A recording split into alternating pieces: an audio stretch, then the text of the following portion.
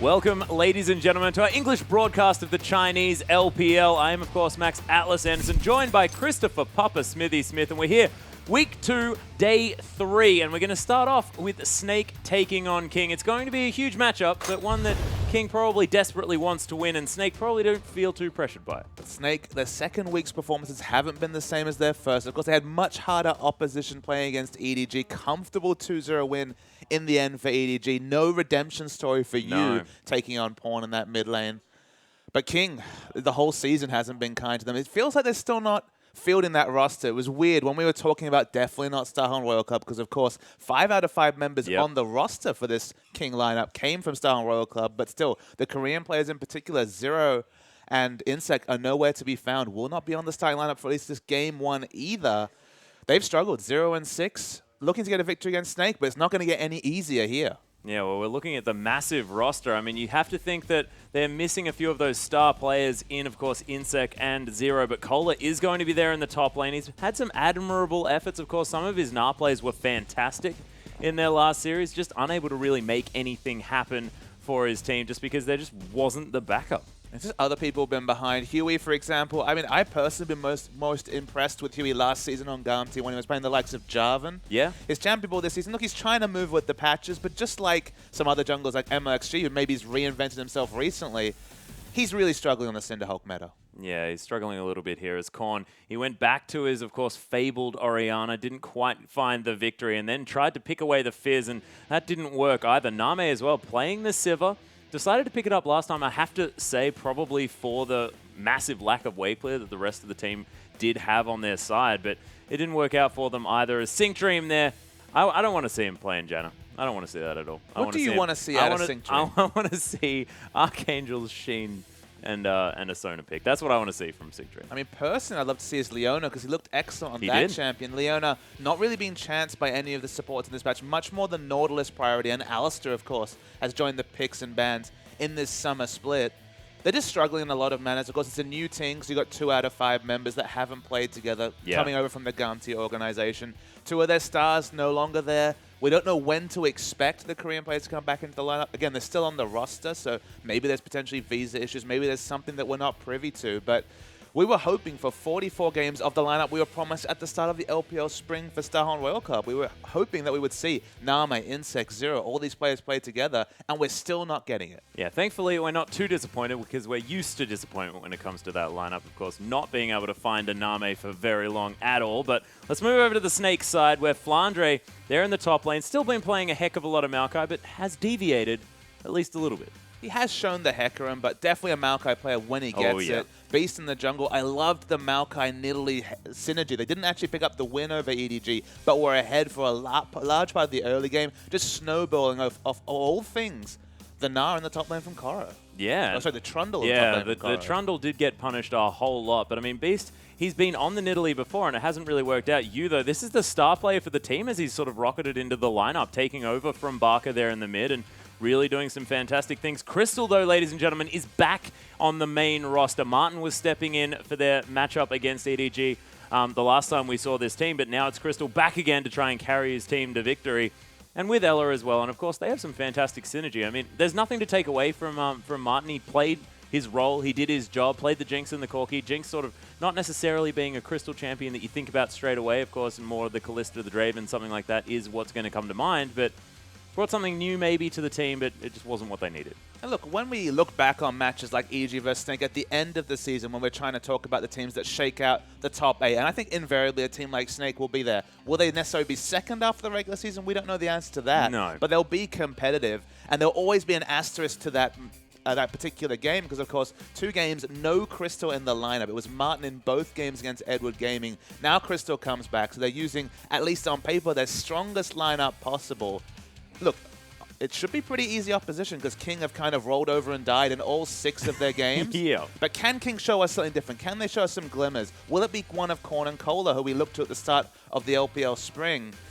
Look, I remain to be convinced, but it'd be great to see something out of this King lineup. Well, so far the graph's not really helping them out. It's a table versus a boulder here, Papa Smithy, and you were talking about rolling over them. I have a feeling that Snake might have it in them to do that, as You can see the win record, actually not exactly what we'd be expecting here, as it's a 67% to 33, but that may actually go over towards that spring split, where the King lineup was, in fact, very different. Looked like an ecstatic teardrop when I was looking at it there, because a big smile for the red teardrop. But somehow I don't know if those smiling faces will be on the King lineup. I have a feeling, yes, it's the teardrop that's, in fact, smiling, the teardrop being Snake. But you can't speak too soon. Hopefully Name can find his footing, maybe find some synergy there with SyncDream in the bottom lane. It sort of does feel to me like a bit of a conflicting personality situation down there. Of course, Name wanting to control a lane, SyncDream wanting to do anything but control. I mean, you could say that because, of course, SyncDream loves to pack up and leave and show his aggression in other lanes, but Name has been trying to play as an aggressive laner. It's definitely not worked for him so far this split. Maybe if SyncDream can get on the same page and they can both play aggressively, and we did see some aggression out of Tail and SyncDream last split, maybe they can get something going in lane. Because, look, a lot of people are criticizing Name, definitely not living up to some of the big plaudits of the past, but his team is certainly not what it was in Edward Gaming in 2014. Yeah. And the synergy is still being built. His individual performance has been fine, but hopefully he will rise as his team rises as well. Yeah, we'll see which ex-Edward Gaming player is going to take the victory here, as Yui is going to be taking on Name. There was a sort of storyline that I didn't quite manage to fit into my brain before this one came along. But, of course, we are into the bans, ladies and gentlemen. Kalista and FLICKR are going to be removed from King. They don't want to see Crystal on that one. And Rek'Sai Gragas, Huey getting a lot of focus. I feel like Kalista's more just a filler ban, because if we've seen drafts where Snake had Kalista available at first pick and either locked in the Hecarim or the Sivir or picked for the comp in general. Even Rek'Sai being prioritized over that champion. It feels like, at least at the start of the split, they're shedding this image of hyper carry, protect the hyper carry only, especially with Crystal, and just showing us different performance. Of course, at any point they could drop that, and then we could see a Draven or Kalista locked in. But for now, it's been Sivir priority. And with Azir locked in, remember, Cassio is available. Use Cassio was abused by Pawn, if you'll remember, in that matchup against EDG. So maybe they're just banking on the fact that he's not confident to take Cassio into the Azir matchup. Yeah, and I believe that it was an 11-1-6 Fizz performance in that game. Absolutely revolting when Pawn just said, okay, Bammy, step aside. It's time for me to have a go. And that second game went quite well for EDG, you have to think, against Snake. But they are going to lock in the Nautilus here for Ella, picking up their bottom lane straight away. As King thinking about the Lucian here for Name. That will be no stretch from his champion pool, and we'll see what Korn decides to pick up here, whether he's going to grab a jungler or whether it is just going to be SyncDream's Morgana. Very, very standard stuff, and does like to be able to make some plays, and you can move around the map with a Morgana. You can use that Dark Binding to great effect, but see whether it is going to be happening. And Huey is actually going to lock away the Nunu. I really like Nunu Azir, of course, well known as an excellent duo. Now you have two wonderful Blood Boil targets between the Azir in the mid lane and the Lucian as the potential hyper carry into the late game. Well, of course, build items, and Infinity Edge so excellent on that champion, just because like most AD carries that are right-click based, but with the passive being able to crit as well, just a one-item Infinity Edge, you get a bit lucky with the RNG. You can do huge trade damage with the Piercing Light. Yeah, completely ridiculous stuff. Snake going to waste no time, though, picking up that Gnar away from Cola, as well as one of Flandre's more successful champions. Crystal, the dream, has stopped hovering Shaco. Oh, he's just trying to get us back into the debate of how to pronounce his name, which is it's something. Shaco.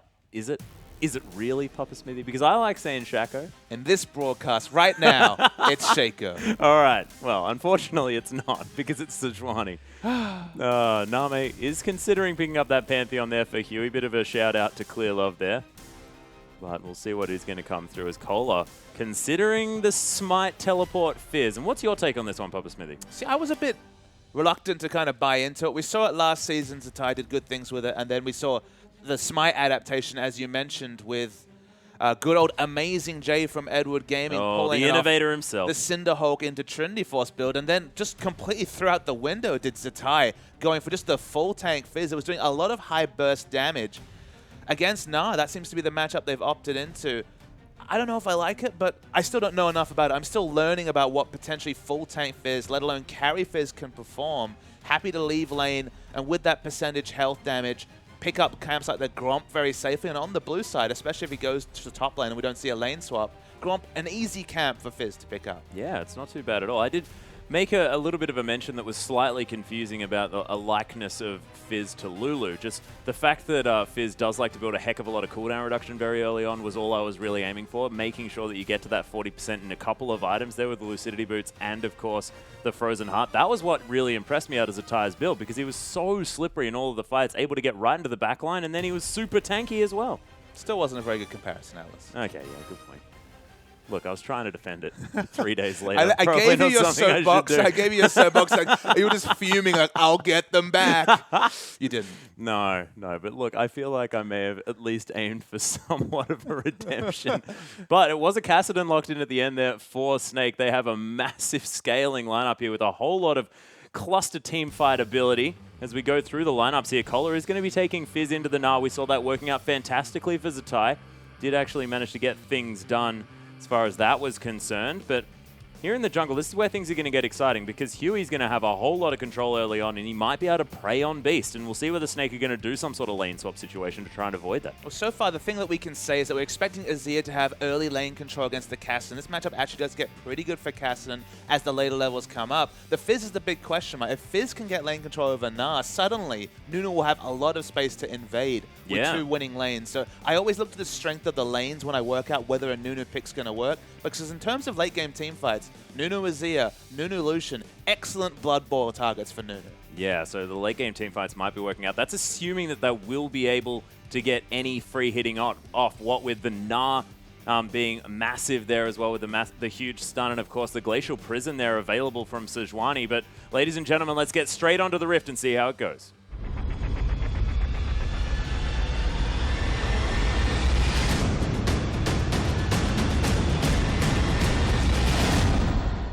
And we're onto the Rift, ladies and gentlemen. King taking on Snake for our first game of the day as we zoom across the wild mid lane. Ride. Oh, it was wonderful. A magical journey. Oh, don't say it. I'm not casting LGD today, Papa Smithy. I'm very sad about it. No, but it will be fantastic. Hopefully PWL does pick up some Bard there. But that's the second last game of the night. Let's get straight into this one. She's going to be King taking on Snake, as Flandre and Cole are going to be shooting each other with stuff here in the river. The thing that jumps out to me about these comps, it's almost a tale of 2 late games. King, their late game is definitely not what Snake's is, but they do have a late game Fizz, and even building full tank, I expect Fizz to be a complete handful for Flandre to deal with in, say, a split push situation. So 4-1 might actually be pretty decent for King. But opting into a late game against Sejuani, who we've already noted, hyper-scaling tank from the jungle. Against Kassadin, enough said, we all know about late-game Kassadin. Nerfs be damned, he's still basically the same champion, level 16 onwards with 3 items. And then the Sivir to force picks, going for what could potentially be a good split-pushing late game against hyper-scaling and hyper-engage options with the likes of the Sivir ultimate to boost the speed of already the very maneuverable Sejuani and Kassadin. Means it's a scary late game from Snake. So I want to see King get some snowballing done. Can you do that with a Nunu jungle? I guess the easiest thing to snowball for them will be these objectives. So they can get some really smart objective play in the early game. That's the best way for King to really set themselves up for what, at least on paper, looks like a difficult late game comp-wise. Well, of course, King are going to be able to snowball irrespective. We'll see whether they can actually get themselves moving in this game. Of course, they do have a heck of a lot of soft CC, lots of slows and things like that, but are they lacking in the hard CC department? Just because the team fight from Snake is really looking just terrifying to deal with, just what with the amount of stuns that they have going on. But when you do have a Nunu, you've got lots of slow, but there is one of the hard CCs in that Dark Binding that King are already using here on the bottom side of the map. But is it going to be enough? Well, it's why the last pick Kassadin's a bit of a masterstroke in the fact that there's not a lot of lockdown for him in team fights. So although you're opting into a later power spike, so they've got a slow scaling jungler, a slow scaling mid laner, Gnar is very powerful in the 1v1, even against an assassin like Fizz, should be able to win out in the early game. Sivir Nautilus is going to do very competitively in the bot lane.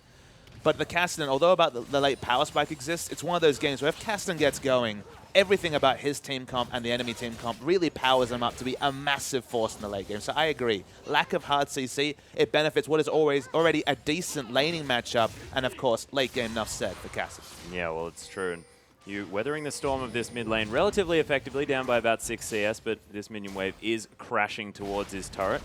And Beast is able to take both of his buffs without too much of a hindrance from Huey there, who did take a bit of a sidestep to pick up the Rift Scuttler, but decided not to go for any invades. And if people are wondering about the Cassian versus Azir matchup, it's not often that you say, okay, decent laning matchup for Cassian. I mean, the unique thing that Cassian has compared to, say, LeBlanc is that Riftwalk does take him over the Emperor's Divide, so he has more kill potential when it comes to actually getting on top of Azir. Poke trades with Azir, they're going to be super, super painful, but the all-in trades are possible with Cassian, even when Flash is down.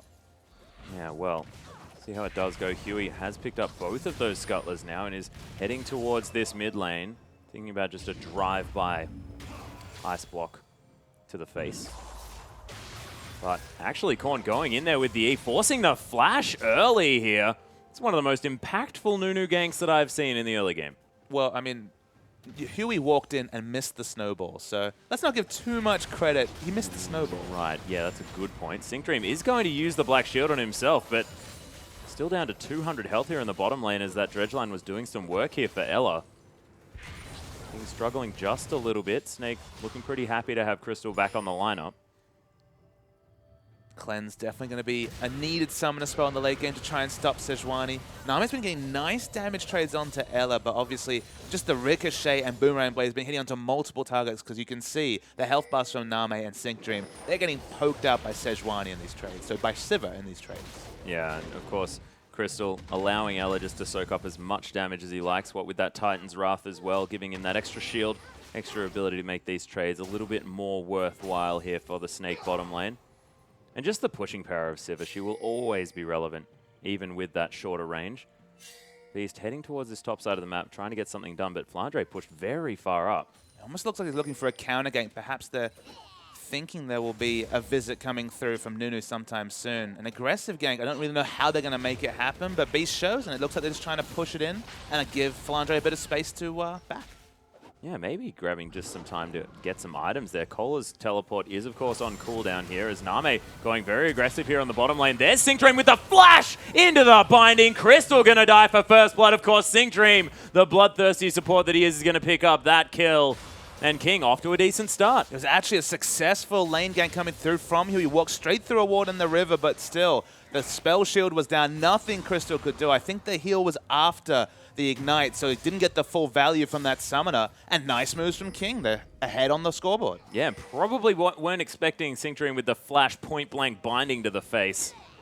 The sweet manly plays there, so able to capitalize on some surprise potentially from the Snake lineup.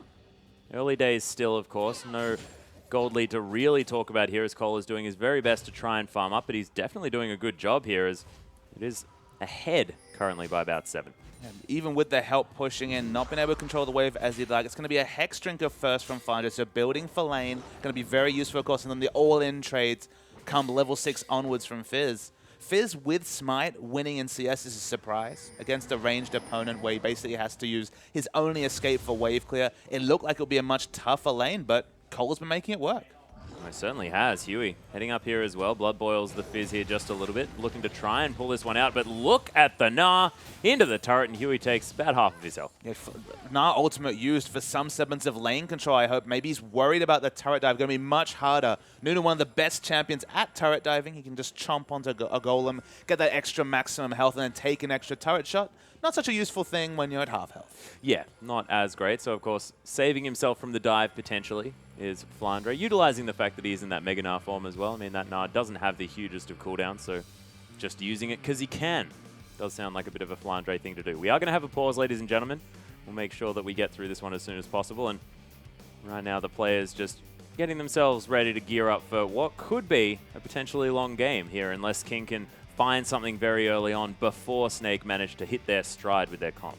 It amuses me that King have found almost a mirror hyperscaling matchup from the top lane as they do from the jungle. And just to explain that fact, of course, Cinder, Hulk, Fizz, you're going to get some semblance of hyperscaling. It's hard to say how many health items he's going to build, but the 25% bonus health on every purchase is going to become a relevant statistic. And usually the price for that is to lose lane. You're taking Smite. It's not as useful in a lot of laning circumstances. So you expect them to be behind 10 or 15 CS. They might have to leave lane, pick up the Gromp or other jungle camps. In this case, it's stayed in lane, winning in CS. You're going to be able to go for a hyper-scaling build.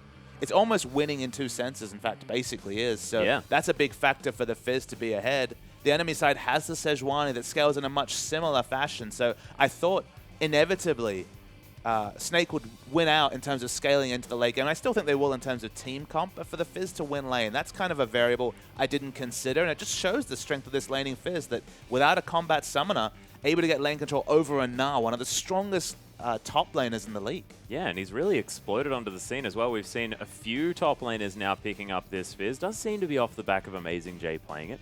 Amazing J just tends to start things that people want to continue. Of course, talking about, I believe it was Teleport Ignite Hecarim was an Amazing J thing towards the beginning. An Amazing J special. Yeah, Amazing J special. At least in the LPL. Don't want to say that it was in every single region because, of course, we don't cast every single region. We're not entirely sure. Of course, could have been played in the LMS last year, and I'd have no idea. But we watched the other regions, Atlas. It definitely was innovated by Amazing J. The joke I made is that he was kind of sad that by the end of the season, the Ignite was gone and the Smite had come in. So yeah, he had to debut something new, and it teleport Smite Fizz. I didn't think that would be one to catch on, but surprisingly, even Zatai, the first person to play that top Fizz against Maokai, that was the matchup that really showed us that top Fizz could get things done. Even Zatai moving towards the Smite. Yeah, well, of course, Zatai, known for trying any new thing that does come his way, even making that Rek'Sai work as well in the top lane. So Name going to continue to farm this one out. Crystal holds that CS lead here on the bottom side, but doesn't exactly have the items to really do battle with Name in a face-to-face manner. But Yu is going to grab some wards down. A lot of vision available for King, though, so they'll know exactly where this Kassadin is, what he's going to be getting up to as he heads down this river. Despite being 20 AD behind, of course, the result of the pickaxe against BF Sword purchase, Crystal does have some options in this lane. Sivir's all-in trades are very good, you know, between the Ricochet and the Boomerang Blade doing burst damage, and there's no sustain. No pots were able to be built with that BF Sword. No sustain coming through from Morgana. A burst trade that goes successfully for Crystal, who does have potions behind all his other purchases, could be a way to continue to get lane control. But honestly, just the threat is making Name play really on the back foot, picking up first blood in the lane and being 16 CS behind in what is a very good laning matchup for Lucian is really awkward for King. It's very awkward. Of course, Name probably would have liked to have grabbed that kill for himself, as Crystal is going to spell Shield a bind that's not going to land. The lead's even bigger because you have to include the Relic Shield. So 88 to 65 is a huge lead coming through, especially after a kill. With Nunu gank pressure, you're not going to have those Nunu ganks be successful multiple times during a laning phase, most likely. So Huey's going to show again, but he's spotted by a ward. Yeah, we'll see whether he can make it successful here. Of course, Snake have managed to pick up some extra vision along this river. But Crystal is going to get caught once more. This time, Name picks up the kill there with the culling. And you're exactly right to think that that shouldn't have been able to happen. But once again, Sync Dream grabs the bind and picks up the kill for his team. Huey can't even pick up an assist, so it's just a straight 2v2 kill. Not sure what Crystal used that spell shield on. Huey's just channeling the ult to push this into the turret. Will they try the dragon? Sejuani's in the area. They know that a very important cooldown, the Absolute Zero, is down. But with multiple members, I think they'd be remiss not to at least try this dragon. Yeah, of course, Crystal is level 7. On the Hunt was used in that last fight, though, and Dragon already down to half health. So I think you're right, Papa Smithy. I believe the King probably will be able to grab this one. Ward's down, though. You trying to be a menace. King lock down the Dragon. That's another bind there as Depth Touch comes through, but the ult from Beast is trying to get some work done, but they can't really follow up on it, missing the Sivir as Flandre makes his way in as well. He's got a decent Narbar. Cola trying to get peeled from Beast as well, but oh, he holds onto his life and Cola's going to fall down. Korn forced to flash over this wall, and King, they're going to back away. They lose one member, but they pick up the Dragon. Yeah, importantly, they pick up the Dragon. Beast lives on a sliver of health. I thought the teleport from Flandre was a bit late, but they still end up picking up the kill credits. So in the end, probably didn't want to have to use the teleport. I thought he'd get a bit of lane control if he stayed, but matches it, and they're going to try and get an objective because, of course, they've lost the objective trade here, Snake. Yeah, Ella is going to copper binding there, but quite tanky. Titan's Wrath as well as everything else. Turret going down to about half health as Flandre is about to go into Mega Gnar form. Just going to crush his way out of there. And Snake continuing this shove. Not a lot of wave clear on the side of King. Only Azir really helps in the wave clear regard as Name was moving away from the mid lane. But enough wave clear, obviously. They get dissuaded. Only Crystal's doing turret damage himself. So the Siege, not one of the strong points when you lock in that last pick, Kassadin. And everyone backs away. So overall, trade goes to Snake. It goes to King. Yeah, and Crystal actually conceding this lane just a little bit. Picks up the Avarice Blade, wants some extra gold to be accruing just passively there on every one of his minion kills, but against an extra pickaxe here for Name, things are just going to continue to go from bad to worse in this bottom lane for Snake. A BF sword versus pickaxe has turned into a BF sword pickaxe against just a pickaxe, as you mentioned, with the Avarice Blade. So all-in trades have already been consistently going King's way. Let's see if Name can actually get the zoning potential down that Crystal was able to do despite the AD disadvantage. Because if Name also gets zone control and can pick up a bit of a CS advantage to go with the early kills, that should really serve King well in the bottom lane. Yeah, most definitely. Crystal at the moment doesn't have a support. As Snake looking to try and get something done here. There's the flash into the Glacial Prison as well. Never Move is going to come through, and Kohler trying to get out. The Ignite going to be ticking down. Permafrost was in fact what it was. Never Move. That's a Swain ability. Sync Dream hanging out here in the bottom lane. And those are not the sort of engages you can do traditionally against a Fizz, but top lane Fizz is different to mid lane Fizz in that you do not max the Playful Trickster first, much less able to get out with those cheeky outplays with the Playful Trickster when you're only got 1 or 2 points in at level 8. So in this case, are able to lock down the Fizz. Not enough jumps to get away. But King are going to try and also get a lot of turret damage on, maybe even a dive. Yeah, another Dark Binder come through here as Ella forced to use that flash to get away. The heal down from Crystal as well, who's completely out of mana. King, lots of pressure in this bottom side of the map, but Name very low as well. Azir was moving down, and Beast is making his way here as well. Flandre considering a visit. Crystal really wants to Spell Shield something right now. But his Spell Shields have been letting him down. Even though we haven't been catching these kills, it doesn't feel like there's enough CC from the bottom lane to get a literal 2v2 kill. You should be able to Spell Shield one of the Morgana Ultimate or the Dark Binding, but those have been registering consistently, and that is why Crystal is really struggling in this lane. Yeah, although Beast making his way in here as well as Sync Dream. He's going to flash forward into the Soul Shackles, but not going to quite get anything. The flash out of the way from Crystal is going to save his life as Flandre really wants some of his Naba. The flash forward, Crystal's going to fall as Name with a massive play. Korn making his way through here as well with the Emperor's Divide, also saving his own life. As these Sand Soldiers are attacking for quite a bit of damage now as the Athene's Unholy Grail is completed. And 3-3 now in kills. Snake ahead somehow in gold, but things looking great on the bottom side of the map. And with Name with a lead, that could be scary here for Snake fans. We're so used to Snake games where all the gold is on Crystal. Crystal's on a hypercarry, picking up the gold, being the only real ace in the hole for his team. This game, he has all the deaths, and honestly, his laning has been super, super poor. Martin was playing earlier in the weekend. It felt like Crystal coming back to the lineup would be a big boon for this Snake lineup, but he's struggling, and honestly, he's presenting a problem. They have a scaling mid laner and a scaling jungler. You would not expect scaling from Crystal. You'd expect him to be winning lane quite comfortably, or at least matching the AD purchases. Oh my goodness. Meanwhile, Flandre is just going to dive Name in the bottom lane. Okay. There's Mini now. That happened. Yeah, that did happen. And remember, Flandre just walked bottom in all of this, so his teleport will still be up to match Kohler's. Yeah. In fact, very, very even as far as that teleport cooldown is concerned, but also, he's accrued a 32 CS advantage by moving towards this bottom side of the map.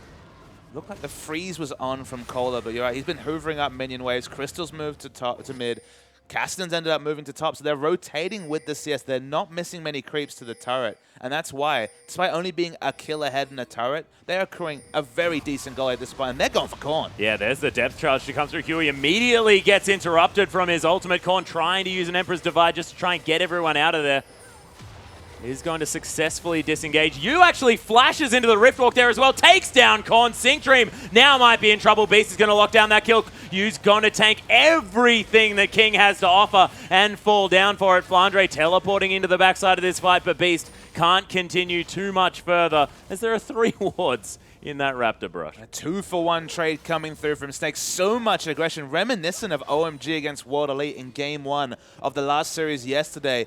Turret diving with Reckless Abandon, but with Flandre with such smart Gnar mechanics. As you mentioned, 28 CS ahead, building for lane. It's a scary thing, because he's going to be able to dominate the 1v1 matchup. And we said in the late game, split pushing, that was the only real option that King had really picked for. Yeah. Well, look, we'll see whether they can make things work. Kohler, he has managed to at least navigate the 1v1 very well when it was a 1v1. But now that Flandre's moved around the map, and started picking things up for himself. I don't know whether it's going to go the same way if they were to move back into that situation. The Spectre's Cow's now completed, as well as the Hex Drinker and the Mercury's Treads. Flandre is going to be taking no magic damage. And I guess, I mean, the top lane Fizz not going to be aiming for that as much, but it's still going to do a whole lot of work. I guess we have to keep adjusting our expectations of Fizz in different matchups. It was Fizz versus Aurelia, where we saw the Fizz really run over the Aurelia. But the unique factor about Aurelia is that to be relevant, you have to build that Trinity Force. Here, able to build combat stats as Flandre, but also lane-specific combat stats. It feels that now the base damages, which are really Tank Fizz's big boon, of course, is having very nice percentage damage on that W especially, and decent base fails on his other skills, aren't going to be as relevant when you're entering lane with, what, 120 magic resist already? Yeah. So Flandre really trying to build around this one. It's a little bit more for lane now with the Hex Drinker. We've seen him build things like the Randu and Zoman very early, aiming for that team fight situation. But this time around, wants to get that little bit of extra combat ability with the Hex Drinker there, offering him some more damage and some more pressure in the lane. Flandre's a really savvy top laner. He's been playing this role to a T. He was one of the most impressive players in the LPL Spring, I believe, coming out 5th in the overall MVP rankings. Highest for a top lane as far as I remember, although Korra would have been running him very close. The thing is that he understands the situation and builds accordingly. He always adjusts his builds for the games he's in. We'll remember a game where he played Jarvan, ended up Jarvan top, lane swapped around the whole map, was 100 CS behind his opponent, but realized, okay, I'm going to stack armor and sit on the enemy Sivir, and still was very useful with just a modicum of gold. I think it was 3,000 gold behind his opponent. In this situation, he's understood, we have a better 5v5 team fight than King do. The only way we can lose is split pushing Fizz in the late game. I'm going to build to just dominate Fizz in lane. Team fights will go our way whatever I build. It's just smart adaptations, and it's the indication of a top laner. Yeah, he's certainly doing things well, and has been throughout his entire career so far here in the LPL. Of course, Snake, newly entered into the LPL, of course, last split, came from that LSPL, very similar to the likes of UP and QG this time around. Sun Turret's going to fall down in the mid lane there as Korn tried to make a new one for himself with the bottom lane. This is where the action's on. Crystal pops the ultimate and just runs away from the King bottom lane. They understand now that they're not winning these trades. It's Infinity Edge versus the parts of Infinity Edge, and the Avarice played for a bit of investment. Kohler walks away and just manages to get out.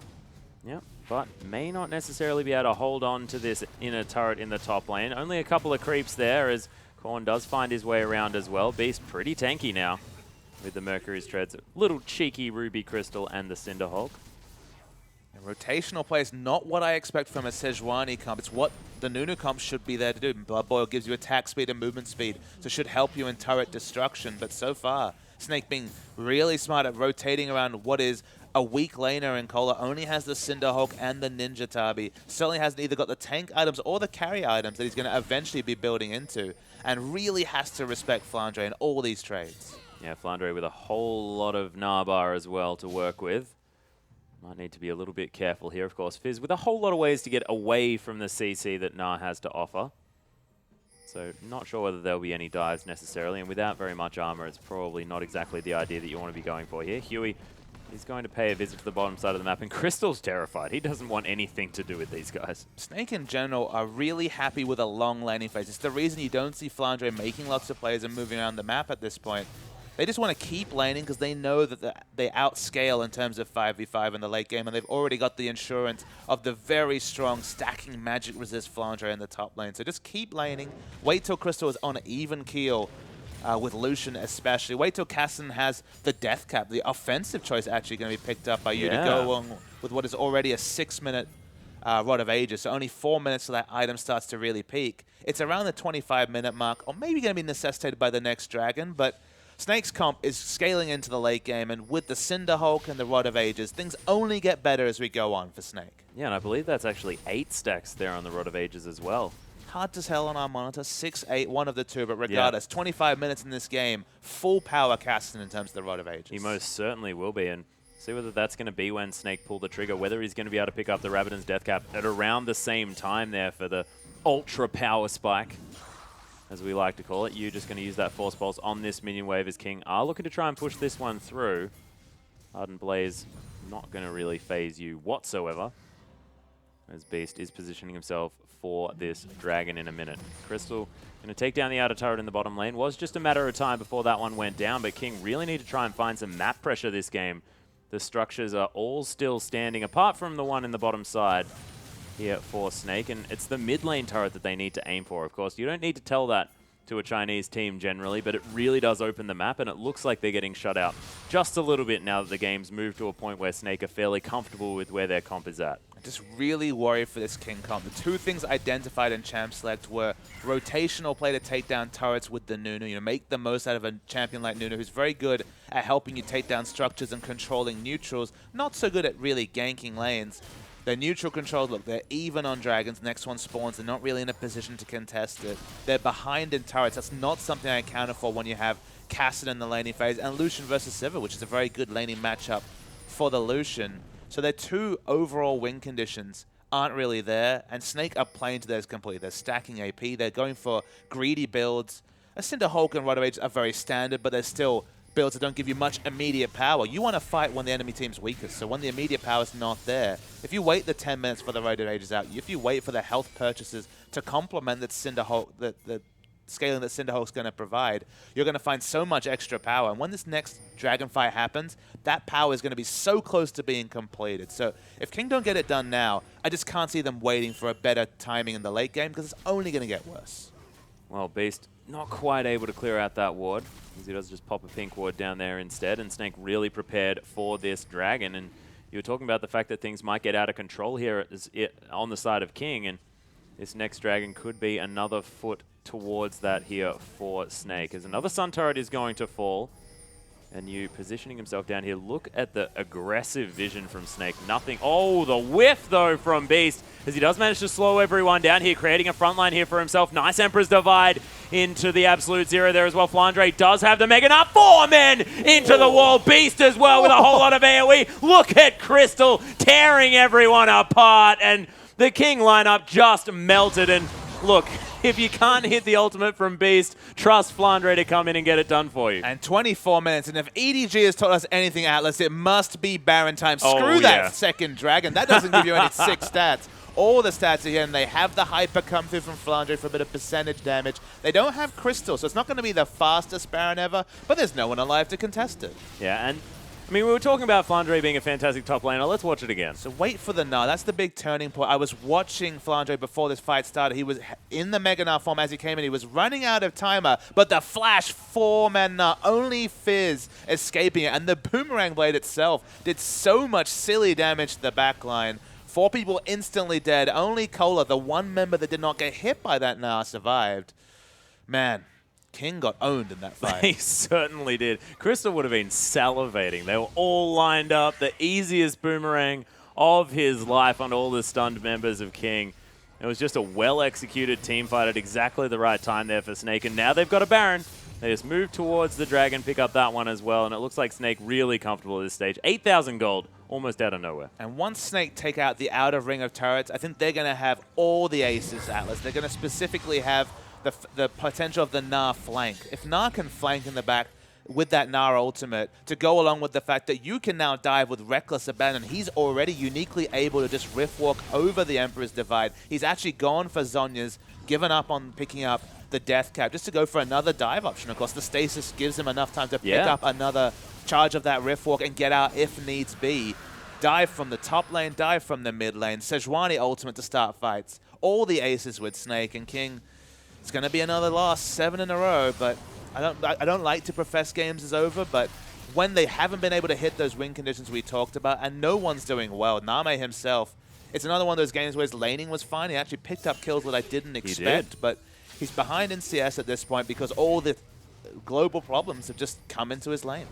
Yeah, and Snake are going to be able to clear out this pink ward here. Another Dark Binding is going to land here from Sync Dream, but not going to protect their ward, as Name will have to face check that in order to get it in amongst it, so not going to do that one with all the members of Snake stealing away the red buff. Crystal going to lock that one down. Inner turret in the bottom lane, now under fire from all of these Baroned up minions. Decent wave control in the top lane for Snake, but the mid lane seems to be going okay here for King. So the rotation towards the mid lane not exactly going to be an option, unless it's just going to be tanked by Beast, who does have 3,000 health and a fair bit of armor. By a fair bit, I mean he's got 1 cloth armor. I think it's reasonable, though, that tanking turrets is an option. Massive minion wave pushing for Nahu. Just probably go pick up the red buff, or at least start it for Sivir. The ping on the map suggests more. The starting route, a little bit less selfishness, but he's going to back away. You finds Cola, and Cola, with this build, just doesn't do anything. No. He's almost got his Trinity Force, but may not have necessarily been the option that he should have been looking for here. I do like the Ninja Tabi, of course, synergizing with the Fizz passive. But look, he doesn't do damage. He's not tanky. Unfortunately, he's not really even going to get in range to challenging smite anyone important. Oh, actually, it's going to be Sivir picking up Sync Dream, though, as Crystal locks down that kill. Huey wanted to do something, and Cola right in the backside of this one. Gets a couple of people with that playful trickster, but he's just going to fall down for it. Flandre, there's the double stun as Huey's going to get caught up by that, and he's heading in here at the same time. Able to get some damage down there, but Flandre does lock down the double kill for his team. And also grabs themselves the inner turret. Are they going to stop, though? This is the question. The Baron just wore out, but this inhibitor turret is going to fall. Only the 2 carries remaining from King, and they can't go anywhere near all of this CC. The base is broken. 13,000 plus gold is the lead. 7 turrets to 1. It's not a perfect game. The kills and the dragons and 1 turret show that, but Snake in general understood their comp, played to their win conditions, and played very smartly. Crystal. Oh, Crystal turns it around, picks up the 1v1 as he was casually backing. And, I mean, if you wanted a sign to show that this game's not going well for King, I think that's the perfect epitome. That's the one where you rush into all chat and say, don't stop my back. Yeah. Hey, man, I was shopping. Something like that. He's going to have a bit of bonus gold. Apparently there's a 10% off sale because that extra 300 gold will get him closer to what is an extra BS was just sword an on top of his salesman, wasn't he? Saying, here, make sure that you have a sweet deal. Something 300 like gold off your next BF sword. Check out the catalog. There's a better deal for that one here. The sad thing for Nami is the laning phase went really good for Sync Dream and Nami. We wondered if these 2 aggressive laners could get it done. They were getting solo kills. Okay, 2v2. But duo kills on the enemy duo laner. Yeah. They were the one lane that can hold their heads higher. I guess not too much real criticism to Korn either. He did fine, but Cola got so dominated, and Flandre, his teleport play, there's a reason we coined him. In fact, you coined him, Atlas, the Time Lord when it came to his use of things like Home Guard and Teleport. His vision around the map, his movement, 9 out of 15 is not the highest kill participation, but now he has the ultimate teamfight Gnar build. And Korn awkwardly, with this 28-minute Trinity Force, can't even split push against a full tank Gnar. Yeah, I find it hilarious that on the Snake lineup, it's the 2 carries that should be staying safe and probably trying not to die, the only ones that have died on this team. The tank line has definitely been solid. 405, 308, and 0010 for Ella there on the Nautilus. I guess King can hope that you will have a brain fade like the last time we saw him on Cassidy, diving the double turrets and losing a game against UP. I guess it's possible that things will go poorly for Snake, but he's so far ahead, and he has the Zhonya's death, Void Staff as well. It's just bonus items on the side of Snake. Basically, all the carries are one big item ahead of their counterpart. Yeah, Flandre also now has that Phage available for himself. Might be building towards that Black Cleaver, just to augment the rest of all of his tanky stats that he now has picked up. Just wants some possible cooldown reduction, unless he just goes for a Trinity Force. I mean, that seems like a Flandre idea as well. It's hard for them to close out the game because they have turret damage from Sivir, but no real siege potential. Cassidy offers nothing apart from dive when it comes to taking turrets. So with the strong wave clear between Lucian and Azir, we kind of have to wait for these split pushes to occur. Yu joins, though, and they're going to at least break the base once again. Yeah, they'll grab the bottom lane inhibitor turret here as Cola unable to defend from the 2 members of Snake. And Yu's just been owning this base, just wandering around like it's his own house. There's just so much threat. He's got the death. He's got the Void Staff to go along with the Zhonya's. The dive potentials there. Cola, his build doesn't do anything because of the timings in particular. If you get a snowball Trinity Force on top of your Cinderhawk, absolutely. But when it's delayed, he's just watching and goes for the engage, but doesn't really achieve much. Yeah, Flandre really wants that hyper proc. Does grab it. And he's going to be able to take down this inhibitor as well. As Flandre actually going to eat an entire culling, as Ella is going to stand in the way with the Titan's Wrath just to try and help him out there. And just auto-attack a couple of times, Snake, please. Who, though? They don't have the range. They have to respect the Senso. It's the awkward thing about picking a lineup like this. They team fight well. No real impetus for King to team fight, so they buy themselves at least a few minutes. to get as much gold as possible as the super minions crash into the king base. Awkwardly for them, Baron and Dragon both spawn, and they haven't been out of their base in ages to hope to have any vision around this very important objectives. Yeah, they've got a couple of wards there towards their blue side of the map, but other than that, absolutely nothing.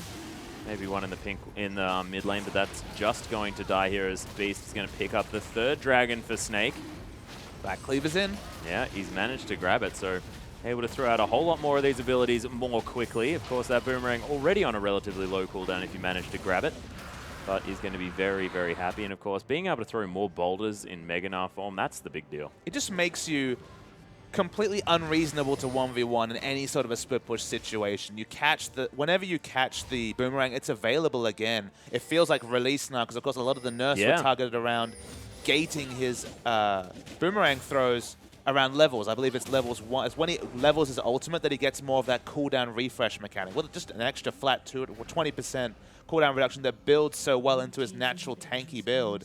He catches, he has basically permanent CC. The Phage proc, the Rage proc even, allows him to just hit that next auto attack, and it's just, there's nothing you can do once the first boomerang registers. No. And also there's the fact that Crystal has a full Bloodthirster up on Name here as well. So they're just going to be able to take down the Baron. Pretty textbook stuff here from Snake, as then they're going to be able to run through these open lanes, grab the 2 inhibitors that are available to them, and possibly end this game. That is theoretically what will happen on paper. Snake have been known to play some baseball on the Rift before. We'll see whether that's going to happen again, but I have a feeling they have this game well and truly under control. Absolutely. And now, what was already a hard lane to deal with, now the Baron buff minions show that King have more things to be concerned about. Snake have to go for this split pushing style again because of their poor siege, so it adds, what, 5 to 8 minutes on a game that was realistically done by 25 minutes. So unfortunately, we get this kind of circling the drain. There's not much, exactly. There's not really a crescendo of excitement. As you mentioned, it's the opposite. It's a bit more circling the drain. Only Sync Dream was here. King. He could have given us a crescendo. Right, yeah, well, if he was here on his signature champion with his signature he never gets to play that anymore. The only Sona we saw subsequent to that Archangel Sheen Sona was Cloud. Yeah. He played it pretty well. He did, but he didn't build the build, as it were. They are going to be able to take down both of these inhibitors. Wave of minions, sorry, crashing into the top lane here as well. And King, we'll see whether they are able to defend that one out. Super Creep still yet to return to the base. This Beast just casually strolling over here. Crystal, very, very aggressive. Pops the heal there as well. He's doing so much damage on this Sivir. No one wanting to go anywhere near him. On the Hunt was used, now is on cooldown, but they'll take another inhibitor for it and just wait for these minions to decimate the base. Is going to use this on his Hourglass. Name able to dash out of the way here as well. Emperor's Divide to try and secure some sort of safety here, but he is going to fall down. Korn dies, and Kohler, he's going to follow as well. Urchin Strike not going to help him. And with these Baroned up minions, Snake are going to be able to take down the base. Snake finally find an angle to finish the game comfortably. They really want to get bonus kills hooked into the summoning portal. Probably not the smartest thing to do. No, that dredge line was not exactly what Ella was hoping for, but did finish the game on 0-0-12. A brilliant performance. All of the tanks remaining immortal for Snake. And I just can't help but think that that was just a case of having a better team comp. I think it was the better team comp. We did like it when we were talking about it in Champions Set. We mentioned there was only a couple of windows for King to exploit, and they certainly didn't. They didn't rotate around turrets, only picked up 1 the whole game. Didn't manage to control neutrals, which of course Nunu is so uniquely able to do. Snake in general played well, but I want to say one thing. I want to temper my excitement about Snake because their top side of the map played wonderful. Their solo lanes and their jungler rotated very smartly. But remember, Crystal was randomly dying in lane. Without a lot of jungle pressure, remember, it was only Nunu jungle. Was just dying 2v2. I didn't know there would be enough CC between Morgana's 2 CC abilities to kill her in lane, but was dying in lane. That's maybe the one worry, is their hyper carry. The person they traditionally looked to carry them in spring didn't have the best laning performance, but everything else, strategic-wise, the pick and ban phase and how they played around their power spikes was excellent from Snake. Yeah, and there's the fact that FLICKR, of course, who has always been a very solid solo laner, is now augmented a little bit by you being on the lineup, able to play a whole lot more champions, able to be a little bit more solid in that lane, and now it's the solos from Snake that are really looking strong. But we'll see what happens as we hop into the next game. It is, of course, a best of 2, so ladies and gentlemen, don't go too far. We'll be back very soon with Snake versus King, round 2.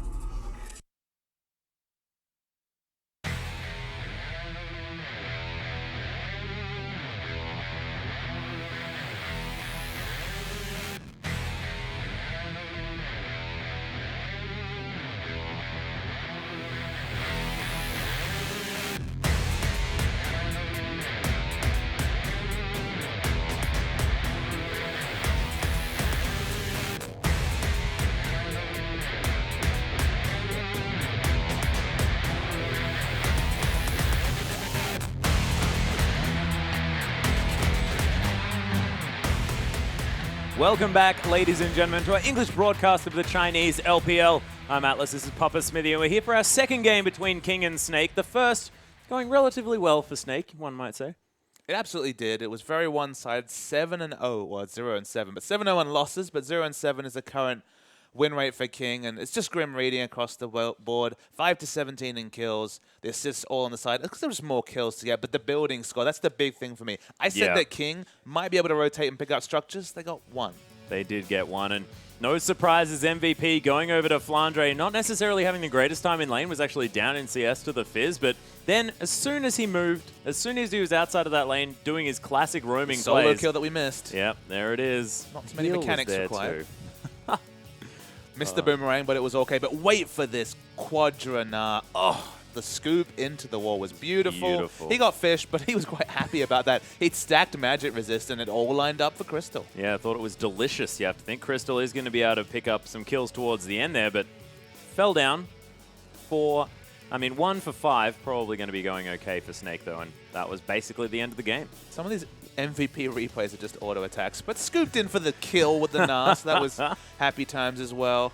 Carry me is the call from the fans, and that's exactly what he did. Yep, that's what Gnar did. Scooped him up onto his back, carried them through. And carried Crystal, who struggled in lane to a win. So that's kind of the thing about Sivir, is that even if you lose lane, press ult, you'll help your top laner, who's usually going to be one of those tanky CC bots like Gnar, to just do the carrying himself. Yeah, and one thing that I want to add onto FLICKR as well, I know that he's already got the MVP. Everyone's pretty sure that he's okay at the game, but the fact that he always had the Gnar form available, the Mega Gnar form available, always was at that point of rage at the start of a team fight to really get things going. He has such great control of that champion. It takes a long time to know exactly when you can team fight, and everyone on the team fighting around him as well. So massive shout out to that as well, because it's hard to do. It's multiple variables, as you mentioned. Playing with and against Gnar is equally tough. Yeah. It's not usually the case, but I was watching him previous to that Quadra Gnar. He got up to, I believe, 95 rage, so he backed away. So he was still accruing rage because he'd been recently auto-attacking. Got to 100, so of course he had that kind of cool-off period where you really need to get something done. He was inevitably going to transform into the Mega Gnar. Teleported down early, which is what you need to do. Transformed during that, so had to use the flash for reposition. Couldn't bounce into that massive Gnar ultimate. But still, they initiated the fight at the right time. Snake play around the cooldown, and FLICKR himself is a wizard at it. And it's just good to see. It's good to see team coordination for what we have to remember. It's still a new mid lane. There's still something new on this side, but it's kind of telling that from a team that was so bottom half of the map focused, Beast really enabling Crystal to have massive performance to the extent that he was building, Mikhail's Crucible and all sorts of crazy things. Now it's suddenly the top half of the map. You, Beast, still, of course, now focusing on the other lanes. You, Beast, and FLICKR, really the stars for Snake, at least in that game. Yeah, it's sort of become top-heavy when it was relatively bottom-focused there, but look, we'll see whether it is going to be the same way the next time around. Snake have been known to sort of play very different play styles from one game to the next, and now might be able to mix things up. But one thing I want to talk about is the Gnar, and the fact that Cola plays a fantastic Gnar as well. That could be a very contested pick in the next champion select that we're about to head into in a few minutes, and that could be important, whether or not it's going to be banned away, whether Cola can get his mitts onto it pretty early on. But we just mentioned that Gnar is more than just the sum of his abilities. He requires a team and team communication. True. It doesn't feel like King have very much of that communication happening with this lineup they put in. Huey in particular looked lost, and Nunu's one of those awkward champions where when you feel lost, you kind of just walk around quickly and don't do very much. His kit's not really about ganking, so that's why I kind of want to see him on Jarvan duty. Jarvan's very straightforward. EQ, if you hit it, go for that turret dive. It's quite straightforward. You can make proactive plays. Nunu, when your lanes aren't necessarily doing well, and when the communication and honestly the confidence is probably quite low on the lineup, doesn't contribute much. So I want to see more assertive players in the jungle. Pick him something that can impact the mid game, because the Nunu on a team that's struggling like King just didn't work. Yeah, and it's interesting that they're struggling for communication now that their entire lineup is in fact made up of Chinese players, and they all speak the same language. So they lose the Koreans, and they start forming communication issues. It's an odd one. It's definitely an odd one. We never really know how much to read into the single/dual language situations. In fact, triple language. We've seen Korean, Chinese, and English in some of those chats, depending on the members they have in the team. It's a new lineup. What we have to mention is that it is a new lineup, and it's struggling, and we don't expect it to be the same coming into the future weeks. But this is what King have left to work with, and unfortunately, the storyline we had last split made a lot of sense. Okay, Nami's not there. Any points you pick up now are bonus points. And remember, Starhorn Royal Club had a really explosive start to the season. They were winning games 2-0. Okay, they were losing some 2-0, but they were getting those 3 points that were so precious come the end of the season. They just never finally settled that roster. The roster troubles, they continue. Yeah, they most certainly do. And of course, it's now looking like, they can't catch a break whatsoever. And it might have meant that, the likes of Zero, the likes of Insec were really what was holding this team together. Zero in particular, he always did what he needed to. He was a tanky initiate support when he had those 80 carries that honestly weren't on the level required for the LPL. Then he transitioned to wonderful peel support for a couple of weeks around Name. Specifically the first game, I think he was instantly on Janna duty when Name came into the lineup and played Jinx. Nami was the first one. Nami. I remember that. Nami lane. I remember you falling over your words, as everyone would. Very confusing. Yeah, it wasn't the best. But and then by the end of the season, he was actually putting his carry pants on. You'll remember, didn't need any GP10 on that support cannon, was just getting Zhonya's about 25 minutes into the game. He's also, a very positive player, known for his jokiness. Even us as just being in the lobby, seeing him invite in some intermediate bots. He likes to have a bit of fun, does Zero. So a bit of fun is lost, and there's no fun for the King fans in general, because they haven't even come close to a win. That's kind of the sad thing, is that they had that nice gank down bottom. It looked like Name was winning that lane 2v2, and then just they lost. And there was no chance. There was no moment where, like, okay, this is their comeback point. They just kept losing. Yeah, and there were moments where individually the players on the side were looking okay. They'd make decent individual plays, but it's when everyone comes together that it just flat out doesn't work. They aren't able to rotate around the map, pick up the objectives that they're looking for. They're unable to form a cohesive plan where they get one of these picks, one of these outplays that they pick up individually, and then translate that into something meaningful. It's always just, okay, we did that, that was good, and now let's continue losing the game. Absolutely. It's not kill into objective that is kind of the minimum standard required in winning League of Legends. Picking the Nunu jungle didn't help. It made those assertive moves harder. You kind of want to play a rotational style where you get those aggressive wards, have tabs on the enemy jungle, then rotate with Blood Boil around with your 80 carry specifically to pick up objectives. All those things didn't happen. So moving into champs, like the big thing I want to see, more assertive jungler, bigger ganking threat, whether it's the likes of the Rek'Sai, just go to that Jarvan that's shown you so much success, Huey. The Nunu's not working out. No, it's not. And not going to be going towards the Rek'Sai. In fact, it is going to be King that banned that away. But wasting no time is Snake. Gragas going to hit the bench first, then Maokai and Alistair. So not wanting to first pick the Maokai is an interesting one for Flandre. Of course, loves to play that champion. But once again, going to see Flandre mixing it up just a bit. And we're waiting to see what King decide to ban away next.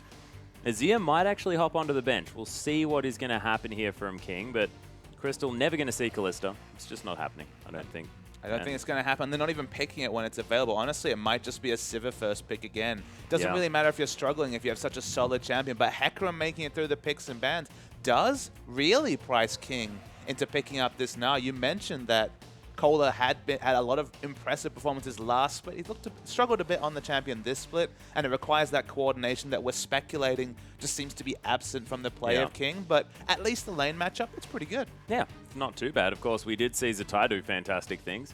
Of course, hasn't been back to his Frozen Mallet Black Cleaver just yet. Give him time. Yeah, well, he's playing Rise top, so yeah, just really playing the meta. He's gone back to the meta picks, Papa Smithy. Oh dear. No, Kohler is going to lock away the Gnar though. Back to the teleport smite. And Huey back on what was a very ineffective Lee Sin from yesterday. We'll see whether he can redeem himself. It is going to give Crystal Sivir once more. Of course, wasn't necessarily the most important part of the team comp. But look at those three champions. If they do lock in the Sejuani, Sivir Hecarim has done a whole lot of winning across the world, but particularly in the LPL. If Crystal's a bit out of form, and again, I'm speculating to that, but still, doing something unfamiliar this split and playing those team-orientated picks like the Sivir Hecarim Sejuani, as one hell of a team fight comp put together in the first 3 picks. It most certainly is, and we'll see what they are going to put in to, of course, the mid lane and the support role, but they've got plenty of options for both of those. Of course, only Alistair hitting the bench as far as those supports are concerned. Nautilus there, Thresh there as well. Ella can play anything. Annie, Janna. Look, he has multiple options. Now King, they do have to decide on what they want to take into this one. And do they fight fire with fire? Is it into, let's decide that we are going to try and go against this heavy engage comp and either go with something that's more disengaged heavy or maybe just pick up more champions that want a team fight.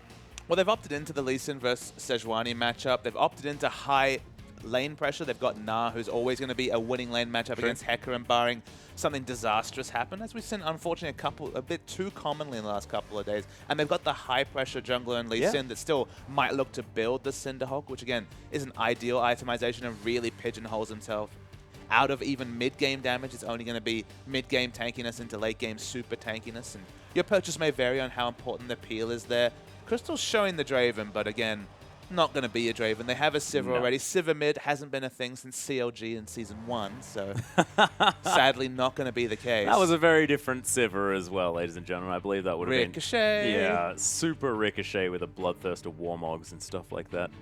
But, I mean, they need lane power to make this come work once you opt into the Lee Sin. And that's why not go for the likes of LeBlanc? Ensure that whatever you're picking in the mid lane is going to be at best 50-50 against the LeBlanc, with the LeBlanc always having outplay potential with all her maneuverability. Thresh also makes the bot lane even stronger. Suddenly, lots of gank options for the Sejuani, especially because she comes over to 6. But what will Kong go for? Known for a couple of champions, known for the Orianna and Fizz. Fizz is going to be a risk. Mid lane Rise, though. Yep, that's what's going to be locked in, doing his best Zatai impression there, but from the mid lane this time. So, okay, of course, not going to suffer in a lane swap. Let's give a man his due. He deserves it. That's his best Dade impression. Dade loves mid lane Rise. Does he love new iteration of mid lane Rise, though? Because I'm giving that to Zatai at the moment. It seems like a really tough champion to play in the mid against a champion like LeBlanc, because, again, now you've got skill shots. You can't even do the targeted trade. It used to be a pretty good matchup because you naturally built tanky. And, again, the moment they removed the silence, so the Sigil of Silence turned into the Sigil of Malice, the moment that you max, of course, the distortion, you could actually use your Rune Prison when the LeBlanc would distort and get very good trades in. Suddenly now, with skill shots being involved, going to be difficult to ensure that you register all that damage, but such is the matchup, and I'm interested to watch the mid lane in particular. Yeah, and is it sort of about Korn now conceding this lane when they had sort of the early pressure in the jungle? Is that a problem here for King? You don't necessarily have to concede the lane. It might evolve to be that way, but Rune Present is still a targeted instant cast CC, and Lee Sin brings a lot of early damage. I think the LeBlanc is really going to have to consider the jungle matchup and see, okay, the obvious lane to snowball is mid. This is the only point of failure, is if Rise somehow snowballs off of Use LeBlanc. It's a possibility, but again, a difficult one. Yeah, and we've seen Use LeBlanc do fantastic things in the past. We'll see whether it is going to be the same this time around, as we are, of course, almost onto the Rift. And look, looking into the other lanes, things are fairly standard across the board. Of course, Hecarim not going to do necessarily as well against the Gnar, but can jungle a little bit more effectively. Does that mean that Snake might look for a lane swap? I think it's always possible.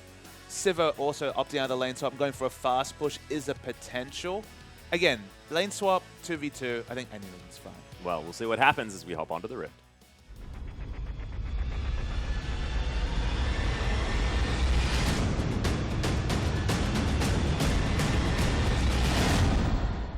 And here we are, ladies and gentlemen. King versus Snake for round 2. Ignore the zeros at the top of your screen. It is, in fact, Snake in the lead, 1-0. They are going to be able to take down the ward as well. First CS going over to Crystal, so early lead here for Snake. All the zeros, but not the zero on the roster for Snake, for King, unfortunately. Oh, dear. That's the zero they need, because the zero in the win column certainly not working out for them. Yeah, they do have a zero. It's just unfortunately not where they want him.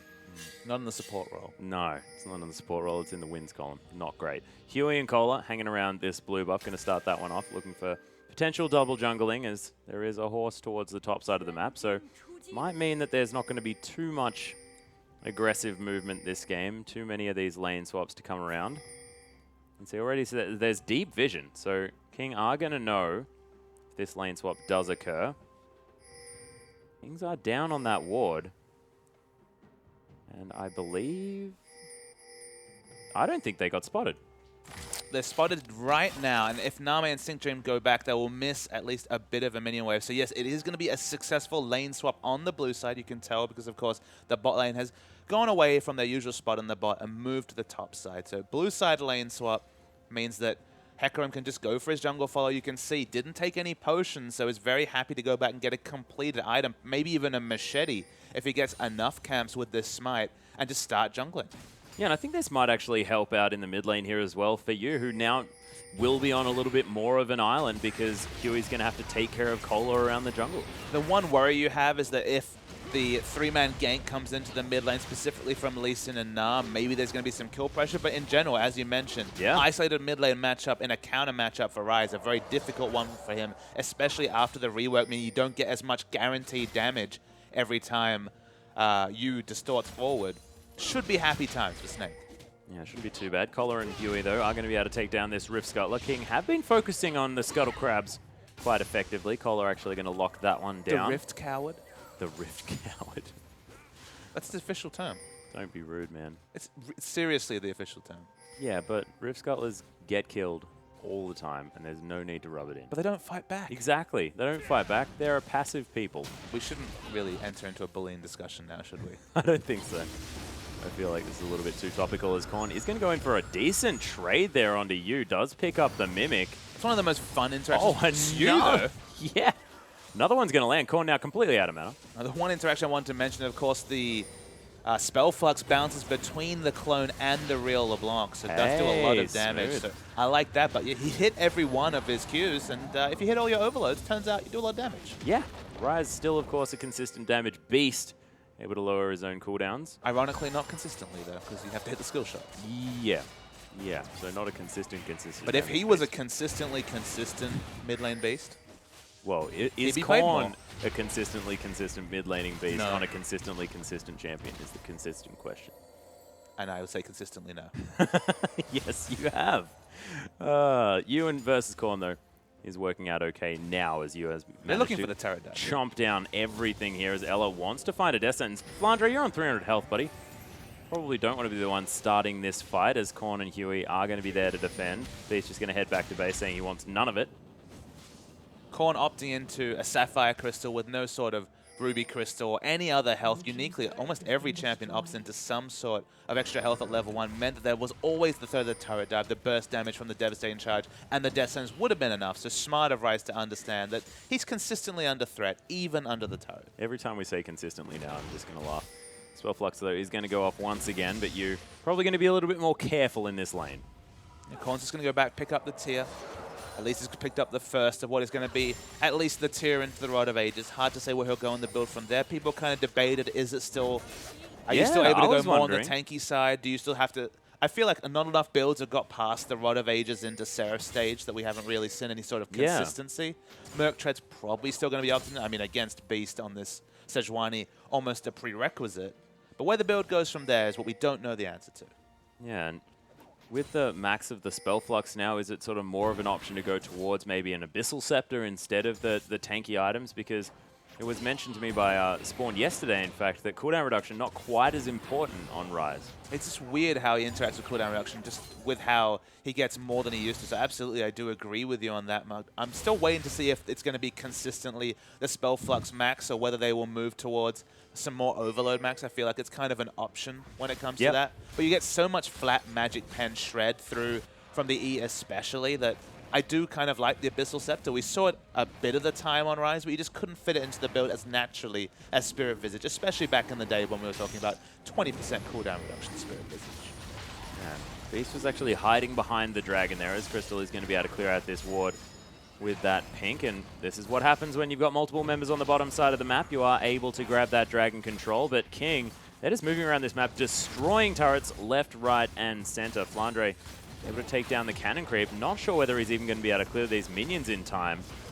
This top lane turret well and truly under fire, and can Snake get around there to defend it, or are they going to lose a second in a matter of minutes? I like the play from King. We don't see a lot of teams do this against the Hecarim now that the Smite has been the pickup, because Hecarim's being less accountable hasn't been as punishable because you pick up a lot more gold when you're rotating around the jungle. But if you engineer these situations where, especially pre-6 Flandre, is going to be an overextended lane with both top and bottom lane turrets down, Flandre's doing a lot of trade damage. He's certainly doing a lot of trade damage. There's a devastating charge as well. Name almost falling down there, and the rocket's not going to be enough. And that was a 1v2 that Flandre did fantastically and does have teleport.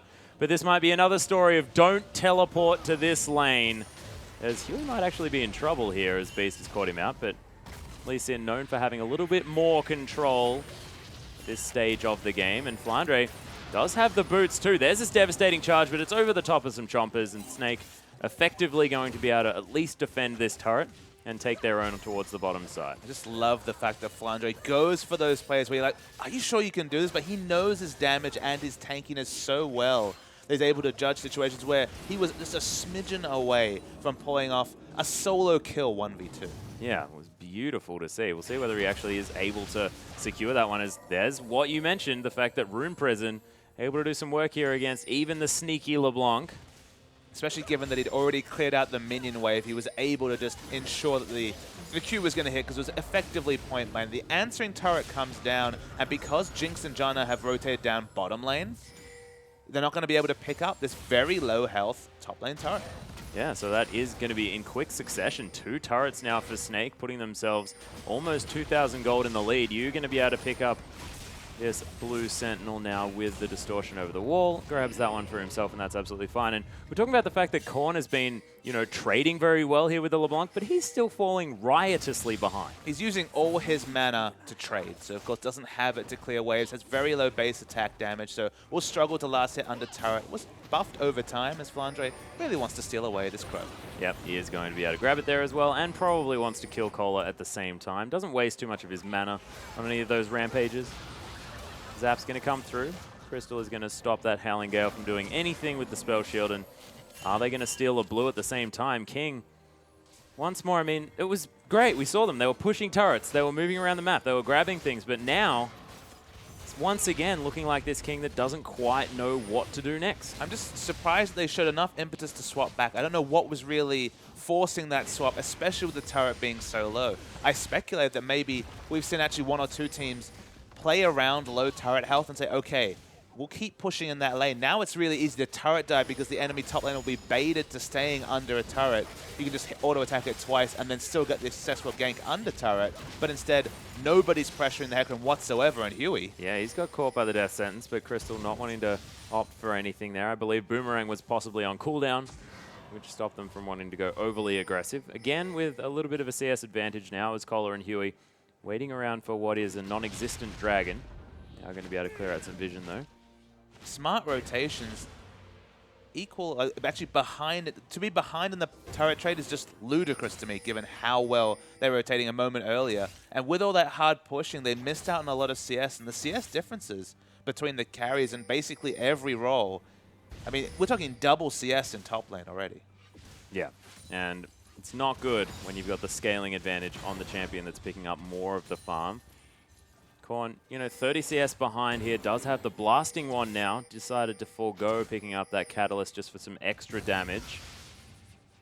As you know, of course, Ryze is going to scale more, so it's not exactly ludicrous that he'd be behind in this early stage of the game, but he's behind by a very long way. In fact, Yu has been farming brilliantly on this LeBlanc. And Cole is now caught between 2 builds. You really want to build the Frozen Mallet, even if it's a little bit late, to pressure this Hecarim to at least have that ability to make the Hecarim accountable in the 1v1 split push that will just inevitably happen between 2 teleport laners. But you look down at this Snake lineup, we're talking about Sejuani, Hecarim, Sivo. You have so many engage options in hard CC that if you just build into a selfish build, Flandre's going to say, okay, I'm going to stop this split push and just keep team fighting, and you won't have team fight items to be able to team fight effectively. So it feels like there's no good smart purchase for Kohler, apart from maybe a Giant's Belt to round out this build. Yeah, and the other thing that I really love about what Snake's doing here as well is the fact that, oh, as a chain going to land on top of the Q, mimicked Q action. The mimicked Sigil of Malice. Yeah, the mimicked Malicey Sigil. I like it a lot. I like Sigil of Silence a little bit more. I like alliteration. But no, what I was saying was the fact that Snake was rotating around to Kohler's lane every single time. You can see they're still there, forcing him into this horrible situation where he just can't pick up any farm. He has 34 CS at 11 minutes.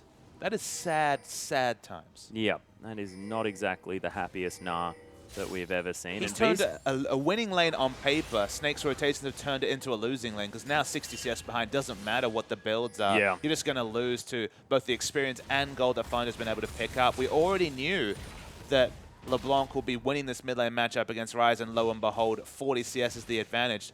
Both solo lanes that we've just talked about are the cornerstones of Snake's recent wins, winning in a landslide fashion.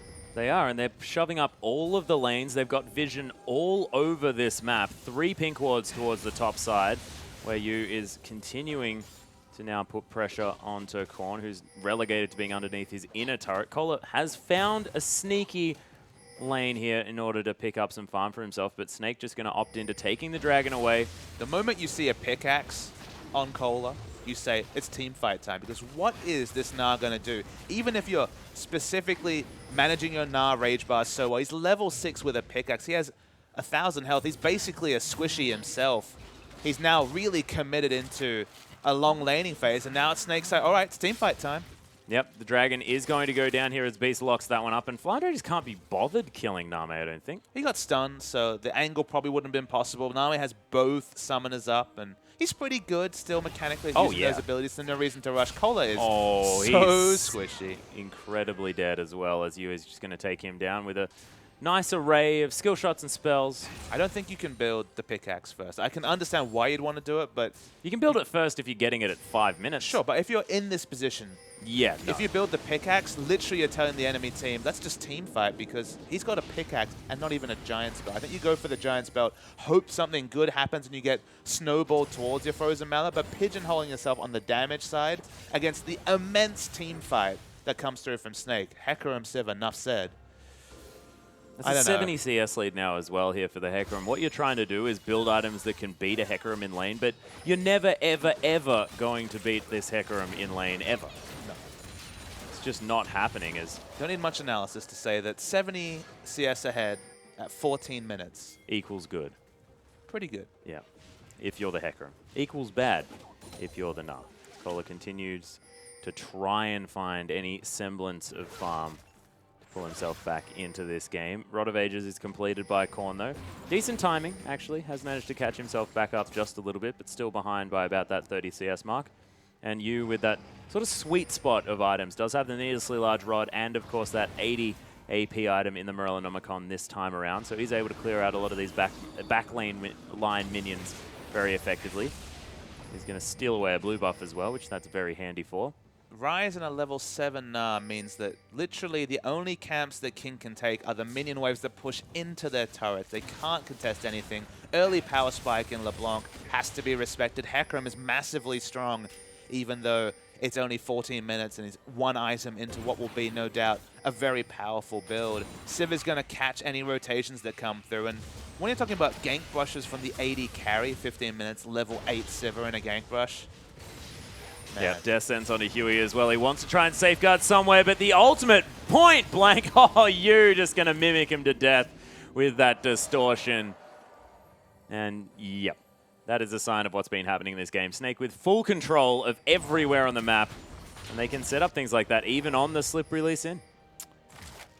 Top team versus a bottom team, Atlas. Snake still, even after losing 2-0 to EDG, are going to be one of our top teams. I think top 5 is very, very achievable now that they've upgraded in a strict sense in mid. It's lovely seeing a Snake lineup with a convincing LeBlanc player. That's not something they could ever have fielded in the spring split. But Yu brings that other side to his play that, honestly, a lot of fans don't appreciate. You saw a lot of the Ziggs games from him. We're going to see a replay coming through, apparently, of a death. Yeah, Sync Dream, in fact, I believe died in the top lane. At some point. That was actually 1-0, so that was a while ago. Right. Was that the same game? I don't know. Not sure. Production staff, just trying to make things interesting for the viewers, I think. Well, I mean, the game at the moment, not exactly looking like King have too much of a hope. So if we miss out on a little bit of what's going on, I have a feeling most of us can infer what is going to happen, as 6,000 gold is the lead at 16 minutes in. And Papa Smithy, I can see you sitting there sort of a little bit dejected, wondering what has happened to this definitely not Starland Royal Club lineup. And I love competitive high-level League of Legends. This is not that.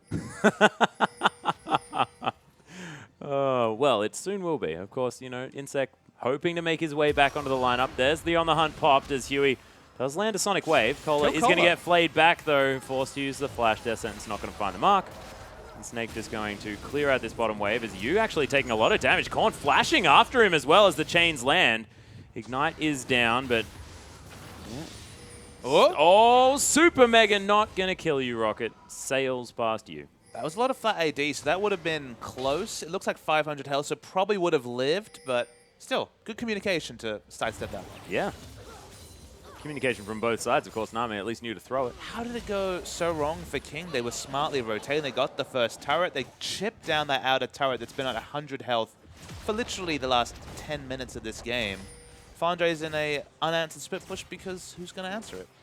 I honestly think that, as well, the fact that Flandre went aggressive against the bottom lane and then they never went back into the top side of the map, it's been since then that this game has gone horrifically wrong for King. But they wouldn't have been, like, they would have been surprised by that aggression, but everything was under the control for Name. He had his summoners up. He would have been able to get away. It's just really peculiar that they never re-rotated and they didn't actually get anything done when they moved. That's why I said, what's the impetus for swapping back? That was the question that I still don't know the answer to. I thought it was going to lead to turret dives, but they've never put literally any pressure on the top side. I don't even think Na's been up there. Yeah. Well, he tried to go up there. I believe he was zoned away from an entire creep wave of 5 and then was forced to go back to base and then has since then lived in the bottom lane. It's 8,000 gold at 18 minutes and almost nothing's happened. No. 3-0 in kills. And normally when you see a landslide like this, it's generally because everyone's been dying. But it's not the case. It's the fact that someone's managed to get ahead. In this case, it's Flandre. And because of that... There's a head and almost 100 CS. In fact, over 100 CS. My 110. Mathematics... Yeah. Yeah. That's a lot of gold. Is the reaction from Papa Smithy when he's ahead by 3... What? Okay, just need to make sure. Yeah, that's 3.5 thousand gold. So let's go macro a little bit, because the micro of this particular game is depressing. King, in their lineup swaps across the whole Royal Club organization, now have become King. They shed Godlike. Godlike is actually on RNG with Let Me. Yep. And who's the third? Sky, of course, the former King top laner.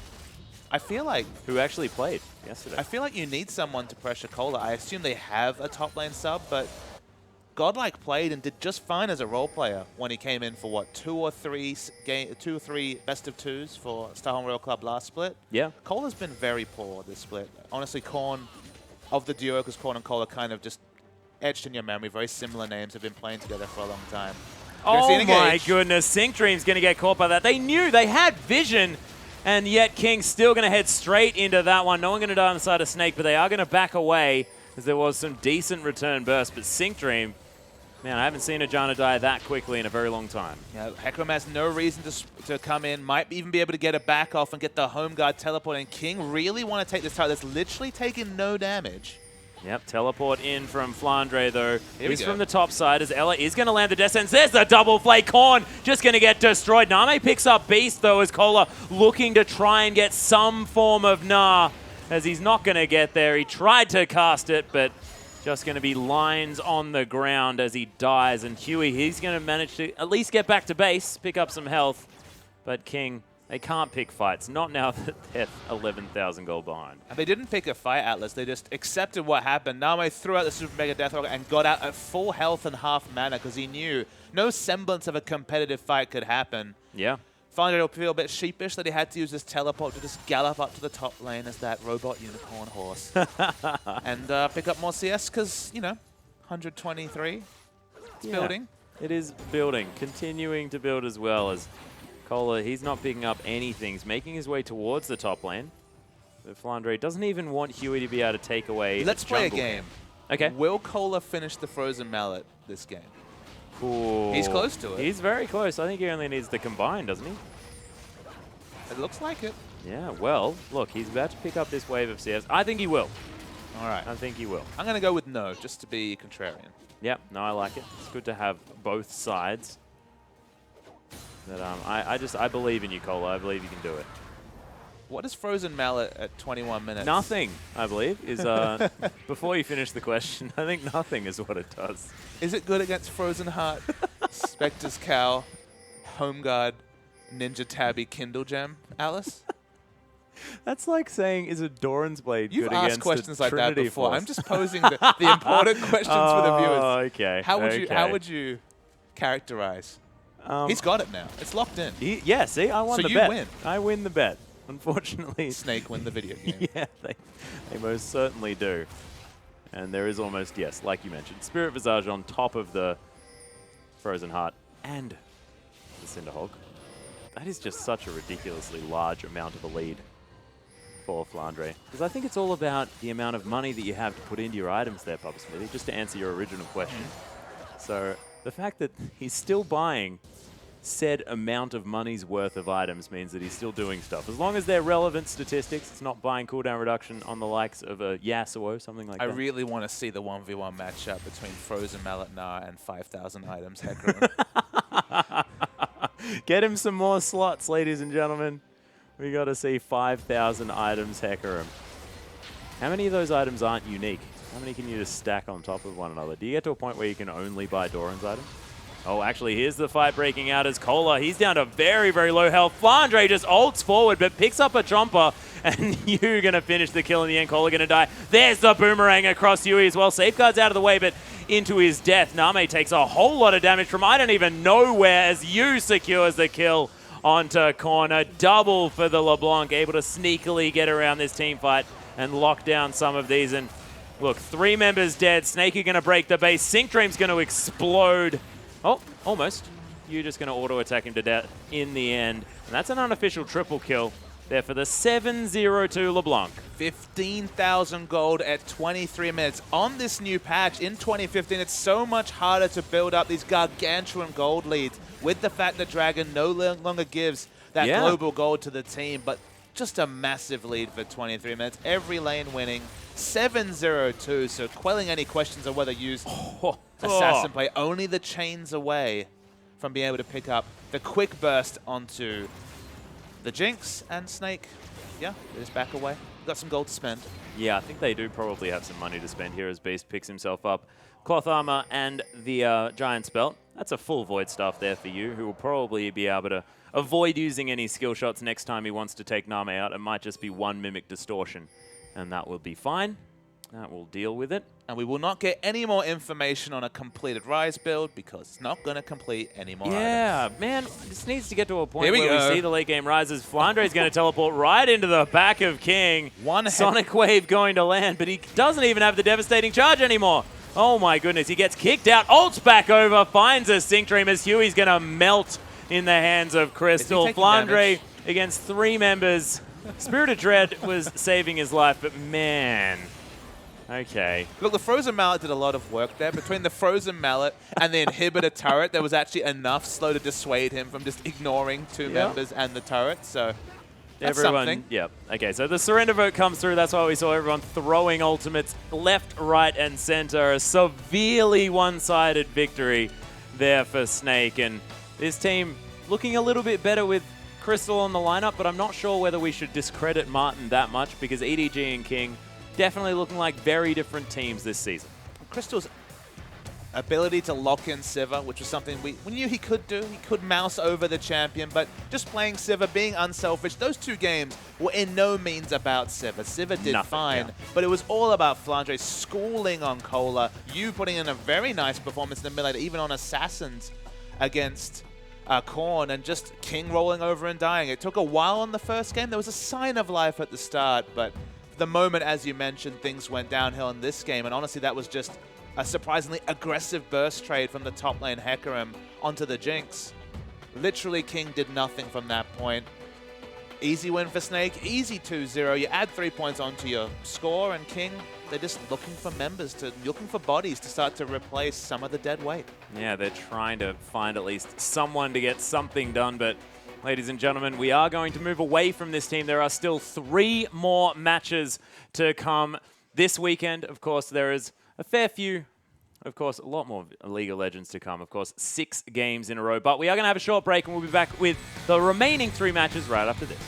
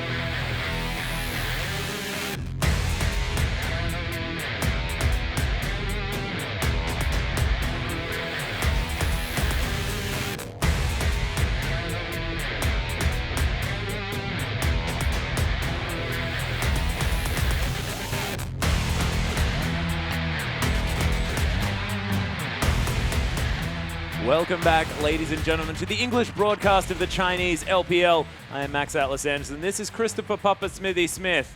And let's take a quick recap of that last series. It was, of course, King taking on Snake. Snake, it was more like a death roll, so maybe they should be called Crocodile from now on, but it's going to be you with the MVP, and I actually thought that it might have been back-to-back Flandre, but 8-0-2, legendary performance, and is LeBlanc's looking good? His LeBlanc mechanics were really good, and just the fact that it's something new for a team like Snake, I think it deserves highlighting. That's 3 MVPs for you at minimum that I can at least recall this split. So coming in with a Plum, replacing Barker quite confidently. Some good plays from Flandre, as you mentioned, but it wasn't really about Flandre, and the assertive picks were made by you. Yeah, and he managed to secure most of them towards the end there. Of course, the whole team of Snake just rolling over King a little bit there, but you can see picking up double kills, making sure he secures them around the map, and he was 30 CS ahead during his lane matchup despite, you know, actually copping a fair bit of damage there, especially in the early stages of the game. But Korn dropping the ball a bit on the farm stage, wanting to aim more for that harassment. But we are up to a different matchup, ladies and gentlemen. It is going to be Unlimited Potential taking on RNG, and Royal Never Give Up, of course.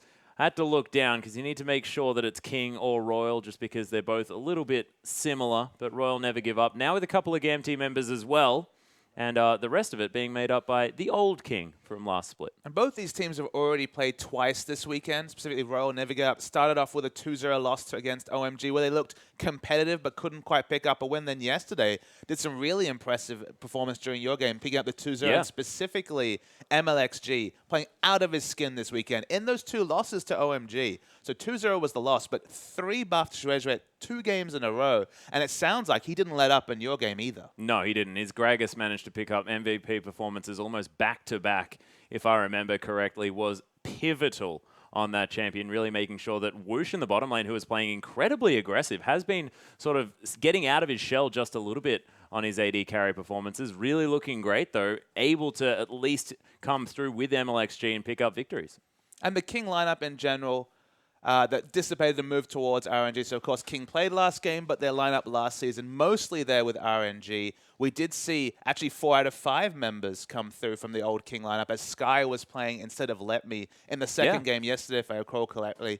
Only Xiaohu in the mid lane. So they had 3 top laners on their roster, as we mentioned during the King match earlier. They have Let Me, they have Sky, and they also have Godlike from Starholm Royal Club last season. So they have a lot of flexible options, a lot of experience, actually, especially from Godlike, who's already played previously in the Season 3 World Championship for Royal Club on the roster. And we'll have to wait to see who's going to be starting this game. This is definitely a lineup with a lot of potential. That's ironic that they're against the unlimited potential. But the thing about King last split is that you could see very, very young lineup. You just wait for the camera pan. You can see these guys, 17, mostly 17 across the lineup, maybe one 18-year-old on the lineup. They're very young. They don't have a lot of experience, but they have a lot of raw talent. And we're just watching King last season. Sometimes the skill necessarily wasn't there in terms of shot calling, but the individual skill, the individual outplays. Somebody on the lineup was always making an impressive play in every lane, and Sky is no exception to that rule. Yeah, and Sky actually with an immortal performance thus far. Played the Fizz in the first game, so was actually playing both of them. And 4, 0, and 25, I believe my memory serves. And MLXG, after picking up Gragas in his last couple of games, unbelievable. Look at those MVP points really starting to stack up for this guy. And yeah, Xiaohu's been playing a lot of Lulu, but that does not mean that he's been a non-interactive force on the map.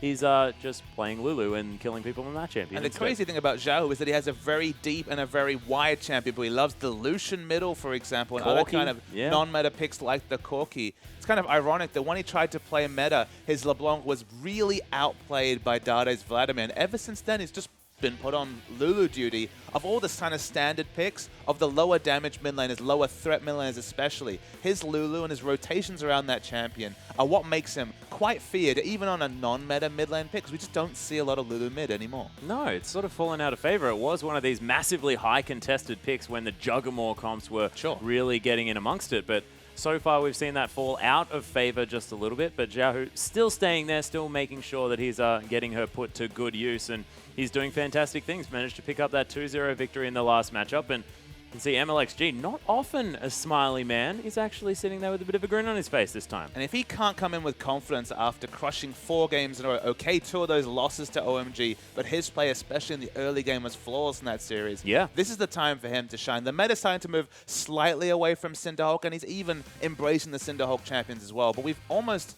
entirely not mentioned this UP lineup. They've played 4 series, 3 draws and a loss so far. Have actually looked really impressive. We're going to start with Long in the top lane. Plays a bit of everything, as you can see. Loves to default to that Rumble, but he'll take anything when it's up. Yeah, and his Aurelia play was actually quite impressive as well when he picked that one up. Amy as well.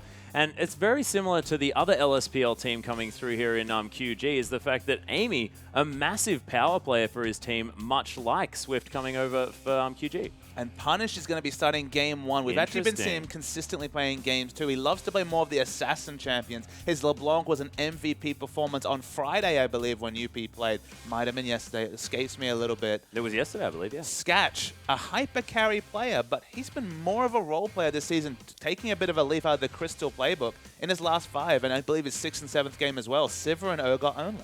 Yeah, and it's interesting because we haven't necessarily seen the same amount of emphasis being put on Urgot, but Sketch more than happy to pick that one up, play that into almost whatever they want to. But, you know, Urgot has got his flaws. Of course, massively low range, unable to really carry things out towards the later stages of the game because you lack that hyper carry potential in your AD damage dealer.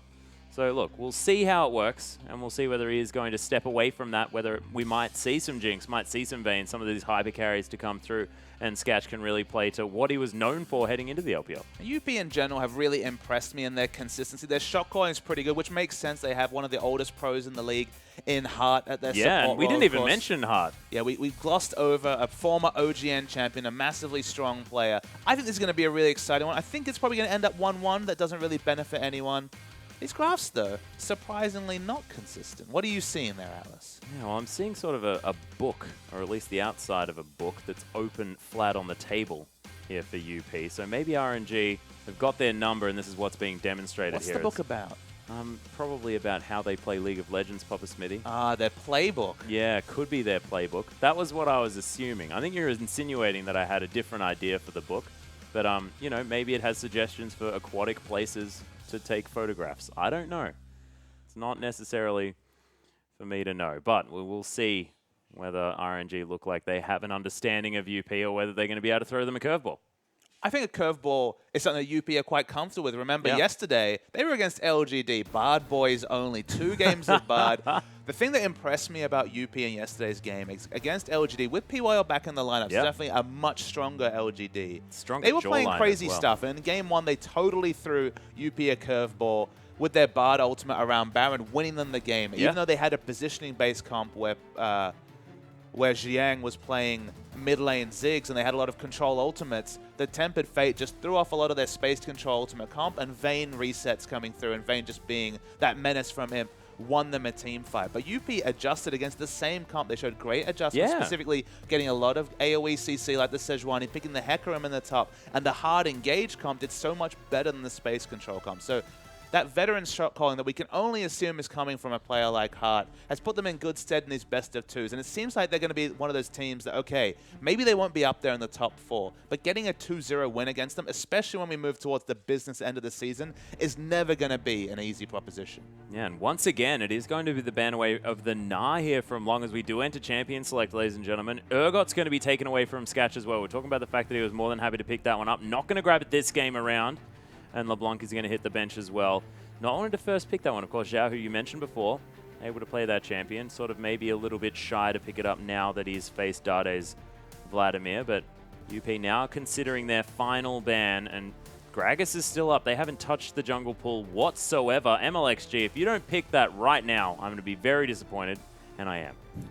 He picks the Azir. Cassiopeia is still up, but obviously RNG are highly prioritizing that Azir. But remember, this is Zhao who's Azir, by far his strongest champion. Even when Gamti was struggling, Zhao would be a one-man army on the Azir, specifically drawing bans in games when Azir was right there in the meta, or even when he started to be pushed out of the meta as some rounds of nerfs came through.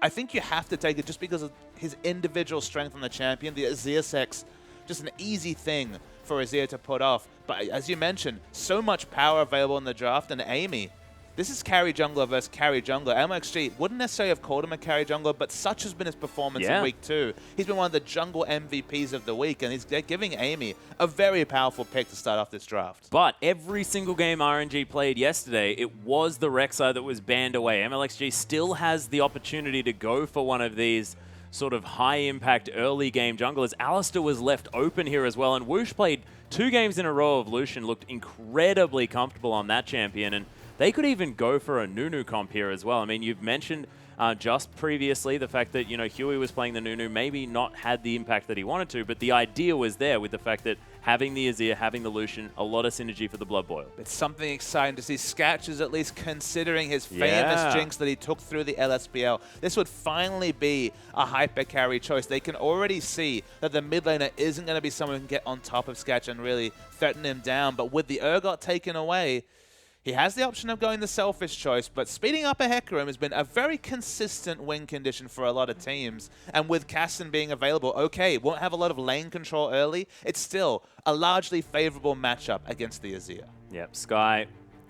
No surprises, ladies and gentlemen. It is going to be the Sion locked in. And it looks like Sky's champion pool trouble is not going to be hindered here today. But we were talking about this. We're talking about the fact that Aluka has got 100% Sion bans against him. These Sion mains are still getting work done, and Sky was impossible to kill. We saw that, the fact that he has 0 deaths in the LPL thus far, but that's on Fizz and Sion now, and his Sion just was ridiculous. I think it's being too reductive calling Sky in particular Sion main. It's definitely been Aluka's main champion. Oh, so yeah, that's what I'm talking about. Is why the fact you're that banning he's the him Sion away, man. but Sky is getting to that stage, and even after all the Sion nerfs, his kit is all about tankiness. Excellent CC, and then just hyper scales in terms of health. Doesn't even need a Cinderhulk to be an unkillable monster in the late game. UP actually only had support to pick with the last pick and go for Nami, so clearly valuing a bit of disengage to go along with what is a lot of threats on this UP side. Yeah, UP, of course, a lot of displacement as well. The Onslaught of Shadows as well as the explosive cast. Now with the Tidal Wave just to disrupt things even more. It's going to be hard to catch people with that the Aqua Prison, the bubble. But look, we'll see whether he can make it work. And of course, now they've got sort of disengage options aplenty with a Sivir. So we'll see how that one works out, because of course Sivir often used just to try and get in amongst it. Is this comp more about getting someone on their own and picking the team fight apart one by one? Well, the big struggle that UP will have, regardless of how the game turns out, is they have pretty weak lanes. They have the Hecarim versus Sion. Okay, Sion doesn't have a lot of kill pressure on the Hecarim, but has a lot of lane control. Hecarim's just going to be trying to find farm wherever he can, has the smite. Already mentioned the Kassadin versus Zia matchup. Surprisingly strong one for Kassadin when it comes to Kassadin matchups, but will still struggle for any semblance of lane control. And now in the bottom lane, Lucian is a favorable matchup against Sivir. Will the Nami be able to equalize some of the threat? It does have a little bit more sustained potential than the Alistar, although with the Alistar's maxing heal, that actually turns on its head, and Alistar becomes a real sustained bot. So just on paper, a lot of losing lanes, so a lot of work for Amy to do, but if Amy can somehow find a way to snowball one of these losing lanes, I really like UP, because in the late game, Kassadin, Sivir, Hecarim do so much work. We've seen that trio together before, and it could do a lot of work again. Yeah, well, we'll see if it does as we hop onto the Rift.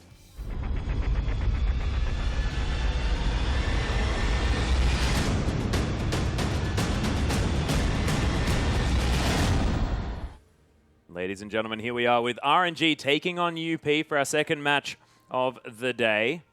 RNG on the blue side this time around, and so far, a bit of a fan out, not exactly the deep vision assessing lane swaps going on this time. Looks like Sivir spending some time on the top side of the map though, so it looks like UP may be considering moving that towards the top side. So let's talk about RNG, because we talked about UP's team comp. RNG's team comp as Sky being silly. Okay. So RNG, when they're not tanking turrets at level 1 as Sion, what they want to do is to use that strength they picked in the lanes to get control over Dragon. Because you look at this comp, usually the best Azir comps are Azir Kalista or Azir Vayne or Azir peeling for a hyper carry with the Emperor's Divide, one of the strongest disengage tools in the game. I feel like Sky's made a big mistake here, because now that he's taken a lot of free damage, why wouldn't you invade either for vision or just to kill him at his camp? Yeah, I guess he was probably just trying to make this Wolf Camp take a little bit faster because you die earlier, get that extra damage down. But you can see now 4-man strong UP moving through the jungle. No vision, of course, skipped out of the side. He's going to get a mighty fry. He is. I think we are too because, of course, we don't have any vision here. But he's not going to die. But isn't going to be able to take down the wolves. There are 4 members here. They can see them. Is he just going to move to the Raptor camp, do that one instead? So he doesn't lose much out of this trade. You could see from his positioning, he was actually positioned in the way that gave him the most advanced vision and, again, the best escape route to get out. So dies and will do it in relatively good speed. So even if Sivir decides to fast push, we'll get to lane. So even though it looked silly, and I think it's a bit questionable because the only way you can take damage is giving the enemy full knowledge of what you're doing, it shouldn't affect the Scion too much. The lane swap is initiated on. It does suit Sivir, so UP get a safe lane swap and perhaps more options, and Scion still picks up his camp. We're just coming back to RNG. With their lane control in multiple lanes, and even the fact they have a better 1v2 lane, monopolize your control about Dragon, because your spacings in team fights, the best way for Azir to do damage is when enemies are aggressing onto him, which is kind of inevitable when we're talking about Hecarim, Kassadin, and Sivir.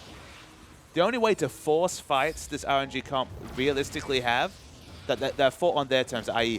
force the enemy team to dive, is get towards that 5th Dragon stat, is to fight around Baron. So vision and control over the neutrals is the very big way for RNG to win these fights towards the late game. Yeah, and you've got Sky now moving towards the river here. Not sure what he's looking for. Does have the teleport. He's just going to head towards the top lane. Notices that Long is there. Kept his teleport. Did the Hecarim. Just going to head back, possibly to base. Does still have the flask there with a few stacks on it. But Sky doesn't miss out on too much. Makes me smart because this is a very smart move. We just spent all that time explaining, okay, RNG, how do they get the big advantage? Get Dragon control. They counter lane swap. Looks like Lucian and Alistar were really considering what to do. They're still going to go bottom, but they were just trying to get Dragon control back, ensure there was no free Dragons, which is what happens if you're a red side team and you lane swap onto the top side of the map. Now they've got 2 members in bottom. The first Dragon is no longer free. The Dragon stacking will be delayed, and it's a smart move from UP to equalize the Dragon threat that's always given up by lane swaps. Yeah, Sky actually taking a lot of damage here as well. He's going to be forced to flash. There's the shield down, but is it going to be enough to save his life? Oh, the Rampage doesn't land, but the body slam, that's going to lock the kill down. Amy nets himself first blood. And Sky awkwardly did not get to flash over the cove. Tried to flash over the fattest part of the terrain, didn't manage it, face planted in an awkward fashion, and died. So now the no-flash Hecarim actually picks up a kill involvement, can control this wave, and Sky doesn't have teleport. Complete lane control guaranteed for Lung. And we asked this about Amy. Can he take these weaker lanes and snowball them? Good job in the top lane. Yeah, it looks like he's already starting here in a Hecarim. And we know exactly what happens from the very most previous game in the hands of Flandre. We saw what happens when a Hecarim gets ahead. It doesn't matter about the matchup. You're still going to be an absolute menace to deal with. Jahu getting some decent pressure onto Punished here in the mid lane. But there's the headbutt pulverize onto Sketch now as well. Whoosh getting some decent damage down. Boomerang going to come back and get some damage over him as well. But damage advantage going towards Whoosh. They definitely underrate Alistar's sustain in lane, especially if you max heal first. Okay, you don't have as much kill threat, but just given the fact that you're in a 2v2 lane where minion waves are dying very, very frequently, you actually do more sustain than maybe not the newest iteration of Soraka, but previous Soraka iterations where the heal was on more of a 10-second cooldown. Could be great sustain in bot. Heart also going to be mostly focused around sustain as well. Sivir wants to sustain because it can be a fairly brutal matchup when she tries to trade with Lucian. But at present point, looking pretty even. Yeah, and of course, always going to have the wave clear advantage is the UP bottom lane here with the Sivir on their side. CS advantage still in favor of RNG as they clean up the rest of this minion wave. And MLXG, uncharacteristically quiet the early stages of this game. As there's the Ian from Zhao, who doesn't get the shield though, but immediately the flash is used from Punished. I'm not even sure that that was entirely necessary. But he was worried about the Azir sec. Zhao was already level 6. Yeah, there was true. the potential pushing him back in. Was awkwardly 1 creep away from level 6 himself, where the Rift Walk would have really dissipated any hope. Heart's low. Yeah, there's the flash from Whoosh though. Locks down the kill. Sketch now might be in trouble as MLXG tunnels under the waterfall. He's burning down from the red buff. Whoosh wants to pick up the kill, but It's not going to be enough. Didn't quite get there for the Light Slinger. It looked like he actually held on to Spell Shield until the Unburrow registered. Really nice use of Summoner Spells. Keeps Sketch alive, but First Blood down bottom. We were mentioning that Sketch and Heart were looking comfortable in this lane, but very quickly answered.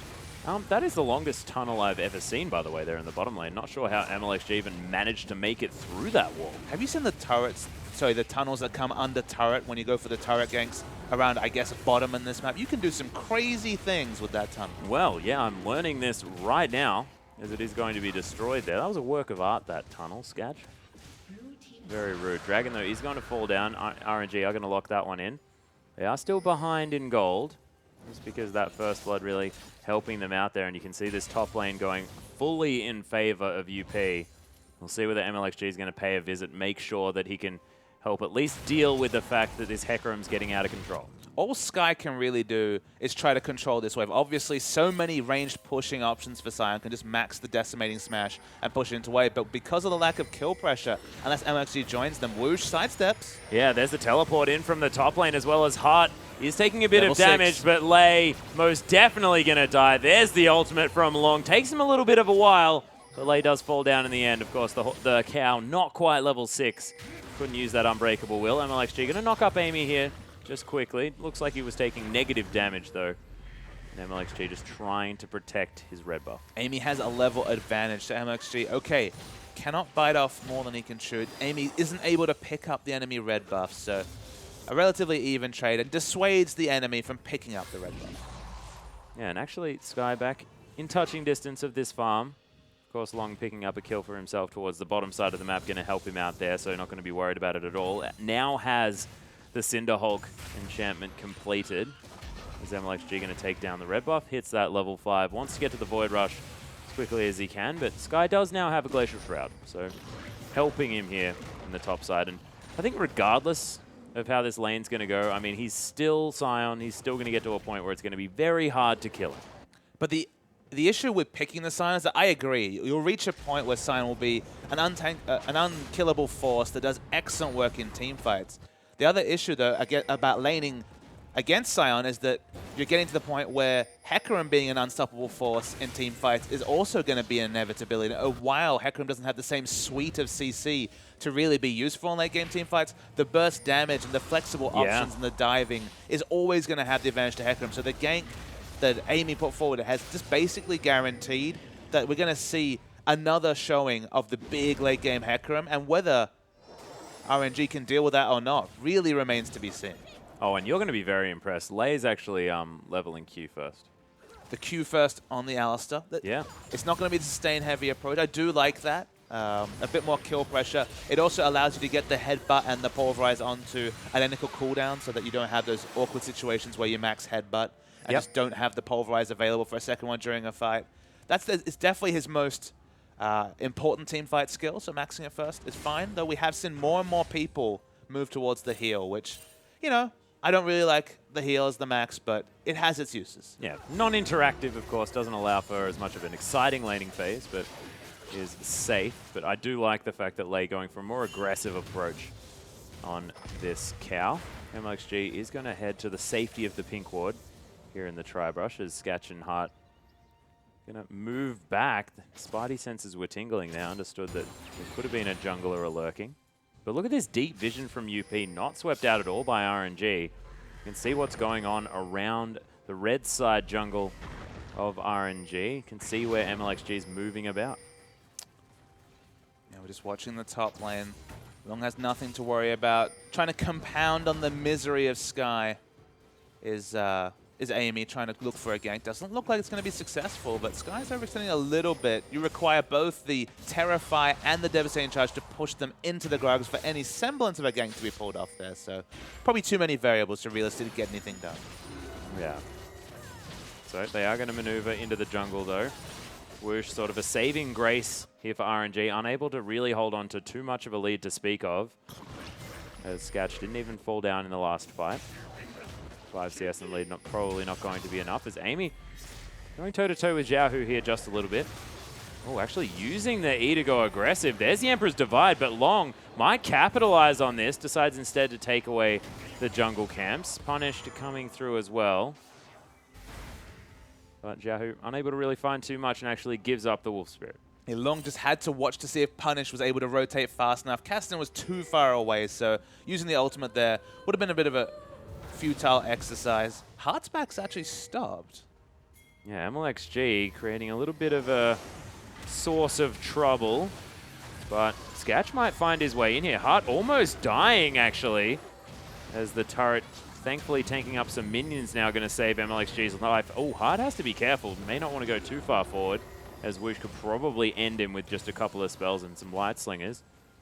He's going to have to go back now as well. Struck me as a weird use of the Nami wave there, just because Lung didn't have teleport up, so there was no potential for Hecarim, even though he's winning this lane in CS values. Landslide again, which is again another shadow of what we saw in the previous game, where we saw another Hecarim basically free farm his way against a Gnar. Against a Sion, it's basically coming out the same way, and the carry build, it's coming early. It is, and he's got the, like you mentioned, the Phage already built up. Starting to go for Trinity Force instead of what we saw from Flandre, which was... two, though. Yeah, so no rush towards the home guards. Does look like UP more than happy just to continue the laning phase, don't really want to get to any early team fights, so I sort of like it. You don't really need the all-important home guard teleport to start off a team fight. And just to reiterate champion select, scaling top laner, scaling mid laner, both these champions going to be massively strong in the late game. Not to discount the strength and the damage of Azir or the tankiness of Sion, but I believe the duo is just innately stronger than their enemies, and Kassadin uniquely qualified to deal with Azir in team fights having the Rift Walk.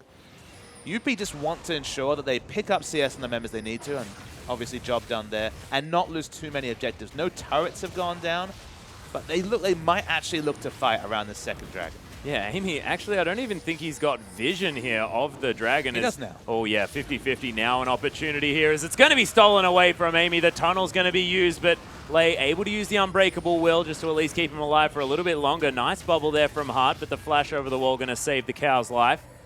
Very nice use of the smite there from Amy, and going to mean that RNG unable to pick up the sneaky dragon. And now, not even that fifth dragon stack around the 30 minutes is looking realistic for RNG. Neutrals are their big point of power. They have the strong farming laners that are able to control their wave and push things out as needed. But after those early games, you can see Sion really not able to do very much in terms of wave control on top. And kill pressure never been his forte.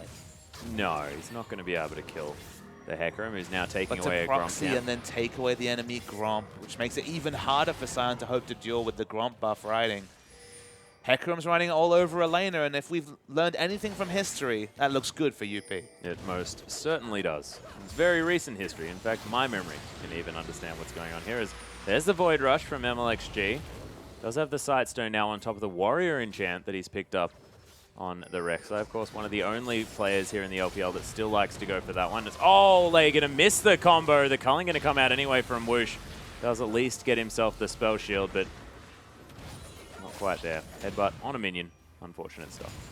I think it's actually an excellent time to pick up the Warrior Enchant, given that early objective fights are what this comp does best. This is what they need, so get the most power early. Do not delay your power spike to match those of the enemy teams, because you just don't have the same champion slate to really justify. So Warrior Enchant Rek'Sai, so much stronger in the skirmishes and in the team fights, has potential to dive the backline and at least chunk someone out severely. If they play around it and use it, it's great. Obviously, if they just wait it out and we move to the late game, it won't do as much work as Cinderhulk Rek'Sai. Yeah, actually Punish taking a bit of damage here from Xiaohu. Able to get the auto attacks in there, and the attacking soldiers helping out as well. Long standing on top of a ward, and Sky defending valiantly his top turret.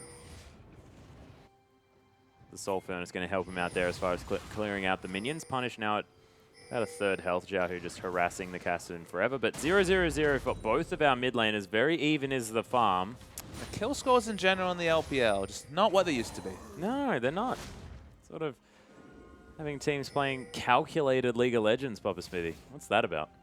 I think it's just a semblance of this patch. 5.8 onto 5.10 has been largely solved. We've already seen a massive international tournament, everyone bringing around their best strategies. Speaking of strategies. Yeah, MLXG with the double knock-up, at least looking for it. There's a pulverize to talk about here for Lei, but MLXG getting it turned around on him. Xiaohu going to take down the turret in the mid lane as Whoosh making his way back into this lane. The flash from MLXG, insta-flash from Sketch, though. He's able to secure that one. Now is definitely incredibly dead. That was got himself a kill. Really strange from MLXG to overextend so strong with Lucian literally still at his inner turret walking to lane. That over-aggression was punished. 1-for-1 trade. They take down the AD carry, and the gold does go over to Woosh, so I guess that's a good sign. Already had picked up the Infinity Edge, now going to be faster and faster working to his next item. But strange maneuvering from MLXG. Yeah, it's an odd one. Of course, MLXG was known for a bit of that. 2 turrets to 0, though. They've powered down 2 turrets very quickly. They have. So mid lane outer turret did fall down. Sun turret was replacing it there for Xiaohu. Long's going to answer it in the top lane as Sky's going to make his way back up there. Unstoppable Onslaught is available, but may not use it just to attempt to save this turret. And might even be in trouble if he heads around here as well, because of course Hart making his way there with Amy as well. It's a lot of CC in that combo, and the tower is going to fall down. So Sky just going to make his way into the lane, continue to farm this one out, but Hart and Amy trying to get something done. Sky trying to run away. Lei does get the headbutt pulverized there, but Sky forced to use the flash. Decimating Smash finds some damage, but not going to find any more. Yeah, Sky probably had to flash ultimate, and in the end just had to flash, but flash was not optional in that particular situation. Lives, watches his turret fall down, and with the standing gold being on the advantage of RNG, they've actually managed to pick up the second turret, so more standing gold existing for UP, but with the 2 turrets, still being in a gold disadvantage just because of how the laning phase is gone for UP. Yeah. So 500 gold in the lead. Of course, it's not too much. The top lane, though, is the big. Yeah. Because remember, 161 to 114, you might be reductive and say, okay, that's almost 50 CS. But remember that some of those CS that Lung's picked up is in the bottom. Yeah, MLXG actually going to find the knock-up onto Sketch here as well. Uses the spell shield, but Sky just going to wander away. Gets caught by the Aqua Prison, and this Scion is going to die. It's going to take a little while, but he's going to get there in the end. Actually, there's the Soul Furnace. Hart ends up picking the kill with the Ebb and Flow. This guy going to run at Sketch now as well. Lung did everything he could to pass the kill over to his AD carry, and Hart still is too bloodthirsty. Yep, liked it. Liked it all. Oh, nice flash as the headbutt comes in there from Lei. Maybe he's going to survive the onslaught here, but the tower is not. So the answering turret here in the top lane for Woosh, but they might be able to pick up an inner in the bottom lane. UP with absolutely no opposition at all down here. Rek'Sai just milling around the mid lane, not contributing anything, below half health. Oh, actually, he's going to be trying to get something here as well, but MLXG going to fall down. The flash out, then the Rift Walk from Punished. He's going to be safe. Meanwhile, the tower does fall down. And Xiaohu splitting his focus just a little bit between these two. There's the attack onto Punish, but not going to find too much. So think about how much UP are picking up. They lost their outer turret, 2 outer turrets almost instantaneous. Now pick up an outer and inner and steal away the red buff. You'd have to think with this deep vision they've picked up, the next dragon in 0 seconds time, literally just spawning now, should be theirs. RNG are going to be in position first, and no teleport available from Lung, so it might be still, despite the tide of the game, a second dragon to RNG. Yeah, RNG trying to rush this one down as quickly as possible. We'll see whether UP can make it in time, but MLXG is able to get there with the smite, and Lei thinking about waiting for something as Xiaohu makes his way in. Emperor's Divide not available just yet, and the culling just out of range, and Hart is going to survive for now. Amy locks down the blue buff for his team, and RNG make their way out. Hart, sorry, very, very low. So not going to be a true 5v5 unless he can get himself back up to health. But in the end, RNG say, yes, we'll take a dragon and we'll get out. And not ideal to have to put the blue buff onto Gragas, but of course better than the enemy taking it away. And I just want to return quickly to the point about the CS advantage. 50 CS-ish is the advantage for Lung, but remember that because he has that smite, some of those CS are really big monsters that give you a lot more gold than lane creeps. So that lead is implied larger, probably about 70 CS advantage. Yeah, Punish is going to get knocked up, but of course has the Rift Walk still available. Sky looking far more squishy than he should really with the Scion in his back pocket. And if you don't get the farm, then the Scion just unable to stack up the passive on his E. Not really going to be able to get to a point where he's that super tank monster. Frozen Heart is, of course, there, but not going to help him against Kassadin, who, as you can see, doing a fair bit of damage. Actually, Woosh just going to kill Sketch, who I believe was Emperor's Divided, back into the team. The UP now caught in an interesting position. MLXG looking to find something. There's the ultimate. Unstoppable Onslaught going to net another kill for the AD carry. RNG trying to snowball off this. They're pinging on the inner turret in the middle lane. And Long, he's back in the top lane. Doesn't have the teleport. Amy might get caught here. Another knock-up onto Punish. Xiaohu makes his way in. A spectacular entry there as Sky gets the slow onto Amy. He's going to fall. Woosh locks down the red buff for himself as well, and Punished He's able to escape, but he's letting his team members die. I love the assertive play from RNG. My first thought was Baron, but at 21 minutes with Amy still alive, probably too risky, but they took the most direct route to the thing they pinged. The objective they pinged was that inner mid lane turret. They found Amy in his jungle, took him down there. It's a good sign of aggression from RNG and understanding that with those two members down, they could make up what they would, and what they did was take away the jungler, take away the red buff. They don't quite get the turret, but they put themselves in the best position to pick up as many objectives as possible. Yeah, and this is what they need to be doing as well. They need to be creating opportunities for themselves, and in a game that looked like they were slowly losing.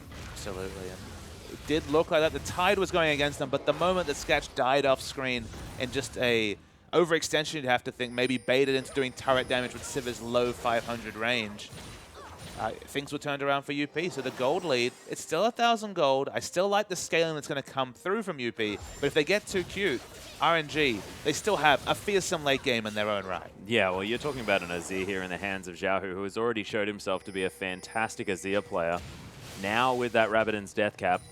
But he's against Punished, who showed some great Kassadin in the past as well. So no discredit here for UP, and is actually getting to the point where it's going to be quite a tight late game as far as working out who's going to be ahead, who's going to have the opportunities to make plays, and it's going to come down to who's going to make the decisive moves around the map. Who's going to be able to get those strategic master strokes towards the late game. And that's what we're looking for in League of Legends. This is the exciting part. And while the item spikes are pretty flat across the side of Unlimited Potential, because honestly, everyone's got in on the act in terms of kills, same is not true in RNG. And a 4-0-0 Lucian, definitely ahead of his lane opponent Sketch. 1-0-2, the only other kill credit goes on to Azir, who's obviously farmed very well. They've both put all their gold into offensive items, not the Zhonya's Hourglass to maybe ensure that the Azir sec players are very, very safe coming out from Xiaohu. He's just going a full damage build. Given the fact that they have mid-game, so it's probably the smartest idea. We're going to see a replay of what happened to good old Sketch, I have to think. Yeah. See when he just gets picked off by Xiaohu here. We're lying in wait. The next Sand Soldier attack, I believe. There it is. Yep. Lovely Azir sec play. Didn't even have to use the flash. Mechanics on point. Bit of a long clip, but we got the feel of it nonetheless. Yeah, and it was really well played by Xiaohu there as well, moving himself a long way with the attack and, of course, the E. Moving around to his Raptor camp, it notices that MLXG has discarded that one, has picked up a Locket of the Iron Solari here as well, and that's not going from an Aegis of the Legion towards that. That was a Kindle Gem now into that Locket straight away, so a lot more magic resist for the team. Not exactly that useful when it's sort of just a Kassadin and a Nami that are going to be doing much of the magic damage. Spirit of Dread as well, and I guess Amy's damage, but we shall see whether that's going to be working out, of course. Actually, I mean, I guess Long and Sketch are doing the majority of the physical and I guess a lot of the damage apart from Punished. Yeah, still Locket's going to be good. I think Locket just builds so well. It gives you those stats. Has 2 Kindle Gems in it, sorry, 2 Ruby Crystals in it, so it gives you a nice stack of health and the cooldown reduction. And just even the active is useful against both damage types, not just the, the magic damage, of course. So against burst damage in general, we're going to see plenty of burst trades between Lung and Punished. Even Siva, a lot of her damage can be the burst coming through from the Boomerang Blade. Still going to be an invaluable item. UP, they kind of have a dichotomy here as Punish has gone for a lot of power early and Lung has got a bit of everything. So Lung's going to power up a bit later, maybe 35 minutes. We'll see the likes of the Trinity Force, the Frozen Heart, and the Spirit Visage. But for now, just has the parts, whereas a lot of power on Punish. His dive build is complete with 10 stack Rod of Ages into the Zhonyas. Yeah, and even has a cheeky Fiendish Codex there as well. Not quite with the boots upgrade. We'll see what he decides to go with. Of course, as a Kassadin, you can grab those Mercury Treads and feel pretty good about yourself as well. Of course, a bit of a Dade special on that one. Loves to get Mercury Treads on his mid laners. Lying in wait. He's in base. Has Home Guard teleport available. Sion walking slowly out of base himself. Lumbering, one would say. Lung's just amusing himself in base, walking around a little bit, waiting for what will no doubt be a devastating teleport. They don't quite have aggressive flank wards, though, so they need to watch where they act from, because it could be quite predictable when it comes to the initiation from FLICKR. Yeah, Lei actually staying very, very ahead here as MLXG wants to come over the backside of the Dragon Wall. Going to releash and heal up very, very soon. He actually has sort of found new targets quite a few times here as Preyseeker going to come through from MLXG. And Now he's got a whole bunch of his health back. MLXG looking to try and pick up the aggro here as he moves around with his team. Acroprison doesn't find the mark. Neither does Prey Seeker. And Dragon's going to be caught up on again. Long still hasn't teleported just yet. We'll let you know exactly when that one comes through as it's now down to about 2,000 health. Sketch with the auto attacks here as well as MLXG wants to find his way in. Here are the teleports. He makes his way onto the fight, but the Dragon taken by UP. Long finding his way in. There's the ultimate, but Whoosh surviving it for now. Punished looking for the AD carry, and Whoosh still alive in the backline. Beautiful use of the culling as well as he finally goes down. Punish gets caught though. There's Sky picking himself up, at least an assist for that one, and there are 2 members dead apiece for both sides, but a lot of the damage dead for UP. They will have to get out of there. And we mentioned that fights that are on RNG's terms are the ones they're looking for. Azir was not aggressed on whatsoever in that fight. That was actually a 2-for-1. In fact, RNG still have 4 members alive. I thought that Sky was dead because his picture's so dark. No, it definitely suited RNG. Azir was able to free hit. They eventually got to Whoosh, but they used so many ultimates. All the stacks of the Riftwalk for the Cassidy, who died even with the Zhonya's reset. Oh, MLXG unable to survive that one. He lives for now, but Amy locks down the kills. I think Baron helped him out there just a little bit. Don't want to be behind a Baron in the pick. Yes, you certainly don't. Uses his flash there as well as Hart does notice the fact that the blue buff is being started. And this guy's going to smack it away so that it can't get stolen. It's an excellent time for UP to show pressure because look at the bottom. The most insane minion wave pushing in. Cause as much commotion around mid as possible and force RNG to react in the mid. Yeah, and actually Whoosh is going to be heading down to pick up the farm. Doesn't actually really know what he's doing here as he's moving almost every which way. Sky knows that he needs the farm more than anyone else in the entire world, and he's going to head down there. Actually, maybe Cola last game needed a little bit more, but Sky, especially in this game, definitely needs some of that. Needs to become the super tank in the late game. And we saw in that last team fight, still able to get the job done. He managed to get a fully channeled decimating smash onto Cassidy. Frozen Heart into Banshee Veil. Very, very tanky, man. His W passive, giving him a lot of innate scaling. W passive, okay, of course. And you said E before. I did. The W. I failed. That's I haven't okay. played much Scion myself. He's not the most fun. I mean, some people revel in the fun of nobody else having any fun. Teemo players come to mind. Hey, I'm a Yorick player. Quite enjoy playing that guy. I build Trinity for Zephyr, though. Well, there you go. See, you find fun, even in the unfun. Yeah, you can actually quite happily build a Ginsu's Rageblade on Yorick as well. You can't happily build a Ginsu's Rageblade on anything. Yes, you can! On everything! You can. If you want to be liberal about the word can, you do have the possibility of building a Ginsu's Rageblade. It's available in the shop. It is indeed. They don't read it out. Maybe they should. You don't need to take Surge in order to build the item. You get it for free. It's incredible. Yeah. Long is going to clear out this bottom lane. 4 members strong of UP in the mid lane. They now understand that happy just to make sure that they have the split pushing threat in Long as we have a look at how this Dragon fight went. So watch how many resources have to be used to finally get into Whoosh. He hits the explosive cast, gets away, punished, training on top of him. And Whoosh still alive this one. The Cullen doing a lot of damage. Finally will be taken out by a Force Pulse, but both carries die in the pursuit of Whoosh. And 2-for-1 in carries, only a Hecarim with no Trinity Force left to really duel.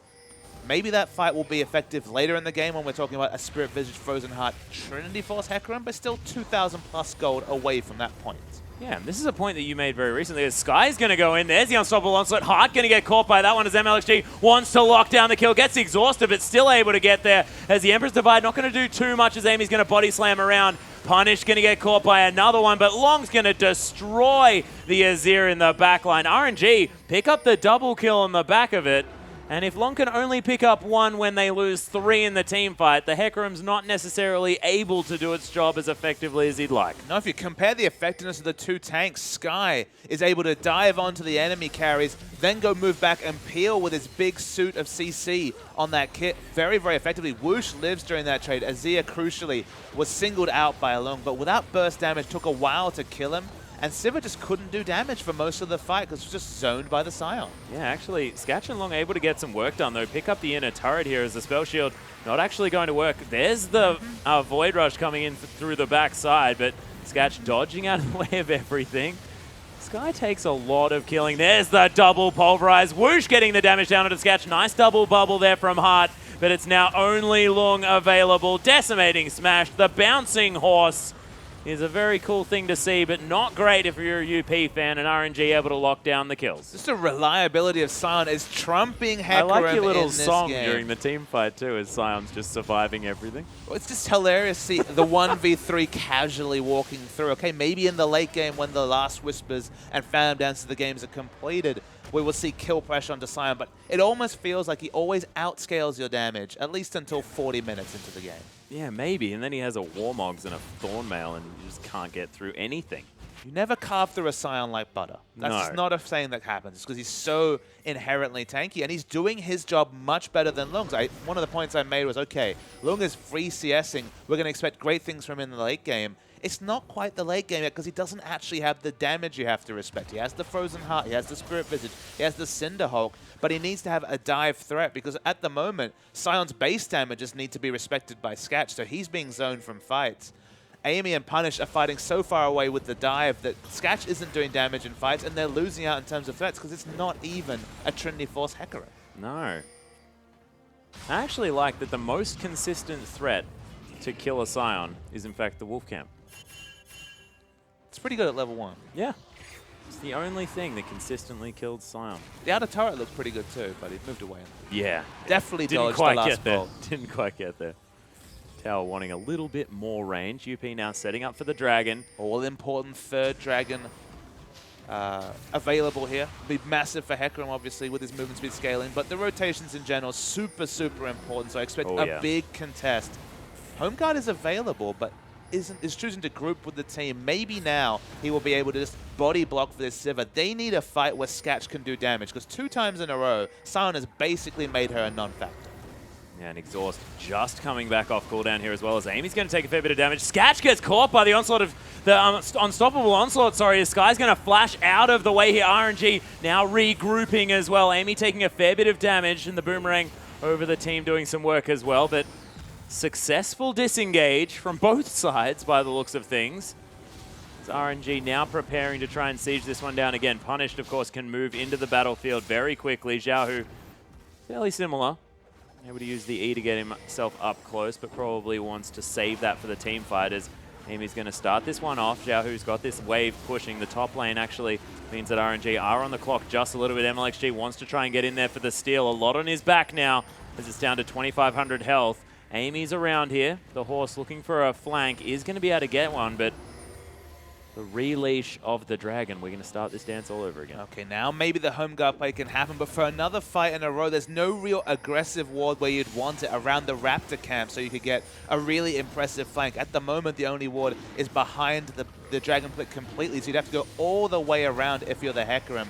If you're going to go for these gimmicky players, and even though it happens often, it's still a little bit gimmicky. Yeah, there's the teleport. MLXG does pick up the third Dragon, though, long into the backline. Whoosh is the focus here as he tries to get out of the way, but not going to survive. Punished in amongst the fight as well as Sky and MLXG are caught off from their team. Xiaohu gets pushed back, and this is where the tanks need to be, in front of the Azir and the Lucian, but they weren't there. And RNG lose all of their damage in one fell swoop, and that could mean the Baron and UP. What a massive lead to take from that team fight. And after 2 fights in a row where RNG's positioning was excellent, as you mentioned, the tanks are nowhere to be seen.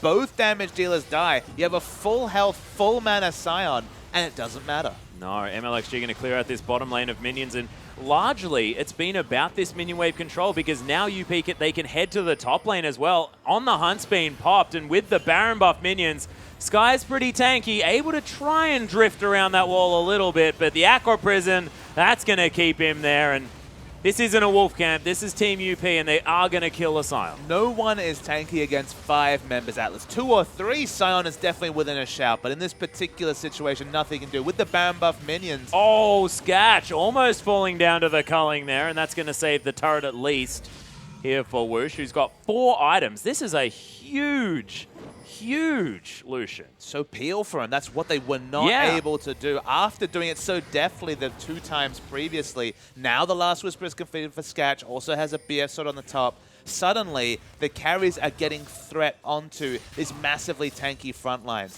Crucially, no Void Staffs completed, so Punished and Xiaohu going to have to be dealing mostly with base values. But the Void Staffs coming through might be the big tipping point, because diving through an 800 AP Void Staff for Zia, we've seen multiple times, even just this split, is not something you can do easily. No, definitely not. Of course, he's 2,000 gold ahead still, is Wushin against his lane opponent, Sketch. So, of course, a bit of money was in the bank there for this Sivir, so probably going back to pick up a few items there. With 2,000 gold behind, it means that that Bloodthirster not quite completed just yet. And in fact, not a whole lot of sustain. So now Wush with a slight advantage there on that front. Long nowhere to be seen, doesn't have the teleport just yet either, but they are going to be able to steal away the red buff. MLXG in the bottom side trying to push things through. Baron buff duration's just under 50%. They will not break the base with it. They have 2 outer turrets down, but of course one of them was much earlier in the game. We're waiting to see if they can break the base. One of the issues they'll have, they only have 2 ranged auto attackers. One of them is their support in Nami, who's obviously not going to be that adept at taking down turrets. The other one's Sivir, who has short range but excellent turret damage. Can't really dive this comp though, but they're diving in anyway. Yeah, Amy looks to try and grab the explosive cast. Doesn't quite get it done there as Amy's going to fall down. There's the Culling. Heart's going to get shredded as well as Sketch trying to find his way out of that one. And that was an engage from UP that just flat out didn't work. It's a big mistake for Amy trying to solo engage, because Xiaohu was free hitting. You need immediate threat onto basically either Xiaohu or Woosh, or you will lose a fight. And RNG, even against Baron, are pushing aggressively. Yeah, they're trying to grab whatever they can. They understand that this horse is probably going to be immovable as the turret is going to fall down. There's the tidal wave as punished, trying to get something done. Sketch offers a boomerang to Woosh, who just takes it happily with his Bloodthirster shield. Tower falls down in the top lane. Only 1 tower with that Baron buff, though. You generally expect to see a little bit more, especially at this stage of the game, and with the control of all the minion waves that UP did have.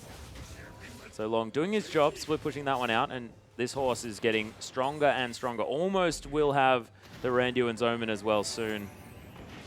And, I mean, that's just going to be the icing on the cake, or the nail in the coffin, depending on which analogy you want to go for. They still have to pull off the perfect engage. No Zhonya's being completed by Xiaohu. Makes him the easiest target to take down. QSS completed from Lucian makes him a little bit more slippery. But Amy and Long need to make Xiaohu a non-factor in a team fight. That's what Hecarim can do with this massive build that he has.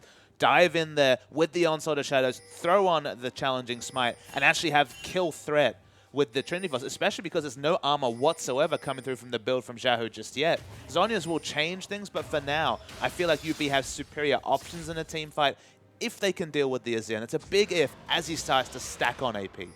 Yeah, he's got that amplifying tone. We'll see whether that's going to be the Void Staff or, of course, any other option, whether it is going to be the Zhonya's Hourglass, like you said. Long tried to steal away the jungle camp, but you can't out-jungle a jungler, is what our top laners have learnt. Even with a couple of levels of advantage. Yeah, not going to happen. MLXG got this. He's going to back away as well, in full vision of Long. Strangely, they've actually chosen Gragas. Amy's bringing up this minion wave in the top lane.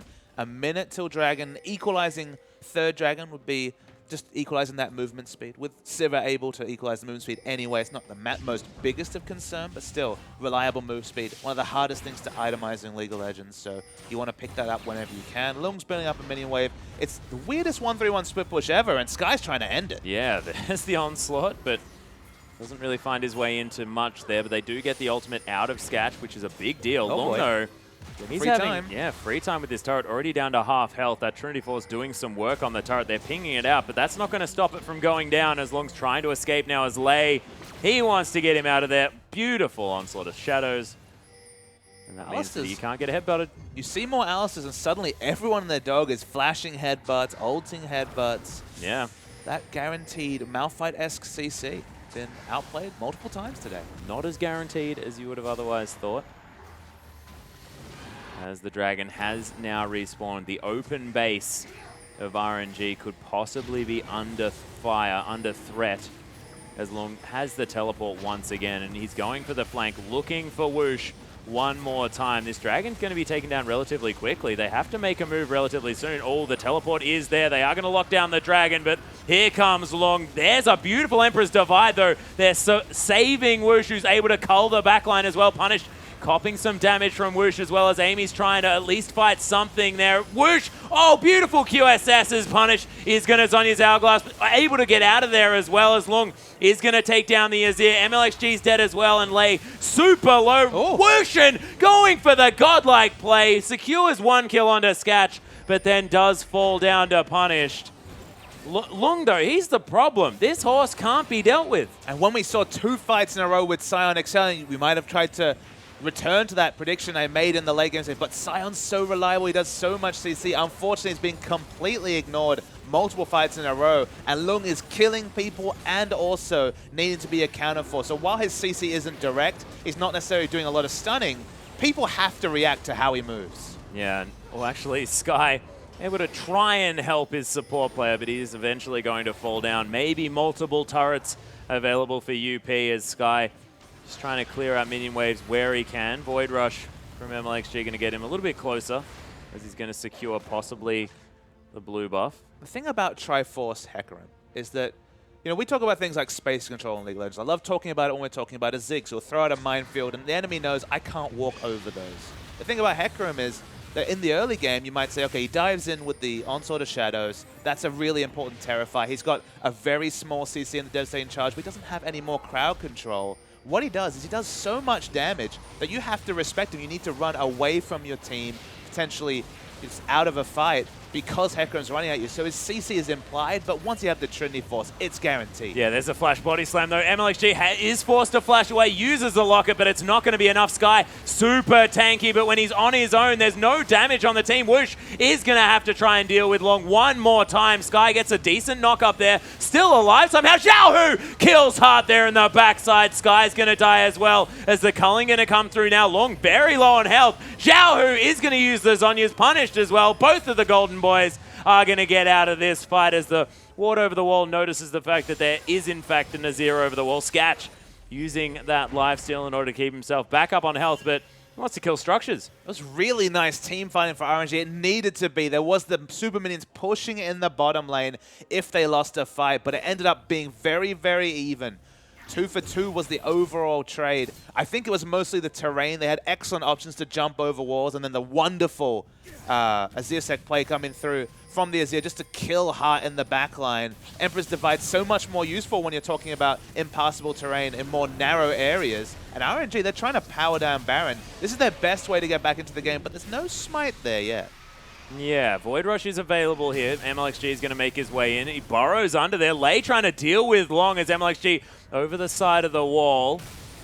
Going to hop onto the Chinese stream now as well. The Baron did actually fall down. RNG picked it up as well, and UPS didn't look to be able to get anything for it. They tried to push down the base. Of course, the super minions in the bot lane, but RNG finding their way back into this series. 3,000 gold, though, is only the advantage for UP. There is nothing in this game. And even with the minions that you have to answer, so you might say, okay, they probably won't be able to break the bases. What we expect at 44 minutes for a Baron to be granting you. They're 4-2 up in Dragons. They're able to push out their lanes. It's one of those situations where if you take the Baron as RNG, it's something that UP can't pick up to equalize their very poor sieging comp. Baron, with this threat of dive from UP, should have been enough to finish the game. But suddenly, RNG, in a game that looked lost for them, have a real chance. Diving onto this Azir with now the Zhonya's being completed and soon a Void Staff. Xiaohu's one item away from being just completely unmanageable in a fight. Yeah, and punished. Came down. I think he may have hit Sky with an ability. Not sure. 5th Dragon spawns in 1 minute 40.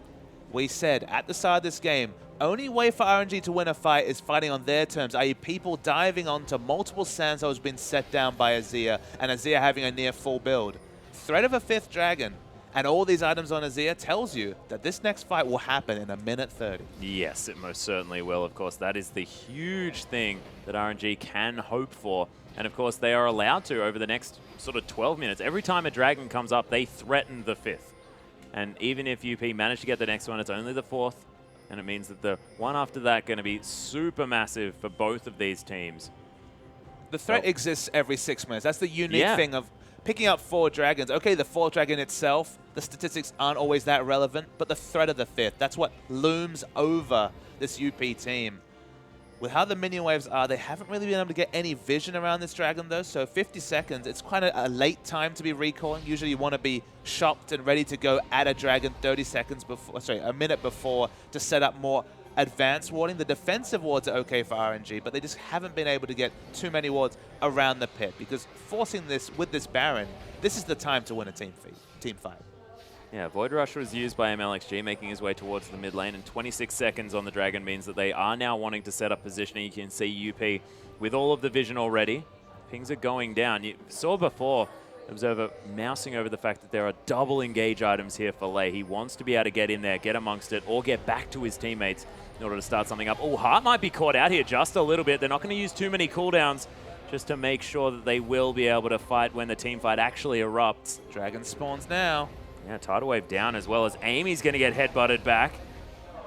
Lei taking a lot of damage, but Unbreakable Will, that's what this cow really wants to be dealing with. And it doesn't really matter what health he's on, because he'll still be taking next to nothing. RNG need to be decisive. They're going to lose their inhibitor if they don't fight right now. Yeah, they are fighting right now as well. Amy loses half of his health. Sketch making his way in as well. Lei very, very low. Long into the backline. The Culling's there as Woosh tries to survive this one. Onslaught of Shadows, though, locks down the kill. And look at these fights. UP getting torn apart by this. As is Xiaohu going to use that Zhonya's Hourglass, but punished. He's going to get destroyed as well. Amy, you cannot fight toe-to-toe with this Sandy man, as Heart is going to get knocked up into the air. Sky just being frustrating. The bubble is going to work out here for Xiaohu, but a triple kill. That is only one left alive. It's Long. He's going for the backdoor play as the minions are streaming into this base. He's taken down the turret here in the Nexus. The top lane's going to die, as well as Lei and Sky looking to try and deal with Long.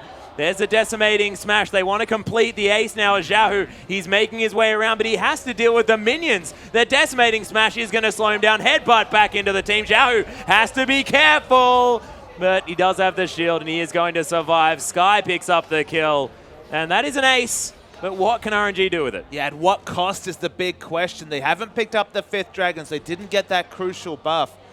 Can they even get in a position to go take it down with minions streaming into their base? Probably, given the timers, but it's not going to be the fastest dragon. There's always the potential that the Hecarim won't get there, but the Sivir can always use the On the Hunt to get there fast. Watch the replay now.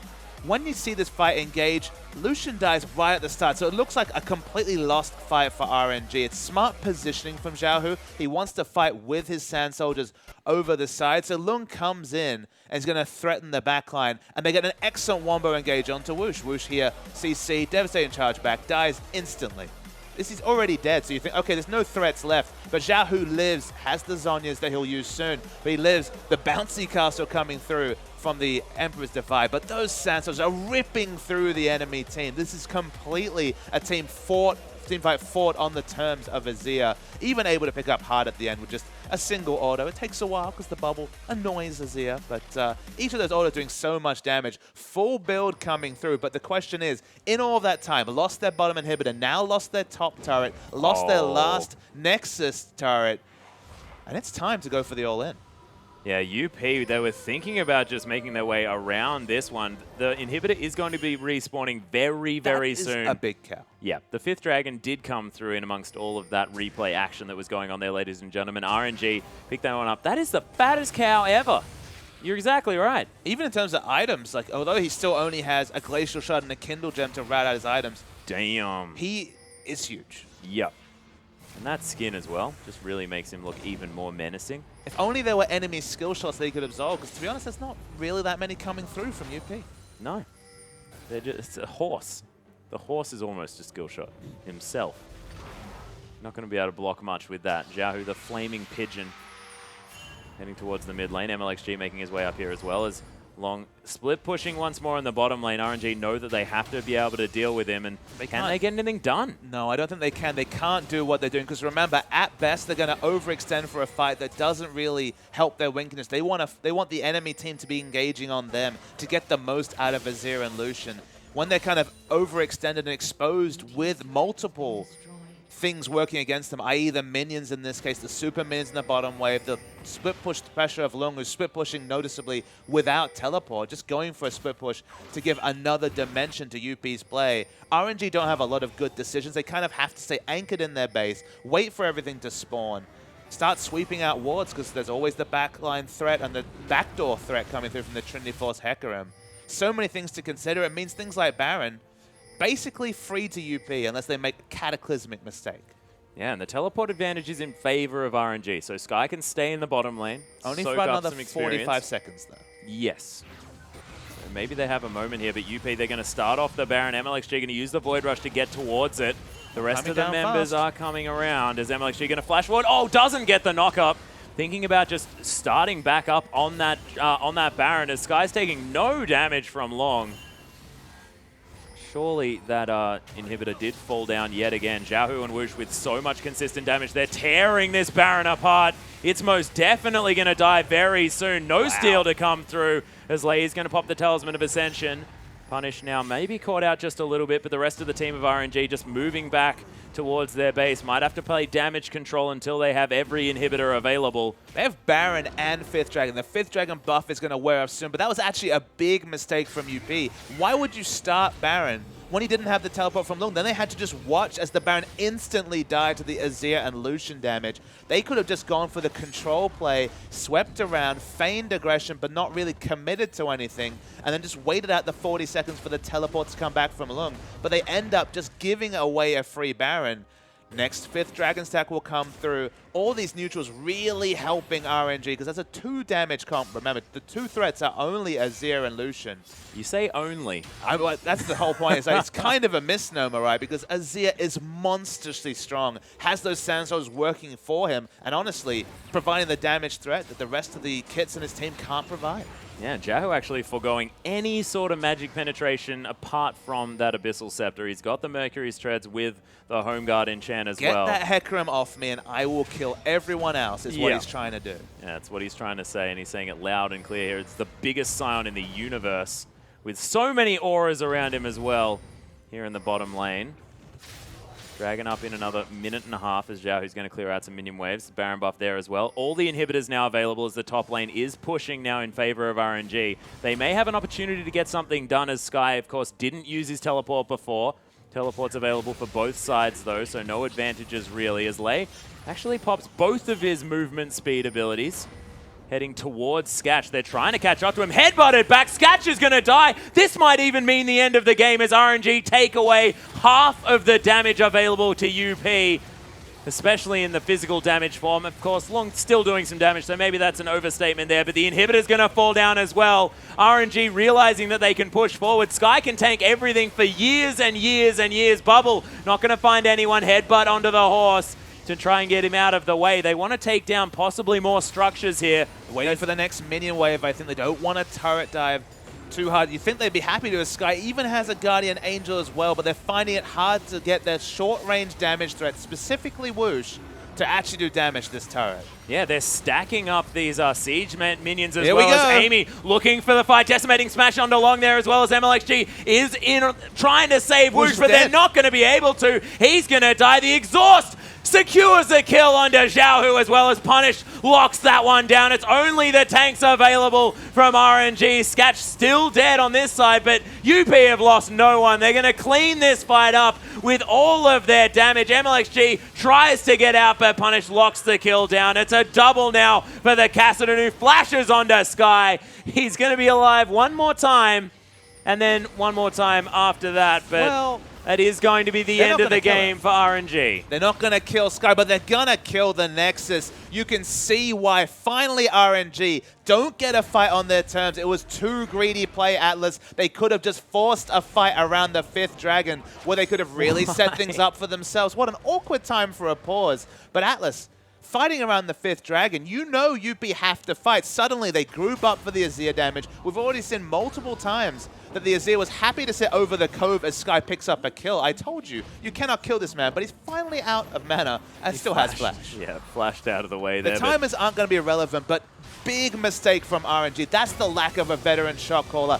fight around the impassable terrain where Azir can just mow people down with 800, 900 AP. Instead, they're out in the open. Whoosh gets dived upon by the Hecarim and dies. But crucially, on the other side of the fight, the Azir just gets soloed out by Punish on the Kassadin.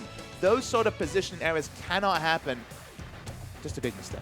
Yeah, it was a big mistake, and now they have one more game to play as well, and that was a marathon game, 56 minutes long, almost an hour long. How devastating to play back from what was a huge deficit, finally get the Baron, finally get the 5th Dragon, have the game in the palm of your hand, 5v4, lose a team fight, and now lose the game. You can't see there being another 50-plus minute game, because your hearts must really be falling if you're RNG. Yeah, it's true. And when you win a game after that as well, you're feeling very, very strong. So, of course, the momentum going to be so far in favor of UP moving into the next game. It's going to be a massive test for RNG to see whether they can weather the storm of what is sort of a horrible emotional state and just wipe it off and say, yes, we're going to head into the next game with our heads held high. And speaking of which, ladies and gentlemen, we are going to have Game 2 coming up very shortly. But before that, a short break. Don't go anywhere.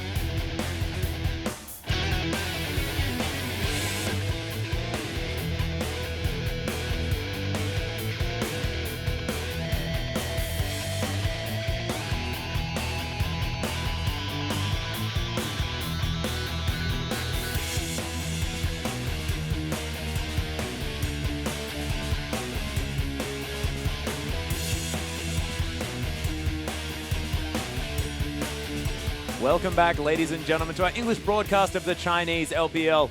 I'm Atlas. This is Papa Smithy, and that was one of the longest games we've seen thus far in the second split now, the summer split, of course, of 2015. And RNG, they tried to get there. They got the pick onto Sketch and then overextended a little bit, and Yahoo got solid out. Just a really difficult game for RNG to win. Once they had their base broken, they lost their Nexus turrets even. A lot of things were stacked against them, but they played very smartly around objectives, around Dragon and Baron. They were by far the smarter team.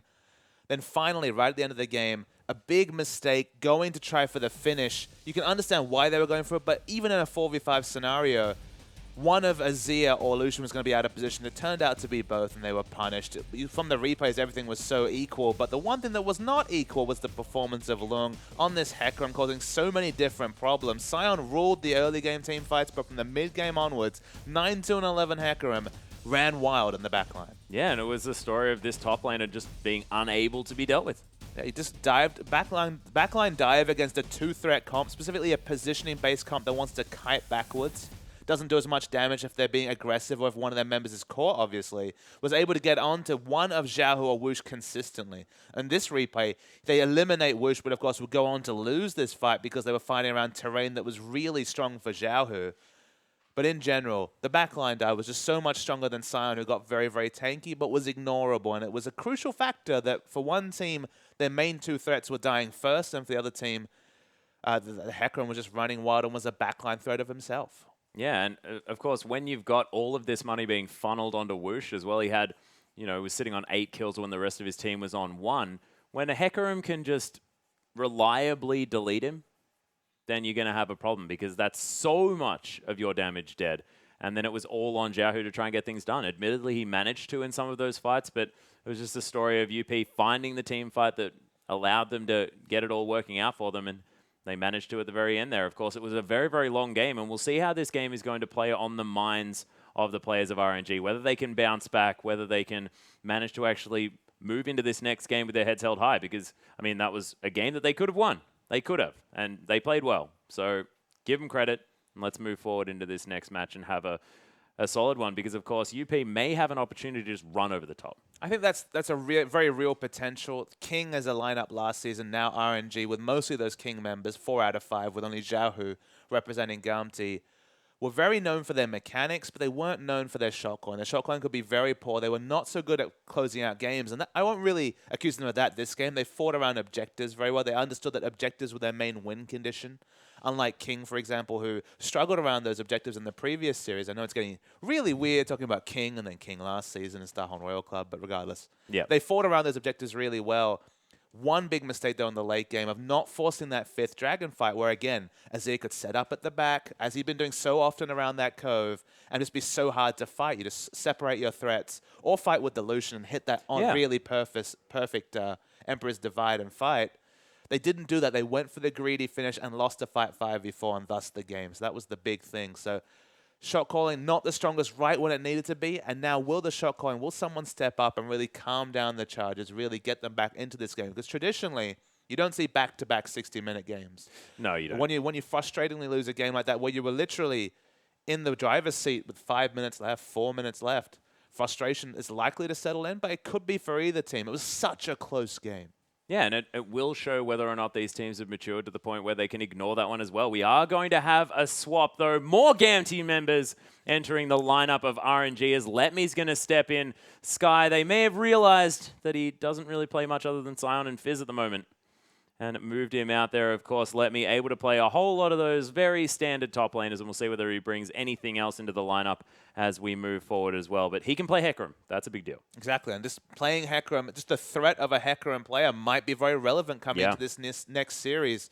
Didn't look like Sky had any answers other than the Sion, and we're going to see the counter rotation is punished. Seems like UP are taking a LGD approach to these mid laners. This time around, they started the Assassin player. Now we're going to see the player who can play the Assassin, but honestly has shown us much more on the Orianna and the Wave player. A bit of Cassidy, but as you can see, Orianna, Azir, and Ziggs, the more notable picks. Yeah, Jiayang moving out. Moving in and sort of playing a lot of what Xiaohu does. Sure. So, interesting one. Of course, Long and Letme having a little bit more of a similar champion pool as well. We'll see whether that is reflected in the bans this game, whether they're going to have to ban away champions that they would otherwise have wanted to be picking. Because I mean, it's an interesting part when you don't necessarily have as much crossover in the champion pools, when you can just ban things away from players without actually losing too much yourself. It's nice that you mentioned that, because UP are on the blue side. Suddenly they swap in an Azir player, and suddenly now the hope of getting, say, Azir on the red side goes down and diminishes. So maybe this will affect the pick and ban phase coming through from RNG. And if so, if they're looking to engineer this situation, because like from yesterday, I actually remember that it's often they play Punish when they're on the red side. Maybe it's just about having an assassin player on the red side and having more of this wave clear and the threat of these meta picks like Cassiopeia and Azir on the blue side. That would actually be a very smart thought. Yeah, it somewhat makes sense, and we'll see whether that is going to be reflected in what we're going to see here, or whether it is going to be RNG just saying, okay, look, we're on the red side, let's ban Azir. We don't want to have to deal with it unless we can play it ourselves. Because, of course, Xiaohu, he had a great performance. Regardless of the fact that they lost the game, he was still able to get a whole lot of damage down in the late game, dealt with the lane relatively well. Wasn't maybe, I mean, punish enough. But other than that, he was doing pretty damn well. So we'll see. I think you're doing as well as you can in the Azir versus Caster matchup. And we already knew that he was an excellent Azir player. He almost made it count. Those team fights where Whoosh would die first and he would still wreck the backline as Azir were notable. So his Azir mechanics are never going to be in doubt. But suddenly we have that kind of big curveball of changing this mid lane members, and the threat of Azir now comes through from UP. Yeah, not going to have the same solo lane matchups from either lanes in this game at all. So we are going to pop out of Champion Select just for a moment. So we have a slight order mismatch. Of course, Jiayang, he's not a top laner. It's just not what he plays. He might play in solo queue. Maybe. Well, actually, he probably does. Most people, you know, you can't get your lane every single time. What's your lane, Atlas? What's my lane? Spectate. I think. That's your wheelhouse? Yeah, I think. I don't know. I play AD carry more often than not. It's generally it. What you feeling? Everyone else makes decisions for me. Who's the AD carry, man? Who do you think? Are you following the meta? Who can effectively build an Essence Reaver? Papa Smith. Nobody. That's obviously Varus. Okay. And yes, you can effectively build it. Cooldown reduction and AD. It's cheaper than a Bloodthirster. It builds the same way too. It does. It does. It's just strictly worse in every way. Yeah, it's like the misclick bait, isn't it? It's like you can't buy it too quickly. Fat you might fingering the Essence Reaver, big problem. Yeah. People often ask me, no, I just don't want to have a red item in my build. I'm not about that. Oh, the fashionista. Yeah, exactly. I can tell from the hair. You're gonna have the likes of the Muramana. You know, you're gonna have Lucidity boots. You're gonna have lots of purple items as well. You can grab the Ghost Blade. So got to make sure you keep it in line. You can't just throw red in. That doesn't work. Well, we'll see if RNG can keep UP in line, or whether it will be a quick 2-0 as we transition to this let's competitive talk about video actual game. Things, yes, the competitive video game. Please, Papa Smithy. As Rek'Sai is going to be banned away. UP not wanting to see that out of MLXG, not wanting to first pick that one out as well. Orianna was banned away last game as well. So aim towards Xiao, not going to want to see him on that champion.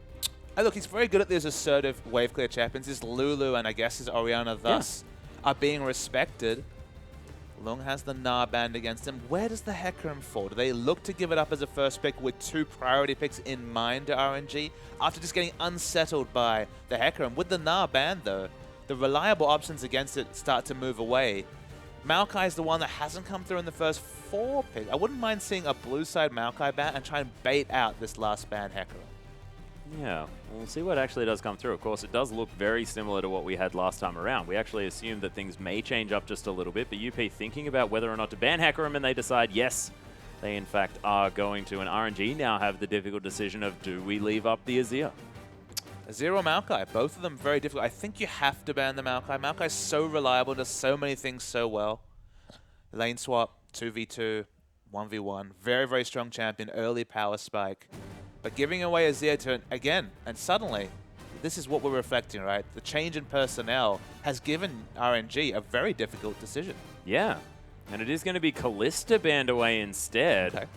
So UP now have to decide what they want to take. Is it going to be the Maokai? Is it going to be the Azir? Is it going to be Gragas as well, which is a huge point of power here for the likes of MLXG. RNG seem to have set themselves up for a fantastic first round of picks for themselves because they get double what UP are going to be able to gather. And now it means Maokai Azir is a possibility if they want to grab it. Yeah, we've mentioned a lot of power potential coming through with these 2 picks.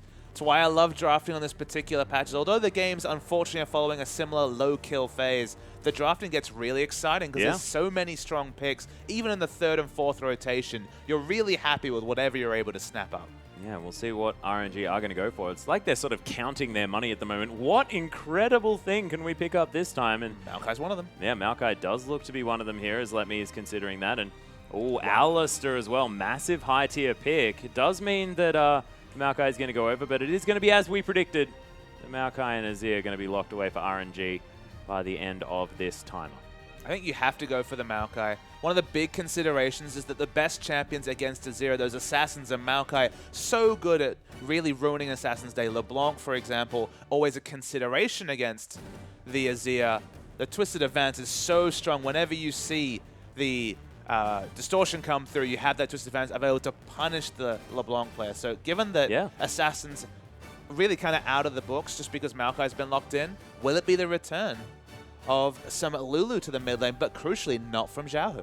No, not going to be from Xiaohu. Xiaohu, of course, going to have a lot of experience playing against it as well, but he's going to take the Azir into the Lulu by the looks of things. Long could also pick that one up in the top lane as well, UP leaving themselves open to maneuvering around that support champion.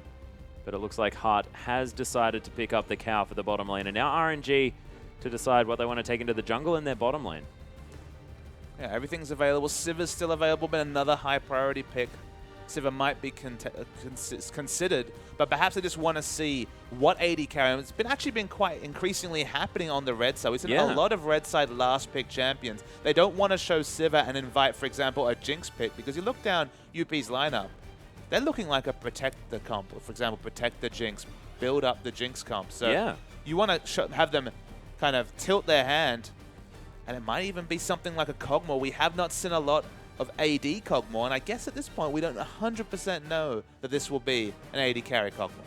No, we don't actually know whether it's going to be a mid lane Lulu either. Good point. But it is looking like Hart wants to pick up the Jarvan here for Amy or for Long. I don't know where anything's going at the moment. We've got a jungler, we've got a support, and we've got a mid laner. Let's say that. So it is going to be the top lane Jarvan once more here for UP. Long's played it once more, I believe. Full AD as well, and Sketch heading back over to the hyper carry. I like it. We're seeing a return to the LSPL style that we've been waiting for. We've seen so much Sivir and Urgot from UP. Sketch not been able to play those champions. He was very well known. This Korean player, Korean hyper carry player, finally gets onto a Jinx comp that's very well put together. Woosh is thinking about Vayne. You know he always is. In fact, played it 5 out of 5 games, I believe. Hyper carry is the choice here. They already have Azir, Sejuani, Janna. They could choose any hyper carry for damage threat. They could go very, very safe, and maybe that's the right call given how much they struggled in the previous series. I was expecting the Vayne. I think the Vayne would have actually been fine, but they're going to actually commit to the Lucian. A little bit more safety, a stronger lane, and perhaps that's the consideration. Suddenly they have a Maokai versus Jarvan. Should be fine for the Maokai. Azir versus Lulu should be pretty even. Now the Lucian's going to have lane control early against the Jinx. If they let the Sejuani get big enough, Sejuani's in the late game have consistently been winning with all that scaling, and this Cinderhawk jungle should have a lot of safe lanes and be allowed to power farm. Yeah, now the difference is that RNG don't have to deal with the Hecarim. They don't have to deal with Wushin getting destroyed, but what they do have to deal with is the fact that MLXG isn't on a high-pressure early-game jungler. That's what they've managed to get with these picks and bans, absolutely, but because of the strength of the lanes that RNG have selected, it should be an uninterrupted jungle farm fest. Could be. And if you opt into a late game against Sejuani, you lose more often than not. Yeah, it's true, and we'll see how this top lane works out. This is one that I'm excited about because Long probably going to have some control there on the Jarvan, dealing out a bit more damage. And Jarvan and Gragas, what a ganking duo in the top lane. You expect Amy to pay a lot of attention to that lane if we do see 1v1 action. It will, of course, shake out eventually. Maybe we'll see the lane swap just to further hide the Sejuani. But 1v1 matchups, it's definitely a ganker's paradise when you're ganking for a Jarvan. Yeah, most definitely. Well, you're used to doing the ganking yourself if you are the Jarvan, and they're going to have so many knockups, knockbacks, all that sort of stuff, especially once Gragas hits level 6. The bottom lane going to be a little bit more exciting, of course. Lucian wanting to get up in amongst it, but definitely going to get outscaled by the end of the game. Of course, Jinx, she doesn't have to deal with as much dive as Woosh did in the last game, and we'll see whether that's going to play onto the minds, whether they can get Let Me into the backline on this Maokai, whether he can be what removes this Jinx from the fight.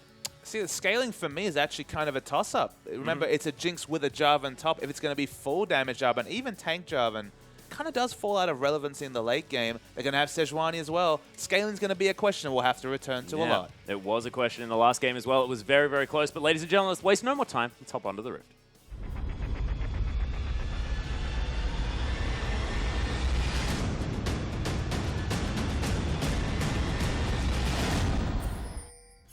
And here we are, ladies and gentlemen, UP taking on RNG for our 4th match of the night. And after that massive marathon, they're feeling like they've probably played 3 games in a row already. Both of these teams looking to try and get off on the right foot, at least to start off. A lot of danger on the minimap. Yeah, well, there's a lot of pings. But UP getting very, very deep into the base, looking to try and get some form of lane swap. And they have really decorated this red side jungle.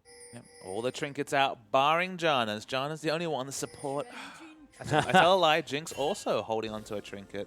One sweeper available. Hart crucially doesn't find a ward. He used to do this when he played on Samsung Blue. Take a sweeper if they had an idea of a pre-planned ward spot, and awkwardly steps onto a ward. Yeah, didn't sweep it though. They are possibly of... I think they were actually outside of the brush when it died, so not going to see that they did have the vision there. The ping... out onto the ward just to let them know that it hasn't been walked over. After all the craziness, standard lanes look likely to break out. Yeah, it's odd because who do you reckon was going for the lane swap here? Were you trying to move Jinx out of a difficult lane? Were you going to try and get to the point where you can have your top laners in a 1v1? Hart going to take some damage here, but he's a cow. He's got Triumphant Roar. He's going to be okay. I'd say RNG wanted the lane swap more just to get Maokai into 1v2. You take Maokai over Jarvan in that situation. Also to hide the Sejuani, because of course junglers in a jungle follow situation, much less likely to get invaded by that pesky Gragas if you have a jungle follow being engineered. So I believe it was really RNG that were priced into the lane swap. But in general, they're pretty even lanes. So I think both teams quite happy with how this worked out. Yeah, Amy going to move around, actually jungling horizontally here, which is dangerous. MLXG is going to be able to take away this red buff. You can see that now as Gragas is going to start up the Raptor camp. We'll see whether they're going to understand that they need to move towards that red buff. I think they're starting to think it right now, a UP. MLXG is the 3 buff master this week, and I think he's engineered another one. I'm not sure how, because surely they understand that, I guess there wasn't a lane swap. So... remember, UP had all their vision on the red side jungle of RNG, then completely moved away from us. They didn't have their trinkets down in these areas, and it's just been outfoxed. Yeah. Almost unintentionally now as well, because it looks like MLXG not actually heading towards his own red buff now. Is Amy at the level 3, MLXG about to hit that mark. He hasn't been spotted out. It looked like the 3 buff, but crucially, MLXG is on a champion like Sejuani who doesn't really want to find Gragas in the jungle, and further to that, there's much more roaming options coming out of a whimsied up Lulu in the mid lane compared to Azir. So I guess there was definitely the threat of a 3 buff, but the result is an even jungling path, and it's definitely not the same result as when MLXG 3 buffed Shuejue 2 games in a row. Amy, a much more experienced jungler, isn't going to have that happen to him. No, and I would have thought that if, you know, if MLXG had have just head straight to that red buff, but maybe just assumed that Amy was going to go for his. Decided to take that one away instead. He's going to be able to clear away his little Cinderlings and then head towards the Raptors. We expected to see plenty of Amy up top, and not surprising to see that happen, but the wave just not in the right position for Gragas to get anything out of a gank. Yeah, and let me actually backing away quite intelligently as well. No vision was available for the tree. Told to back away just a little bit there as Wushin Lei continuing to be aggressive. MLXG now wanting to try and get something done in the mid lane as Jiayang moving towards the correct side. Oh, Xiaohu not quite landing it as MLXG not looking to try and flash onto anything interesting.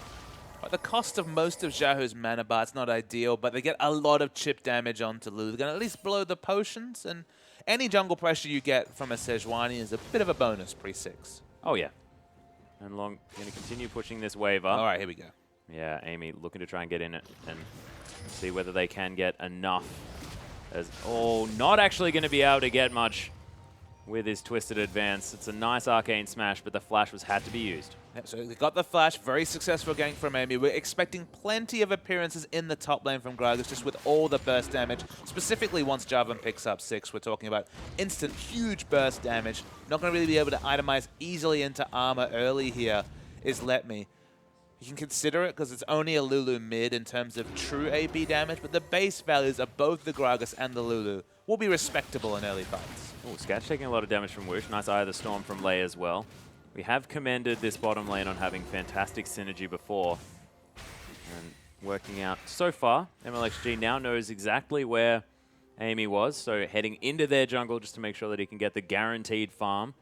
And MLXG actually weathering the storm of this sort of later peaking jungler quite effectively here in this game. But given the matchup, no realistic option for MLXG to punish all the aggression in top lane with a dragon. Usually the call would be, okay, looking for a couple of gank rotations at the top, Dragon's the time. Whoosh takes nice burst damage. Yeah, as the headbutt pulverizes, Whoosh trying to turn that one around. The zap comes down. Nice exhaust from both of these junglers, but Amy gets there. Oh, the heal to come in at exactly the right time. It was already used from Whoosh, but 4 members in the bottom lane, and they don't manage to turn that one around. Excellent use of summons at the last possible second from Sketch. Crucially, Whoosh wins out the summoner duel, though, as his flash is still available.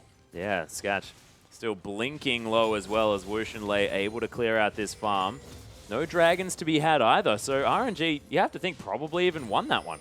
They did win the trade. I think it was, again, very, very close when you're considering it. I think Lung's going to go full damage. The longsword obviously is the first indication of that, but it's one of those situations where Trundle beats Maokai because of the split push. Split push Jarvan doesn't quite have the same sustain options unless you get a very fast Hydra, and then you still don't have the Trundle passive to quite get the ability to disregard damage, but damned if you aren't a very strong teleport gank. Oh, there's the flash into the pulverize there as well. Heart completely out of mana though, but Amy isn't. Lei is most definitely going to go down, gets slowed up, and Sketch just going to switch to the rockets to lock down the kill, and that's first blood on the Jinx. That's exactly what UP want. And that LSPL team knows all about snowballing Sketch, and it works a treat in the LPL as well. Lung can't be too cute. There's a lot of minions he's tanking. Yeah, and this is Let Me with double Doran's Ring and that Glacial Shroud as well. Pretty idyllic items at the moment for Maokai. But, you know, Pickaxe, double Longsword, pretty good as far as the damage is concerned for Lung as well, as MLXG not sure what that Arctic Assault was. It wasn't good. Yeah. It was interesting. It was a unique use of his Q ability. You know that when we say interesting, it almost always means bad. Yeah, so does unique. Yeah. Strange. Unique item build. Yeah. Interesting. Yeah. That was interesting. Yeah, precisely. Lei is going to get some vision over the backside of the dragon. As Whoosh is going to return to lane here as well. And the blue buff is going to be donated over to Xiaoyang. And Amy just standing there, tanking it up with his fatness. His heart is actually rotating around. They might be able to get a 3-man gank up here or something like that. Yeah, they've communicated that Flash is still down, but Let Me showing his veteran top lane sense. Of course, played top lane for all the first season of the LPL for Garmt. He had previously played in the LSPL. Good top laner sense. Is playing Maokai, an already inherently tanky champion who's very safe in the early game, has those wards on a very short cooldown. And finally, now that MLXG has more levels and just a Ruby Crystal in the inventory, it's safer to punish all the top lane aggression with a first dragon.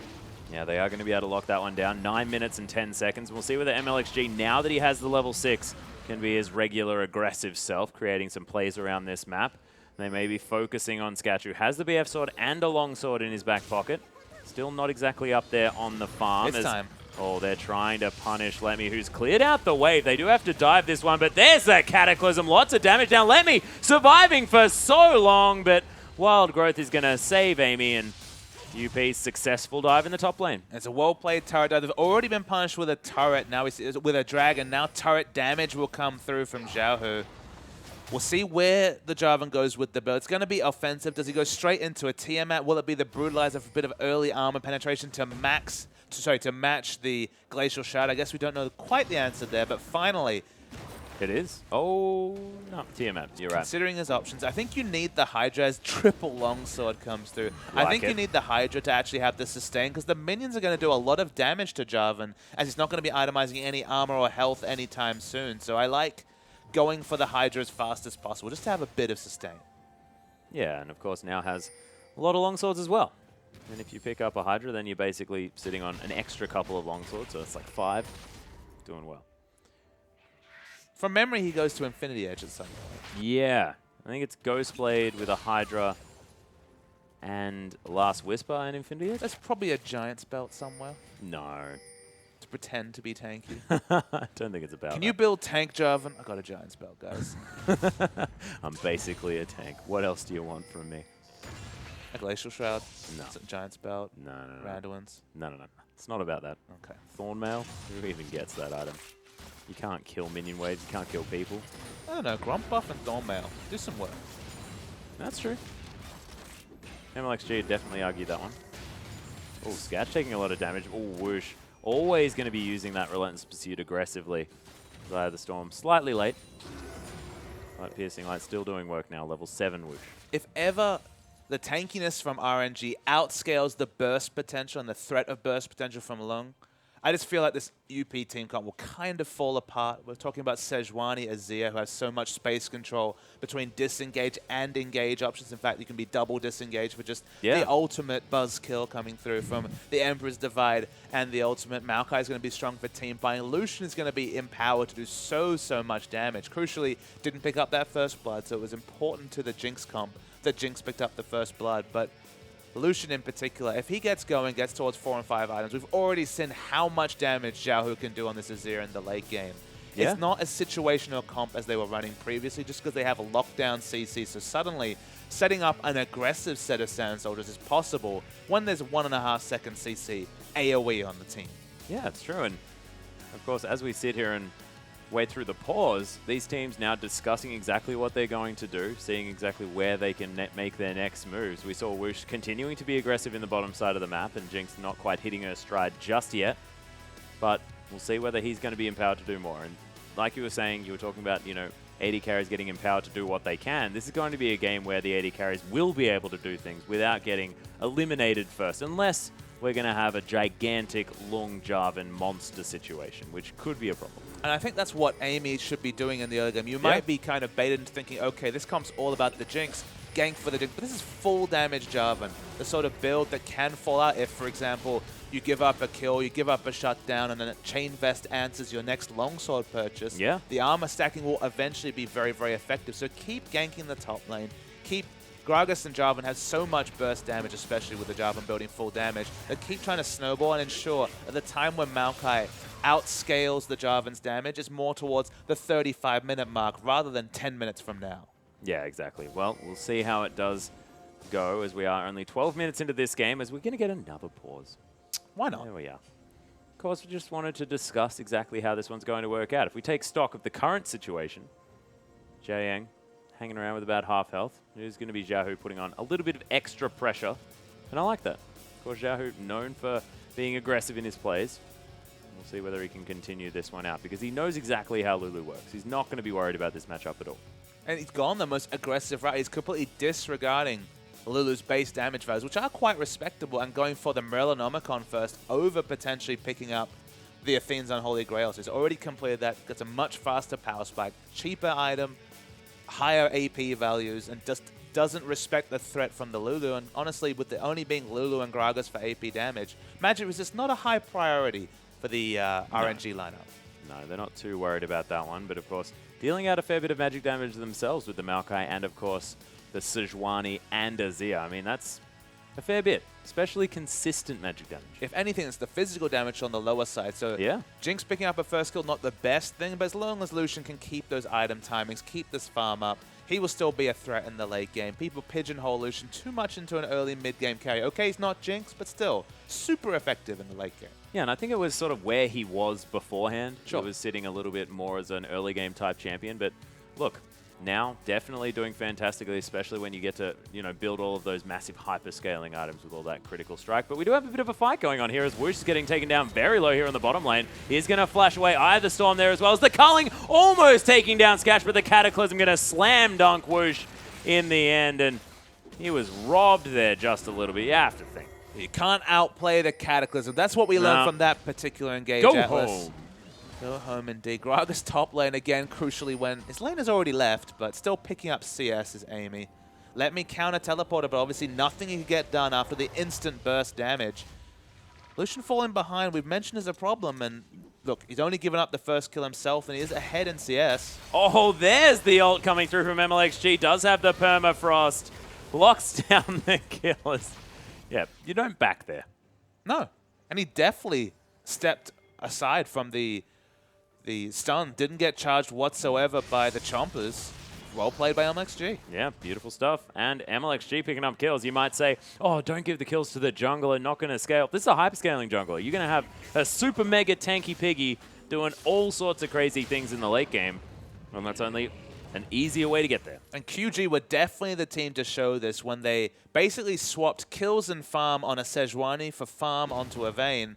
Bigger impact in the late game was the Sejuani. You can do so many crazy things if you get 3-4 tank items on that particular champion. The CC is so well regarded for a good reason. And look at these trades. Xiaohu's gone the offensive route, and whenever he starts trading, it's really hurting Zhao Yang. Yeah, he's starting to do some work now as well. Look at these Sand Soldiers. Getting some vision down as well. It's not all trading.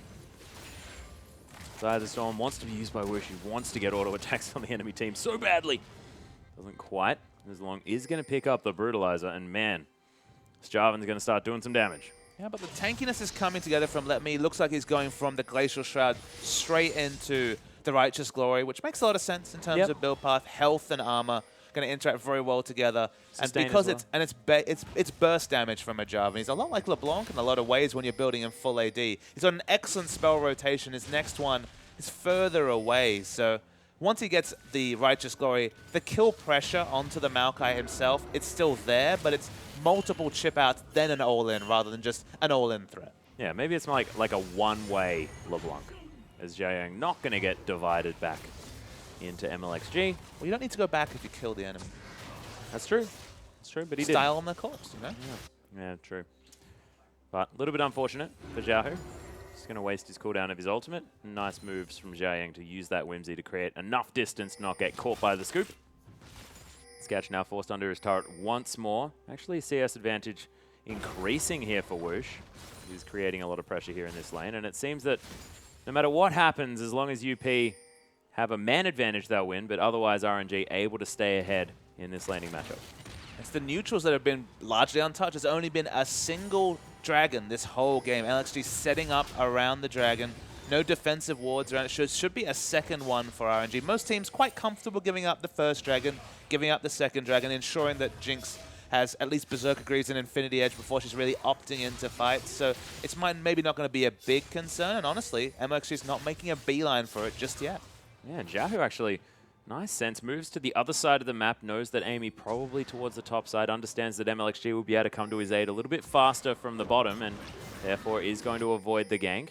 Amy spent basically all of his time on this enemy red side jungle. And how much work has he really got done is the question. The Maokai's 20 CS behind and building towards what will be a very cheap build. Need to make this Maokai pay, but it's getting later and later, and that option will become smaller and smaller. Yeah, Amy, with his Raptor Sense, is going to be able to kill a ward in trade for the Dragon, which was freely picked up by RNG. And with the flash available, even with Lulu roaming up there, the kill pressure's pretty low on a Maokai, and if you do finally get that kill, you spend so much time. We're talking 30 seconds to probably pick up that kill with those three champions. This is super difficult to do. Sketch is found. Yeah, they're trying to pick Sketch off. There's the Emperor's Divide. Sketch taking a lot of damage. Hart can't headbutt over that. What were you thinking? As the Sand Soldiers do enough work and take down Sketch there, as a lot of damage for Xiaohu just by himself under 3 members. Means that, man, RNG, they were just sitting there patiently and they got that kill handed to them on a silver platter. And they took Gragas over the Azir. Maybe they're going to be made pay for that, Atlas. Yeah. Xiaohu's Azir might have been on the losing side last game, but certainly not his fault. Played excellently, almost flawlessly in that particular game. And he's on the offensive option. They've only chosen a very defensive laner, just wave clearing Lulu against Azir. Free farmed Azir. We don't need to be reminded how much damage that does in the late game. We most certainly don't, as long. He's completed the Ravenous Hydra, now has the Avarice Blade as well, going towards that Ghost Blade, and he's going to have some huge one-shot potential. You might wonder why Ghost Blade's so early. It's split pushing options. If Maokai ever leaves lane, You pop that Yoma's Ghost Blade, get the extra attack speed and movement speed, and it's trained down turret. So between that and the Demacian Standard, going to have a very nice amount of attack speed in the split push. Okay, 10 extra armor penetration against his opponent, Maokai. Not that big a factor, but in a team fight, going onto a squishy member like Whoosh could be relevant. But I feel like split pushing is the big reason that you invest an extra 1,500 gold on top of the Brutalizer to finish the Yomas. Yeah, not to mention that already with that Tiamat, with the active, able to reset your auto attack, able to get a whole lot of extra damage down with that as well. So Long continues to just destroy minion waves. And you can see that's pretty easy now with the AoE. Exactly. No skill needed. Nope, just right click. In fact, attack move. He could be looking at anywhere on the map at this stage. I mean, he hit his Q, so... That's how I play Shen, by the way. Just constantly look everywhere else and attack move to your lane. But Shen literally has no mechanics apart from ultimate. That's exactly it. It's beautiful. RNG, they are going to be able to hand over this blue buff towards Xiaohu. Amy wants to steal that one away. No vision available, though. Oh, barrel there. Almost stole it, but Sejuani has to smite it. Yeah. Not ideal for Xiaohu. Of course, he's gone for the lower mana regen option between the Athenes and the Merlinomicon, going for a pure AP build. I believe the same build he went last game. Does give him windows to be punished, so potentially the Gragas ultimate, you don't have the stasis. He actually opts into the zone. It's very late. It was a 4th or 5th item in the previous game. It's the highest damage build, though, and if he trusts his positioning, which was exemplary around dragon fights, especially in the previous game, maybe it's fine. Yeah, and I thought it was only Xiaoyang who had windows to be punished. His heart is going to be waiting in the brush there. Choke almost worked, Papa Smithy. Almost. Not quite sure. Sketch, though, he's going to be able to clear out this minion wave rather effectively as Lemmy's forced to flash out of the Cataclysm. No turret there to run away to as Long asserting his dominance. Sketch, though, taking the last couple of shots of that as the headbutt under the turret for Whoosh. Gets caught by the trumpet, flashes out of the way of the Super Mega Death Rocket, and MLXG unable to get the permafrost. Long makes his way in, though. Whoosh is immediately dead. This Jarvan has so much damage as Lemmy wants to try and tank this one up. RNG, are they going to have a Azir in time is the big question. Lemmy's waiting for the twisted advance. Xiaohu makes his way in. Xiaoyang very, very low, but Sketch, he's getting excited. Lei taking so much damage. Amy flashes on top of him, picks up another kill. That's a double for the fat man. They'll be able to take down a turret, and look, Lulu made it there first, but more importantly, that Jarvan. The Jarvan's massive, but the rotation from Lulu's the big factor. Xiaohu could have done a lot of damage, but had to come through directly through the river and respect the engage of multiple members. Lulu has the whimsy, always going to be faster to rotate. So even though the laning matchup is super sad for the Lulu, at best going to split farm, already lost her turret. Rotational play is what Lulu mid should be all about. Couldn't get much done in the top lane when she kept rotating, and here we go. Oh, there it is, forcing the flash out using the ultimate there is Xiaohu. Actually gets an ultimate as well there. So Xiaoyang using the flash and the wild growth just to save his own life. And that's only an ultimate from Xiaohu. So it's definitely a worthwhile trade. That fight's just a re-encapsulation of what happened right at the end of the previous game. If Xiaohu isn't in a position to do damage, his team will lose. And nothing much has changed in terms of RNG lineup. It's still a 2 damage comp. He was out of position. There's no way for him to rotate and match Lulu, so it's not his fault in that regard. It was just a poor engage. Whoosh went too aggressive once again and was punished. Yeah, Whoosh is now 50 CS ahead, though. How did that happen, Papa? Well, that's because he's playing so aggressively. There are windows basically every time teleport is up to punish that, but in the interim 5 minutes, he's just able to trade better with Jinx. He's been ahead in gold, as you can mention. It's not usually common in John lanes, but John is super strong against Alistar when it comes to disengage. After Alistar uses his suite of engage and then basically walks around and heals people. So John is good in this lane, and Whoosh is playing aggressively as he should. Gets punished every 5 minutes, unfortunately, but apart from that, the overall goal ends up very even. Yeah. Eye of the Storm is there. You've got both junglers now hanging around here. Nice use of the culling. The Sketch is going to tank that one up to the best of his ability. Hart standing in front of him there, making sure he doesn't die. MLXG sneaking into this brush unnoticed. Has the Glacial Prison available again. Yeah, Amy as well waiting in this brush. Hasn't been seen. Neither of these junglers have been given up as far as their position is concerned, but there's a few back pings, a few unknown pings going on here as Xiaohu waiting down as well. Long has moved towards the mid lane. The top lane completely out of sorts. Can't do any fighting in the top lane. Nah. There's minions fighting in the top lane. They're doing enough battle there. Lei is actually going to be able to clear out some vision, and no one going to walk into anything. Everyone going to be safe. Xiaohu and Letme are going to deal with this minion wave very effectively, and the Dragon just spawned. So RNG looking to try and get a team fight on their terms. All of the ultimates now available once more, apart from the culling, as Hart getting into position to try and do some damage to Whoosh, but not going to get there, of course. Jinx not quite available either. So Flash is available for both Xiaohu and Lei on the team. So it could be double team fight resets coming through with the Flashes. Long is caught. Long gets caught. There's the Emperor's Divide. Actually can't get shoved inside that wall. Glacial Prison still available. Yeah, and when you get a pick like that, I mean, Long is able to do some work if he can actually do his buttons, but he couldn't do any buttons. Exactly. No buttons. Stunned against the tower. They're going to pull out the Dragon to stop any sort of cheeky Oh, steal. ho. Still almost does it, but that's 3. Importantly, the 3rd Dragon. It actually, the 5th Dragon in the previous game was the 3rd overall. It was 2-2 before finally a 3rd Dragon was acquired. So it's actually quite significant that RNG, almost winning a game based on a 5th Dragon stack, now have 3-0. Yeah, and they, of course, know how to get the smites down under pressure, does MLXG. He lost 1 in the last game, but it wasn't the 5th, which was also a 50-50. I believe it was actually the 4th one that was a 50-50, making sure that they get there, get things done. It was a super mega close rocket, though. A super mega close rocket. Yeah, almost managed to steal away that Dragon. You amuse me, Atlas. It sounds like something I would have used, irrespective of the name of the ability, which is the sad part. 3-1-2 now for Long, though. So this guy, massive kill participation, really getting things done for his team, but if RNG managed to get him in the crossfire, yeah. You see the downside. Absolutely, if Jarvan comes out of nowhere from a pink brushed bush, he has amazing instant kill potential. Because, of course, EQ even shreds armor itself. 20 armor penetration on top of that with the Youmu's. Going to be a last whisper soon as far as we can tell. Let's see how the damage trades go against the full tank. You can tell from his hesitancy. He doesn't have any confidence, and that makes a lot of sense. Yeah, Amy is going to get discovered by the sapling.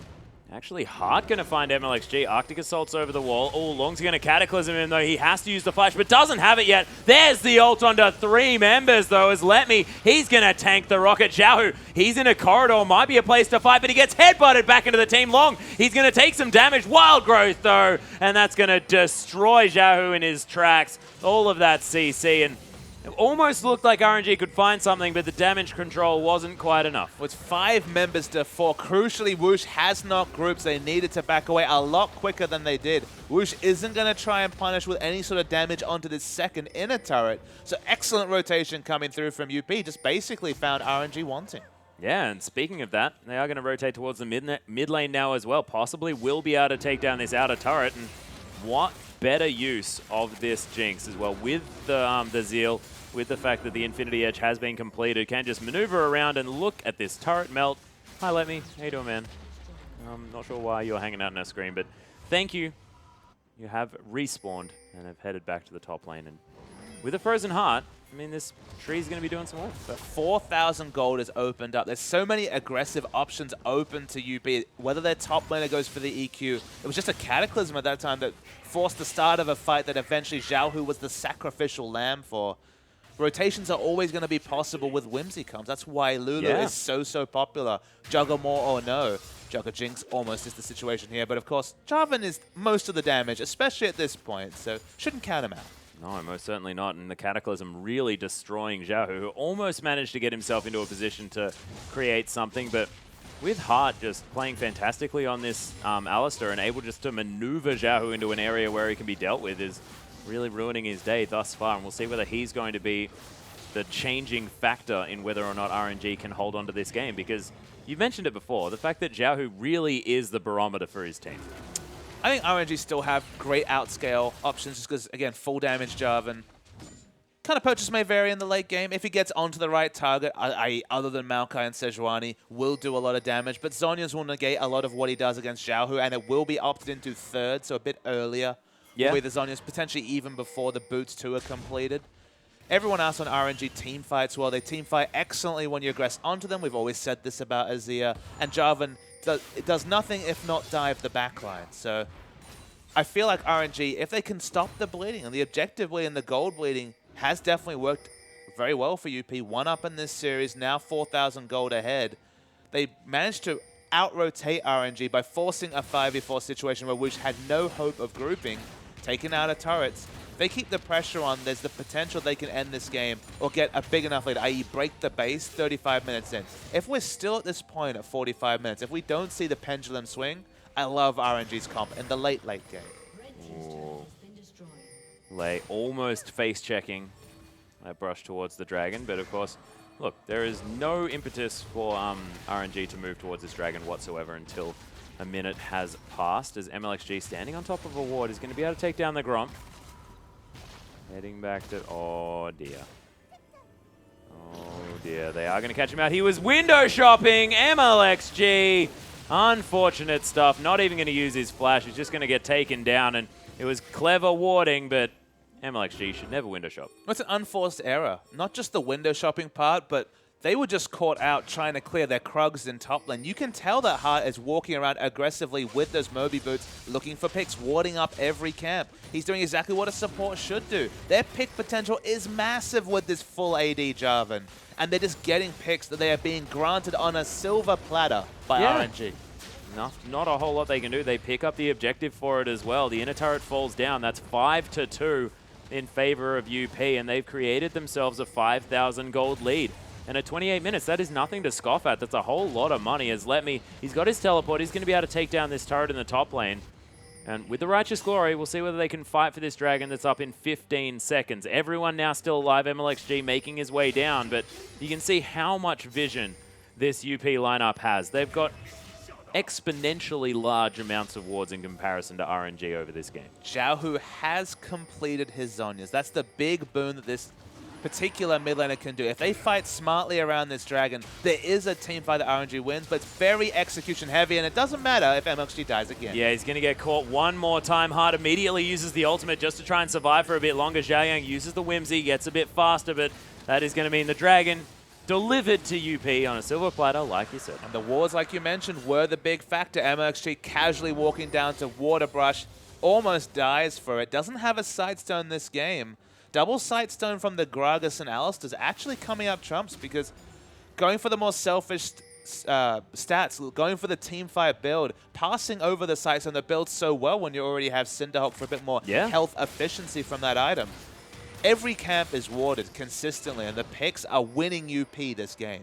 They are, and look, MLXG didn't die, didn't have to use his flash then either, but wasn't going for anything, and we'll see whether RNG can move themselves into a position where they can win this one. Nice smite from MLXG. Not going to get outsmited by Amy. Is Skash going to take down the Scuttle Crab?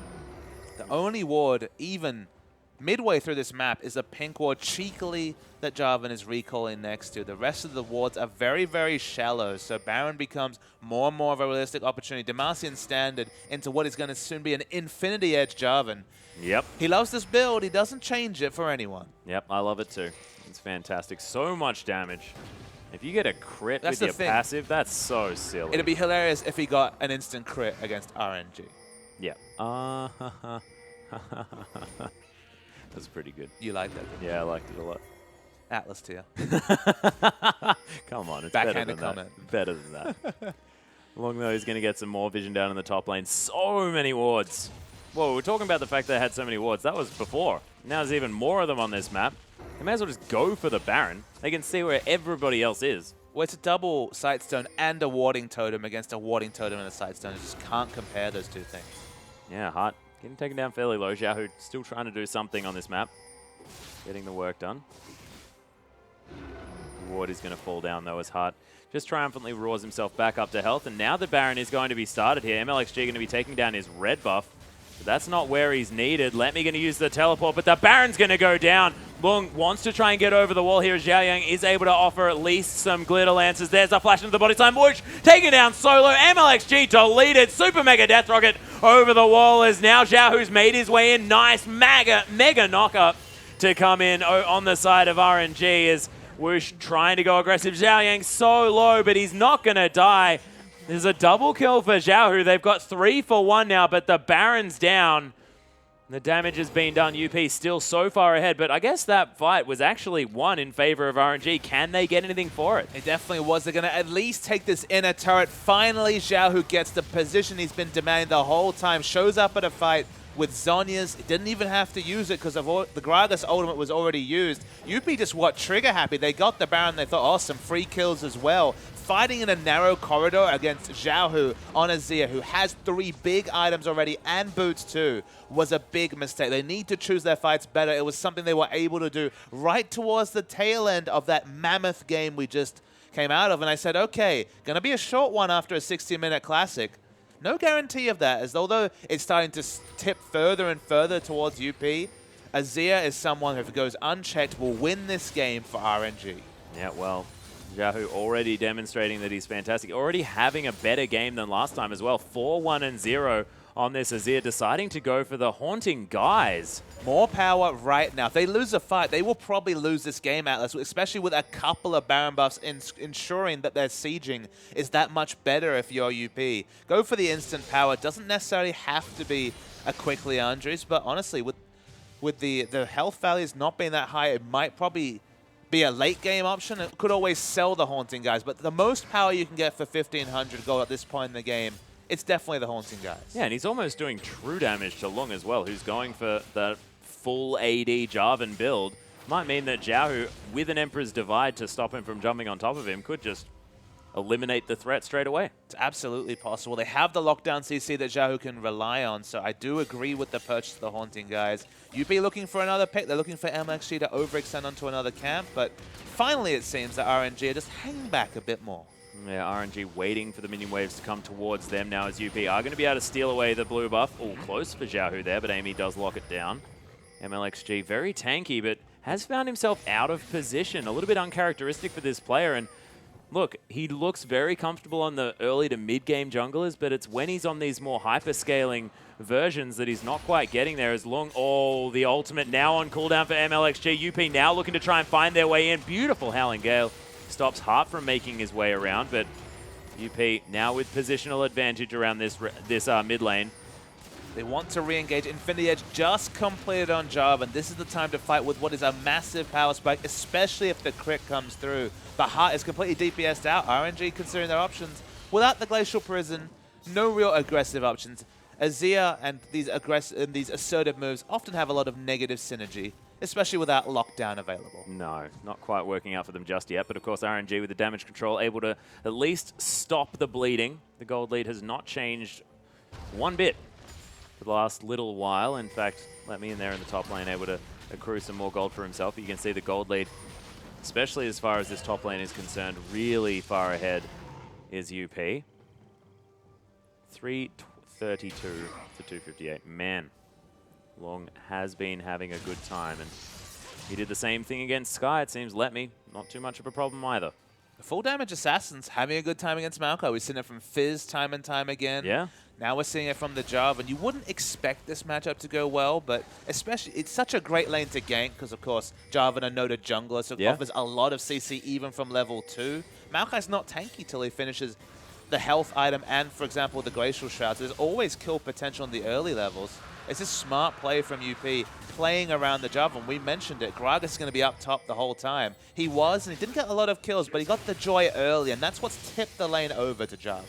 Yeah, and RNG sort of just, I don't know, making an interesting play there where they're just deciding to give up the dragon, but they're going to try and transition into it.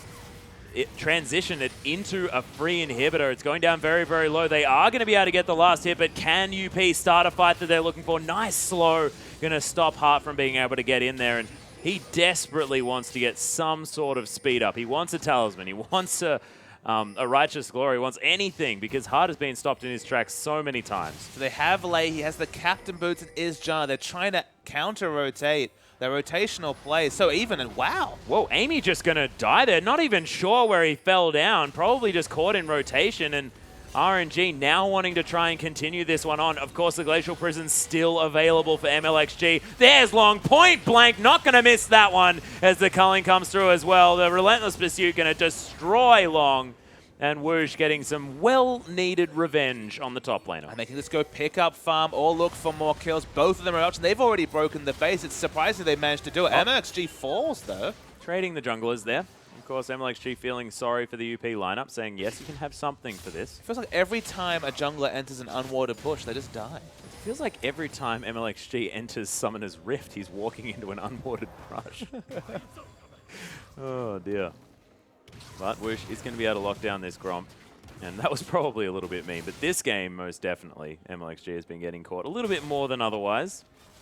Massive slow push coming into the top lane. RNG just unlocked this game. Out-rotating a Lulu comp is a crazy thing to consider. Whimsy already providing upwards of 70% move speed for 5 seconds. We just caught with their pants down. It wasn't like it was a Sivir rotation. There was no on the hunt. It was just assertive play. Azir can assist Lucian. Lucian does wonderful turret damage, but usually has to deal with the fact that he's 500 range. Not a consideration when all of UP were just kind of milling around the map out of position. For once, their gank squads, you know, standing in next to a Gromp, standing around an objective, trying to fight, got owned. And Amy, he's going to find lots of people.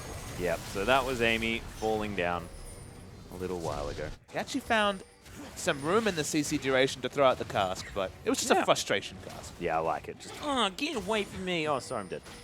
And look at this. It's actually interesting because Whoosh has identified the fact that there's no super tank. There's nothing in the top lane that's really going to be difficult to kill. So he's going for what is either a Black Cleaver or, in fact, the Trinity Force here as MLXG is going to steal away the blue buff. Might trade his life for it now as Amy uses the Locket of the Iron Solari. Let me trying to get in amongst it as well. Yet Zhao Yang and Sketch doing some damage here as Hart is going to use the Unbreakable Will. Double knock-up. Hart doing some work there in the backline as Long tries to delete anyone as Zhao. Fantastic positioning. Amy's going to get Wild Growth here as RNG are melting. Whoosh has fallen already. MLXG going to die. There's the flag and drag as Zhao. He's going to get slowed down. Uses the barrier, but it's not going to be enough. Or is it? No, it's not. As, in fact, uses the ultimate, but doesn't get anything other than a Lulu, and that's going to mean a Baron. Tale of two front lines, Atlas. Even though the team has a top lane AD carry, basically a melee carry in Jarvan, they were just able to use Lulu's suite of CC shielding and bonus health from the Wild Growth to win that fight. And eventually Zhao, who was all alone, it was just a low health Maokai who'd already separated himself from the squad. The Maokai getting chipped out so early meant that his positioning kind of let him down there, did let me. We're going to see the rotations mid, and we should at least see an answering inhibitor with the Baron. Yeah, the face tanking, but there are super creeps here. Of course, it's very difficult to tank this one up, and that wave is pushed super far up. So we'll wait to see what can UP get from this Baron buff. They're not able to With break the base instantly. We're going to see a replay coming because the teleport comes in from Let Me.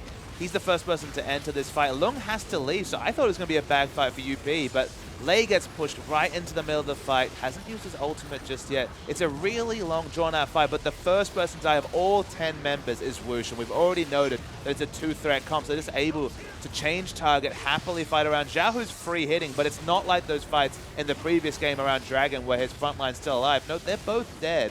And even though he gets so close to what could have been a huge triple kill, you could almost smell it in the air. It doesn't quite come to be, and a big advantage for UP picking up that Baron. Yeah, monstrous as they are now able to deal with these super creeps in the mid lane. And it's interesting that RNG had so much control when they were so far behind in money. I mean, it's an 8,000 gold lead now for UP. And you wouldn't have expected that to be the case with how RNG were playing. They were playing like they had map control, like they had vision control, when they don't. They flat out haven't all game. RNG have had about, you know, a fifth of the wards on the map that UP have had. And it's probably mainly credit to Hart here, who's been able to sweep things out, able to get the vision down for his team. And there's the fact that they do have that double sightstone. So, look, UP have just been able to strategically outplay RNG when it really matters this game. I think you're right in terms of Hart. He has equally the most kill participation, but how many of those kills were precipitated by his wards at camps? Yeah. Catching out MLXG multiple times. The Sejuani ults have been a basic non-factor in this game. You might think they'd be massive, especially with Jarvan diving in, but they've just been holding the explosive cast to ensure there's no big follow-up, and the dive potential after MLXG ults, it's not really there. Whoosh wants to be kiting backwards. Of course, Zhao, who does the most damage when he's kiting backwards. If it's only Let Me and MLXG diving on the backline, it's a lost team fight for RNG. Yep, UP are going to even out the Dragons here as well. Extra movement speed from the third, but mainly just keeping RNG away from the fifth dragon. It could have been a couple of fifth dragons if RNG had have kept on their same way, but not going to be happening. The inner turret is going to be replaced by that sun turret, but the Baron buff minion's going to easily deal with that one. Maokai can't get to the big stack of waves. That's 5 stacks of waves in the top lane. He has to come and help with mid. No, he's still distracted.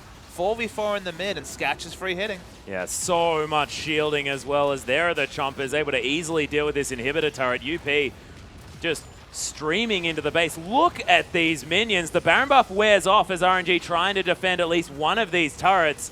And now they're being corralled into the edge of the map. So many minions as there's a 3-man ultimate from MLXG. Able to get himself out of there as well as Hart in the front line doing some work here. Amy still holding on to the ultimate. No, has actually already used it. Hart has got the Unbreakable Will broken and is going to get destroyed for it as RNG at least get UP out of their base, but they lose 2 inhibitors. And now they're trying to get themselves somewhere. It's a massive cost for finally chasing them out. Basically, all of RNG's positioning was dictated to by UP, and that's not usually the case when we're talking about a Sejuani Maokai of multiple flank and teamfight initiation options. In general, they just had to watch, and you're right, they're being herded. They're following the leader, but they've already lost both those inhibitors. They're looking to reinitiate a fight. Are they sure this is one they can win? Yeah, they're trying to find something. It's a bit ironic. The cow's dead, and they're getting herded now as Letme, the tree, finds his way on top of Amy. Maybe not the engaged target they're looking for here is Sketch free hitting from the back line, but Gragas is going to fall down. MLXG flashes after Sketch, but he's excited.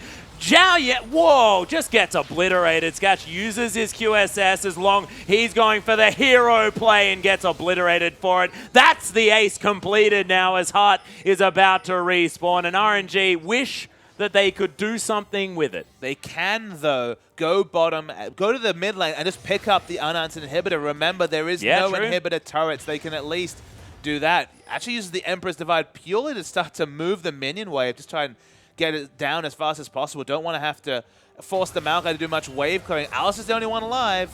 Yeah, Jahu actually, ignoring everything here, just trying to get some work done as the teleport going to be used from Letme. They're going for the victory here. RNG trying to go all in on this one. Letme trying to tank up these turrets, but they've got a whole lot of damage. I didn't think this could be the option as they're trying to use everything that they can. Hart needs to land the best pulverize in their history of the world to try and get this one going on. The Nexus turret falls down. The Nexus is now under fire. It's going to be the end of the game. RNG with the decisive play causes this to be the 1-1. Beautiful stuff. Yeah, RNG were the ones being herded, but suddenly they got the picks they were looking for. Did UP, did RNG, they got the kills, and after that they could just go quickly and finish the game after having already broken the base earlier. How much of this game comes back to just one decisive rotation through the mid lane where they broke the base after UP had baited and got 3 or 4 picks with the smart wards from Hart? Suddenly, they finally get the kills with 55-second death time as this game had gone long just like the first one, able to play assertively, understand their limits, and win the game. Yeah, RNG really looking like a fantastic team moving forward here. Letme heads into the lineup for the second game. Of course, I don't think the top lane was necessarily what really made it because Long, again, managed to find himself ahead in the lane, managed to make plays around the map as well. It was an unorthodox pick in the top lane AD Jarvan, but he's done it before. It's been successful before, knows what he can do with it. But look, RNG able to capitalize on the smallest advantages that time around. It seemed like when UP got a slower portion of the game, that was when they were able to manipulate it in a way that affected them. But RNG, as soon as things were chaotic, they were like, yep, we know what we're doing. And if there was a control graph, it would be 80-20 to UP. Yeah. They were in control for so much of the game. One decisive rotation mid, and then just that last fight where we were waiting to see, would it be actually worth opting into a fight with Hart dead? The 5v4 went landslide in the advantage for RNG. And as you mentioned, because it's so late, they just won the game from it. Yeah, they just flat out won the game. It was brilliant work there from RNG and able to bounce back from what was a heartbreaking victory in the game before. So huge props to them. It is going to be a split game, but ladies and gentlemen, there's still far more League of Legends to come. Of course, it is going to be Spawn and Pastry Time taking you through LGD, taking on M3 after this very short break.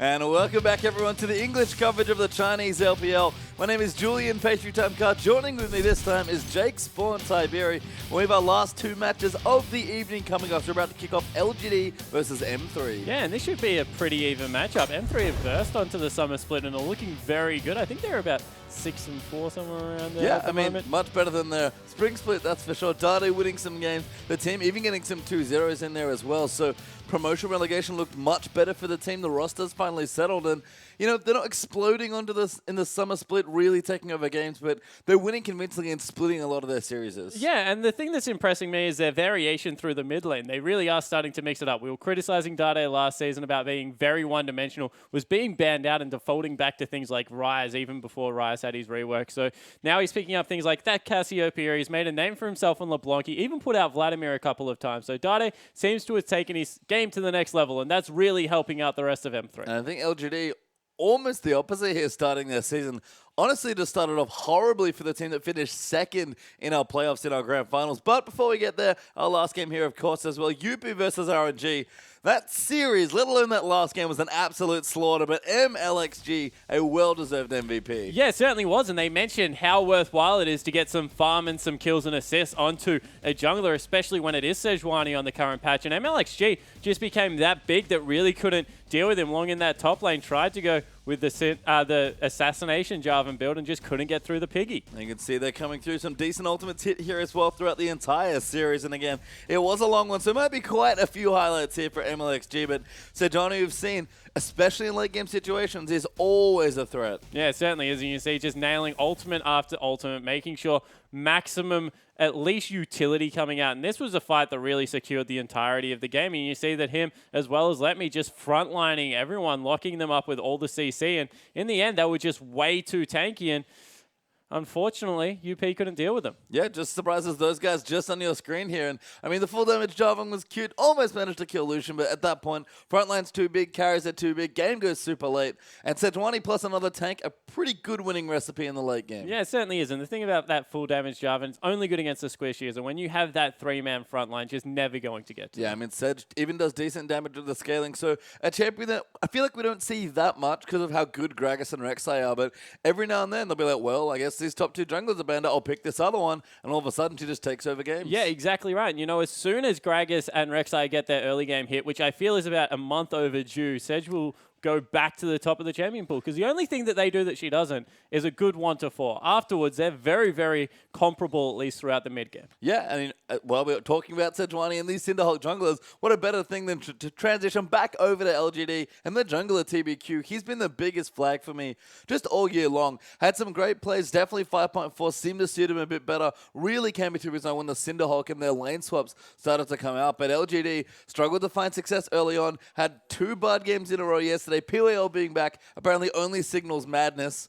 and maybe not the same structure and leadership that we might have expected, but they're getting back into the swing of things, starting to look like, even now, a much more composed team. Yeah, they certainly are. And, you know, when you go back and you look at LGD's games, you have to credit PYL so much because they actually hide TBQ all over the map. And then the Cinderhulk meta came in. After he gets about level 7, he's a very good jungler, I think. He engages when he's with the team and they're making clear calls. He's actually very good at hitting the go button for his team. What he's not good at the moment is orchestrating the early game. And that's where they continually just fall behind. And unfortunately, when you got players like Imp, when you got players like Wayless or Godvi, you want them to be ahead and really accelerated through the game. And that's just not happening at the moment for LGD. No, I mean, again, it's PYL and all the lane swaps and a lot of his roaming that's gotten his team through those early patches and led them to the strong mid games where TBQ can be effective as a team fighter, where they can come together and use those strong rotations. On the other side, Condi, mixed bag, I have to say, after almost 2 weeks of play for him. He's looked great on some champions, and other times he's just Condi. Yeah, Condi is a curveball all by himself, isn't he? And, you know, you can credit the rest of M3 for kind of becoming more consistent, but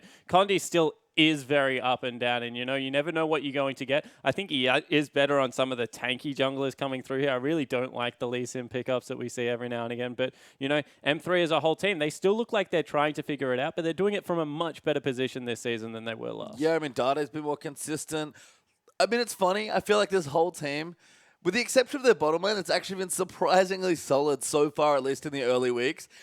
Every member of that team in the top half of the map, who are excellent players, especially in their solo lanes with Dade and Lupa, sometimes they just do silly things. Yeah, they certainly do. And, I like that you pointed out the bottom lane because a player for me that's really stepped up is SMLZ. I think that he's a very good Urgot player. I think that he also plays the rest of the meta picks really well at the moment. And he plays Compose, which is something that you can't really say about the rest of the M3 lineup. And he's going to go up against maybe the most erratic AD carry to have ever existed. Talking about Imp, of course. He just looks like he wants to fight all the time at the moment, Imp. I don't know what's getting into him, but at the start of this season, he is literally straight up trying to duel people. He picked up the Vayne and was repeatedly running into lane to try and duel and die against UP yesterday. So we'll have to see how that one figures out because, once again, Imp, he's having a bit of a funny start to the season. Yeah, Imp every now and then, just, again, does some stuff that only Imp can really do. Goes hyper-aggressive. I mean, he classically had an aggressive streak. It's maybe coming back in the early stages of the season, but Imp is still a fantastic player. He does get away with a lot of aggression just based on individual skill, but PYL being back, hopefully able to support that playstyle a bit more, or maybe just rein Imp in a little bit. Maybe that's what he needs instead, but Imp doesn't need to change much to be a world-class player once again, even though he's going off the deep end every now and then. He certainly doesn't. Imp and Def, they pretty much interchangeable right now when you talk about the best in the AD carry position, at least in the LPL. And picking up things like the Vayne, it's a little bit different from him because he was very vocal that he didn't like Vayne as a pickup, especially in his recent AMA. So we'll have to see exactly how that works out. I like him much more on the Jinx, on the Sivir picks like this. And, I think Sivir will be a hotly contested pick coming through here because SMLZ plays it a lot. And just the ultimate for Dade, for Looper is very huge. So have to see exactly how it works out. That's how I feel about Sivir right now. She's a great champion, don't get me wrong, but so many Sivir games. When are the Sivir bans starting? That's my question. Yeah, I certainly agree. And, looking at this, with how good the solo laners are, you got like Acorn and Godvi on one team, then Looper and Dade on the other. Sivir is a very good, I guess, champion to get people in and out of fights. So I think that when you look at Sivir players, it's because of the strength of the solo lanes are really starting to rise up. More farm is going on to the top laners now. We're seeing the likes of Hecarim run around. We're seeing the like of, I don't know, Jarvan, we'll throw him out there for a second. Na is another person. They just benefit so much from the Sivir ulti. And then if you run double AP ever, her AoE just means that she's a really safe AoE AD carry. She's fine as a single AD threat on the team. And yeah, Sivir kind of does it all and is a little bit too safe at the moment. So it's just a default pickup. Yeah, it is. I mean, everyone's picking her into pretty much anything. No one's really scared of the Jinx anymore, it feels like. The Vayne soft counter picks are certainly not working, despite the potential there that Vayne has to at least 1v1 Sivir, and no one's had a good answer yet, it feels like. We tried Urgot. That didn't work very well because it's kind of too hard to get a favorable lane or a lane swap. It just becomes too difficult. Hard CC doesn't really work because you can peel for her, and Chess Bell Shield's really good. Like, Sivir, she is too safe. I think I agree. And it'd be interesting to see where she goes from here as far as changes go, but right now, just ban her. Yeah, exactly right. And the other thing that we don't really mention a lot about Sivir is the fact that even if she gets behind, her wave clear is that good that 2 auto attacks with the Ricochet and a Boomerang clears out a wave, and you can go that BF into the Brutalizer build, and she just has so much flat AD. So even when you beat Sivir, you don't really beat Sivir because she always does what she needs to do. That's a big ultimate. That's a wave clear she brings. And, when there's things like Vladimir, Cassiopeia running around the map that rely on movement speed, she's always going to be a priority. I think that the Jinx will start coming back a little bit more, especially with something like Alistar, now that we're seeing a lot of Alistar play, because they really can punish Sivir. Because all of a sudden, Spell Shield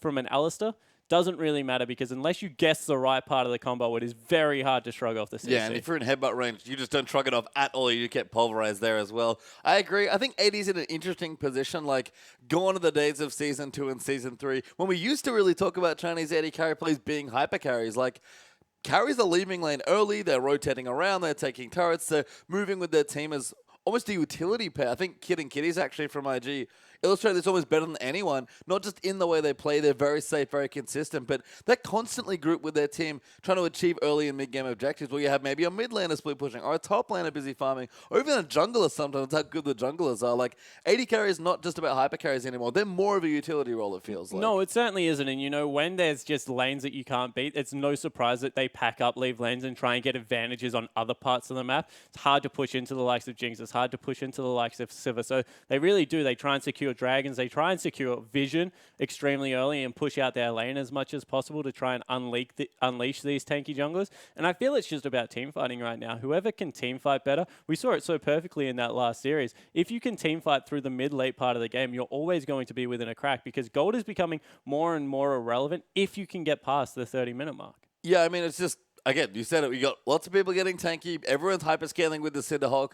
A lot of team fights are more about CC than damage, it feels like, because there are so many big sustained damage threats from both mid and top lane. Vladimir is very popular. Cassiopeia is very popular. Azir is very popular. All these champions that do so much sustained damage in a long, drawn-out team fight.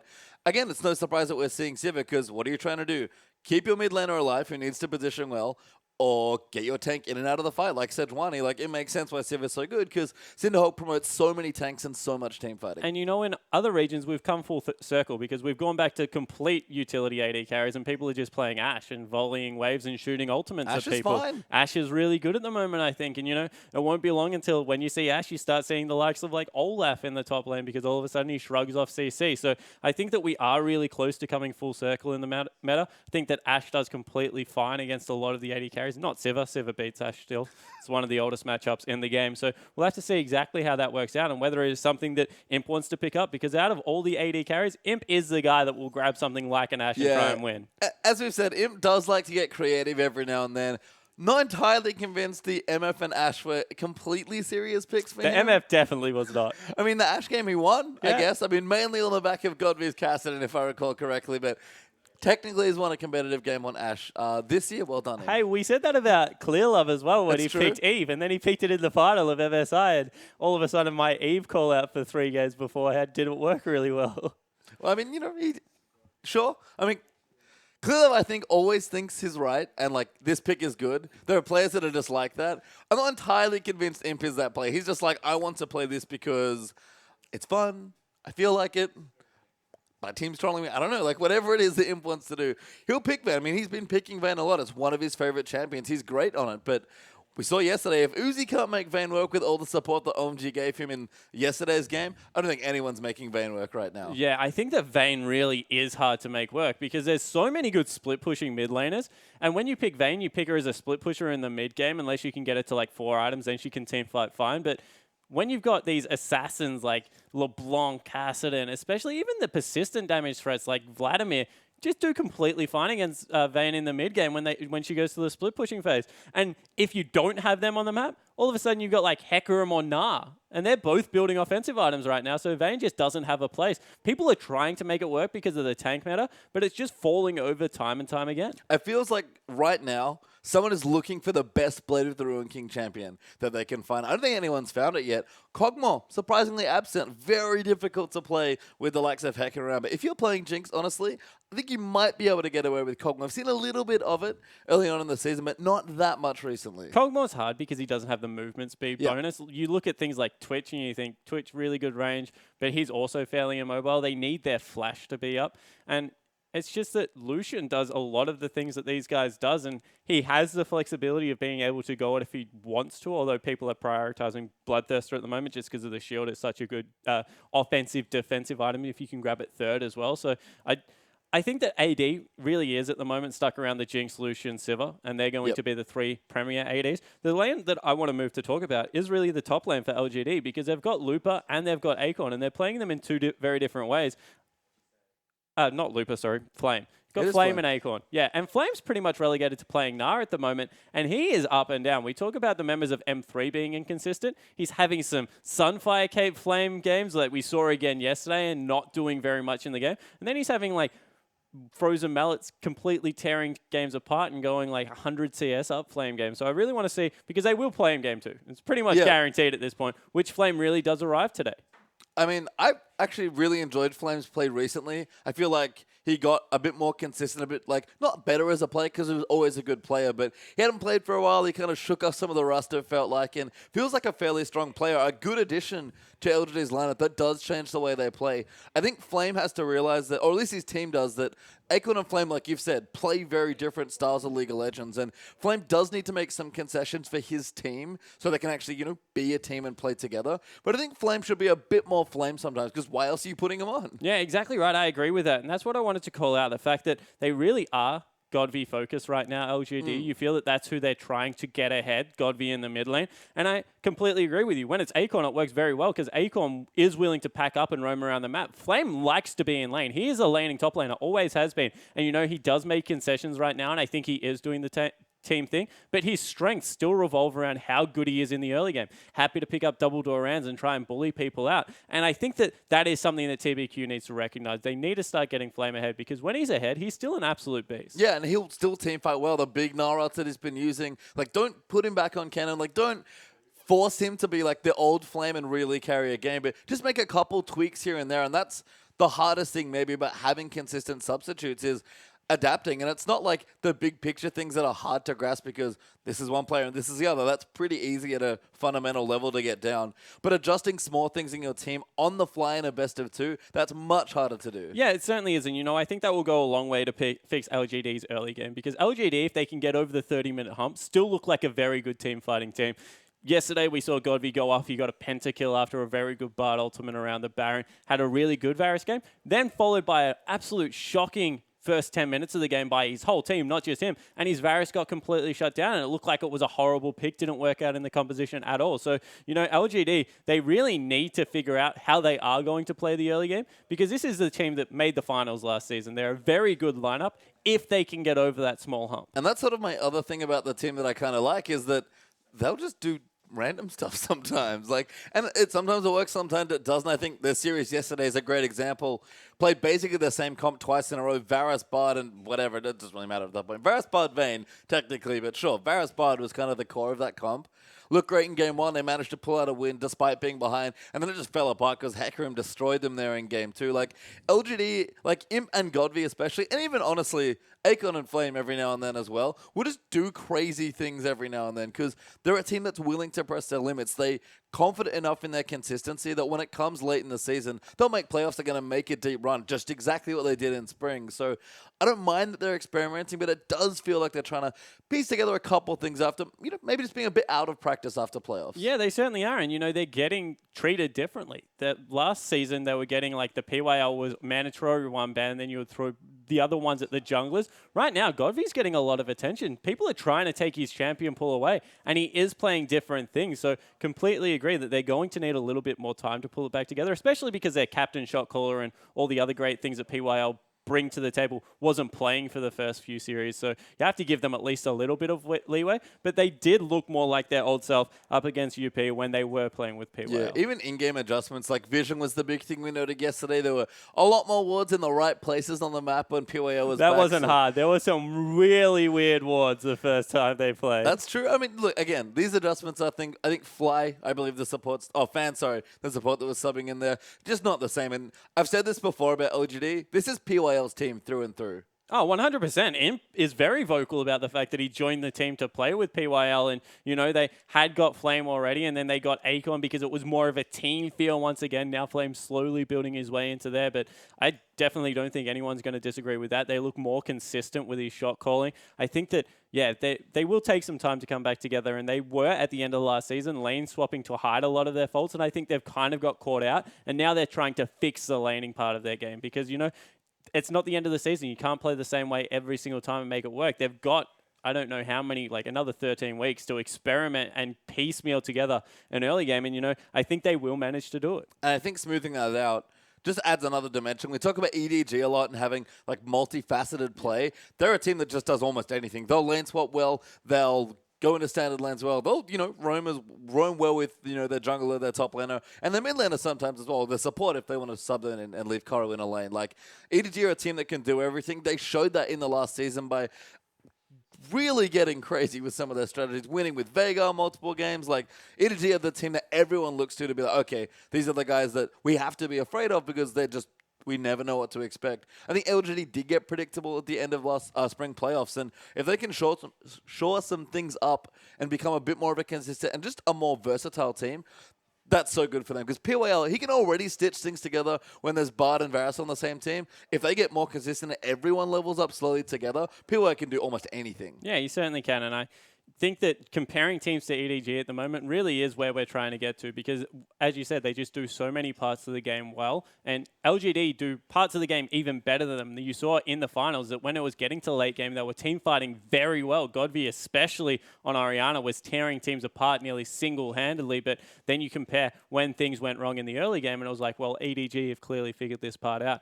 If we jump back over the rift to M3, however, and we'll hit a little bit more on the bottom lane, Love CD and SMLZ down there. I think that Love CD is a player that is often the unsung hero of the whole of the M3 lineup. He plays extremely aggressive at times, but has gone a little bit more passive this season. And I think that around him, it's something that he plays a lot of Thresh Annie, but his Morgana has also gotten really good at this point. And I think that if they can get certain key picks on him, something like a Thresh, and really carry it through the mid game, they do have a lot more pick potential, and it seems to be favoring Dade, because the longer that Dade can farm out on these big hyper carries now, the better off the team is. And one of the easiest way to get teams through the mid game is to play that pick style of League of Legends, especially because we've said that LGD's vision hasn't been fantastic. Yeah, I mean, same thing, right? Get your scaling mid laner into another lane, move Vlad to split push, and then group everyone else together and start taking other objectives. And that's a top side of the map issue for me. I agree. I think Love City's doing a great job kind of as a support, and like a lot of Chinese supports will just make massive plays every now and then because they've got that innate playmaking ability that seem to all have inherited from FCZF back from 2012. I think Condi and Looper are the ones that need to decide what they want to do on this team, because Dade has a clear role. Carry the game no matter what happens. SMLZ and Love City have a clear role. Play consistently, be safe, and just add good damage and CC from the AD and support respectively. So what do the other two members want to do?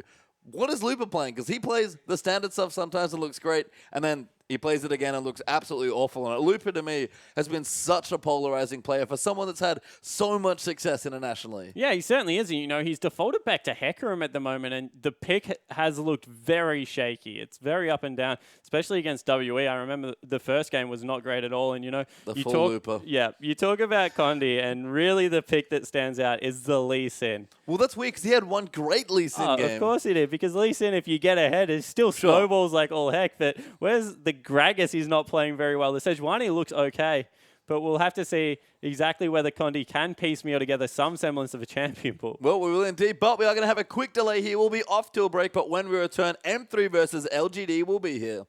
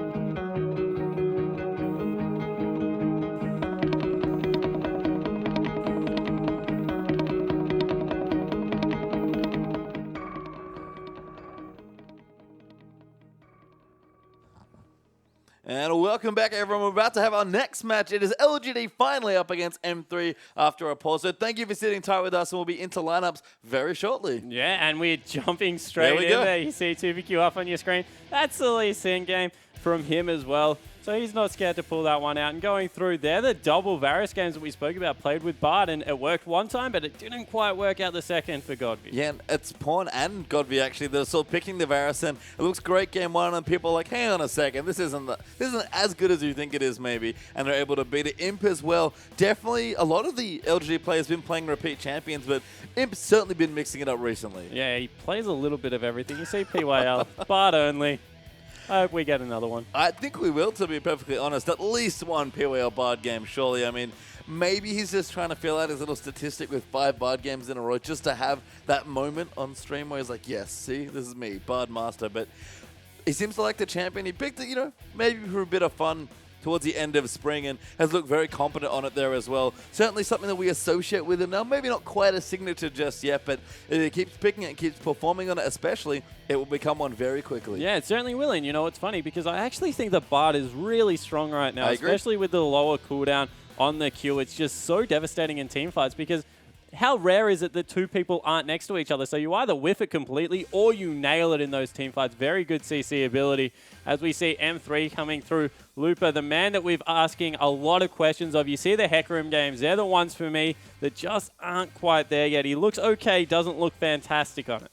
Yeah, I mean, Looper's just a player that had a really up and down spring as well, so some are kind of starting in the same fashion. Condi has been reasonable. Certainly, MD have actually looked quite good generally as a team, but I like, these first 3 picks. I maybe don't like the last 2 with the Lee Sins. Yeah, maybe not. We see Dade coming through there. That's a player that's really stepped up for me. We questioned his champion pool throughout the entirety of spring, and Summer, he really has answered a lot of those questions. SMLZ, you're not probably going to see anything other than that. A lot of Siva, Lucian in there. Callista also still very good. Yeah, he's a decent Callista player. So SMLZ, again, been very solid. Along with this man here, Love City, who's been going heavy on the engaged champions. I have to say, it's been a long time since we've seen a Janna, despite seeing her today. It is Nautilus Annie Thresh Town. I mean, Morgana, you mentioned seeing a bit of play, but Chinese supports have almost always been aggressive, and a lot of engaged supports are being played recently. Yeah, it certainly has. And, I like the Nautilus as a support overall. I think that he actually peels very well as engaging. You just throw out the ultimate and you kind of buddy up with your AD carry or your mid laner. I think that he's good when you couple it with things like Cassiopeia. If you have to dive a team, I think Nautilus is very good. Otherwise, Alistair at the moment has really surprised me because I was a little bit of a disbeliever at first. I didn't really like it coming through there, but shown time and time again that as far as engaged supports go, Alistair's current really good and very hard to kill. Yeah, Alistair's excellent. He's a big tank here, effectively for free. Just needs some experience there in any of the lanes as he moves in. A great roamer, great CC, decent peel there as well. You do have to use your CC, I think, in the right situations, because if you use it to engage and miss, then you can no longer peel for your AD as an example. But you're very safe, you're very versatile, and you know what? You're really good with Siva. Yeah, that's a really good point. I also think his splash engages are just impossible to stop right now because of how instant the pulverize is. If you time it well with your flash, you can just punt someone back into your team. It's pretty much like a 0 ultimate, but for 1 priority. Yeah, you've got 2 displacements there from the Q&W, so you do a lot of unreducible or uncleansable CC. Alstar's a great champion, but for me, a lot of that strength comes from the safety. I mean, if you're going to have a laner like Siva with you, Alstar's traditionally a weak laner, but Siva doesn't worry at all about having weak lanes. Yeah, and he's that weak of a laner, and he normally maxes the heal as we do finally jump into Champions League. But we've seen people going a little bit more aggressive. The pulverized max is coming in, and I'm like Papa Smithy. I really like it because it turns what normally is a let's survive the lane into a very big kill lane threat. Yeah, so we'll see what happens here in our draft. Will we see Siva bans? We'll have to find out soon. LGD actually going to ban 2 junglers away, so Gragas and Rek'Sai taken out. Cassiopeia banned by M3. Nunu's going to join the pile there as well. So a lot of junglers. That's 3 actually already. 3 out of the top 4 junglers that we normally see have already been taken out. Yeah, and I like the response of the Nunu ban. I actually think that's because they took 2 away, because Condi, he's being shoved onto a Lee Sin pretty much here. And if they had have taken Nunu on someone like TBQ, all of a sudden his day would have just been a complete mess, because as an AD jungler, someone like Lee Sin, you'd very much struggle to deal with the likes of Nunu. I mean, it's weird as well, because both of these junglers have shown I would say, relatively shallow jungle pools. So, I mean, the jungle in general is a very top-heavy, especially in this particular metagame. So, I don't know what we're going to see with this many jungle bans, but Vladimir banned out there by LGD. That's a respect ban to Dade and M3. I think they're thinking to themselves right now, do I really have to ban Sejuani? Yeah, Sejuani, do they have to take away the Orianna? Something along those lines. Varus saw a couple of games. Please don't ban Bard. But yeah, I like what you're saying around the Sejuani, because all of a sudden, if Sejuani's off the board, Hecarim takes a hit. Acorn there getting that ban. Surprised because Lupa has been playing a lot. And right now, it looks like they nearly do have to first pick the Sedge. I mean, Acorn does play a lot of Heck as well. It's very powerful. Kalista is open and actually picked away there. So Imp wants Kalista. He rarely gets it. So he relishes the opportunity to take it away. Yeah, and that's like a gauntlet thrown directly at SMLZ. Urgot is available, and that's what we see is maybe the counter coming through a lot.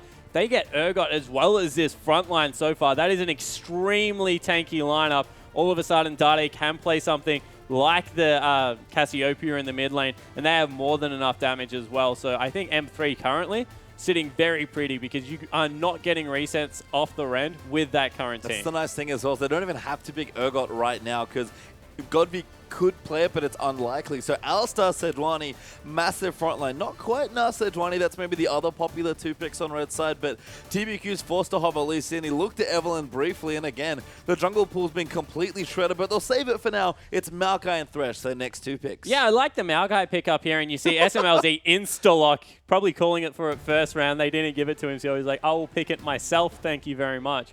But Maokai, if Dade does something a little bit unsafe here, then it is going to be very easy to track him with the Maokai and lock him down, do a lot of damage. But wow, that is a tanky lineup coming through right now. This draft is insane from M3. I mean, any of these 2 champions that you see on the red side, most teams will be happy to first pick. You just randomly pick 2 of them. They'll probably take them here. So their draft is already looking great. As it is open, by the way. That's the other big champion that's been left open with Cassiopeia banned away. LGD might just give it away if Dade wants to play it. I don't know if it fits into their lineup, but they are so much CC. They're so tanky, and Dade's going to get a counter pick here. I don't know what LGD's plan is right now. They're hovering a couple champions. Godby seems to want to play Varus once again. TBQ, though, is forced back into Lee Sin, and it's Varus mid once more. They do not have enough damage right now. If this game goes past 30 minutes, you may as well be over unless LGD are about 7,000 gold in the lead, because they're not tanky themselves with the exception of TBQ. You can pretty much ignore the Lee Sin after the kick is down. And Varus, very poke heavy. If you build attack speed, he shreds tanks because of the W percentage health damage, but right now we're seeing poke heavy Varus come through, and there's just so much hard engage. Yeah, I mean, he's not the best tank buster as an AD carry from the bottom lane at the best of times, although can do decently. And in this situation, I agree. He's basically, you know, the AD version of AP Kog'Maw. This as well, Dade just hovering as it's been left completely open. And M3, I don't know if they could have asked for a better draft, especially given what LGD have picked themselves. Dade's going to last pick Azir, and M3's draft looks amazing. And how safe do they look right now? There is no way you were running through an Alistar Sejuani. Nah. And then if you do manage to get onto Dade, I don't think they have the burst potential to kill him. The Emperor's Divide is going to come through, shove everyone back around for a second time. And the thing about Urgot right now is he's very good in lane after about level 4.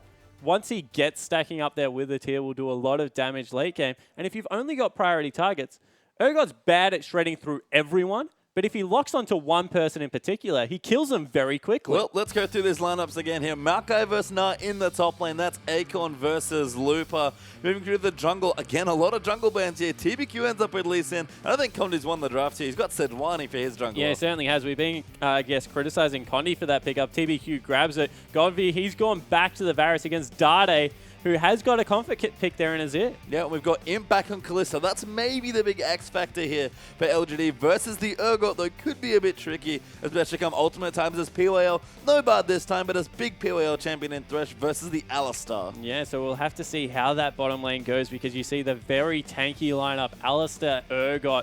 And as we said, if Imp is able to really get rolling, I agree with you. That is the calling card right now. Get him in a lane swap, try and get him some items, and see if you can get into like the first and second dragon fights and build yourself an advantage. Because if they are able to do that, they might have a chance. Well, we'll have to see if Imp and the rest of LGD can get rolling, as they're about to get straight onto the Rift.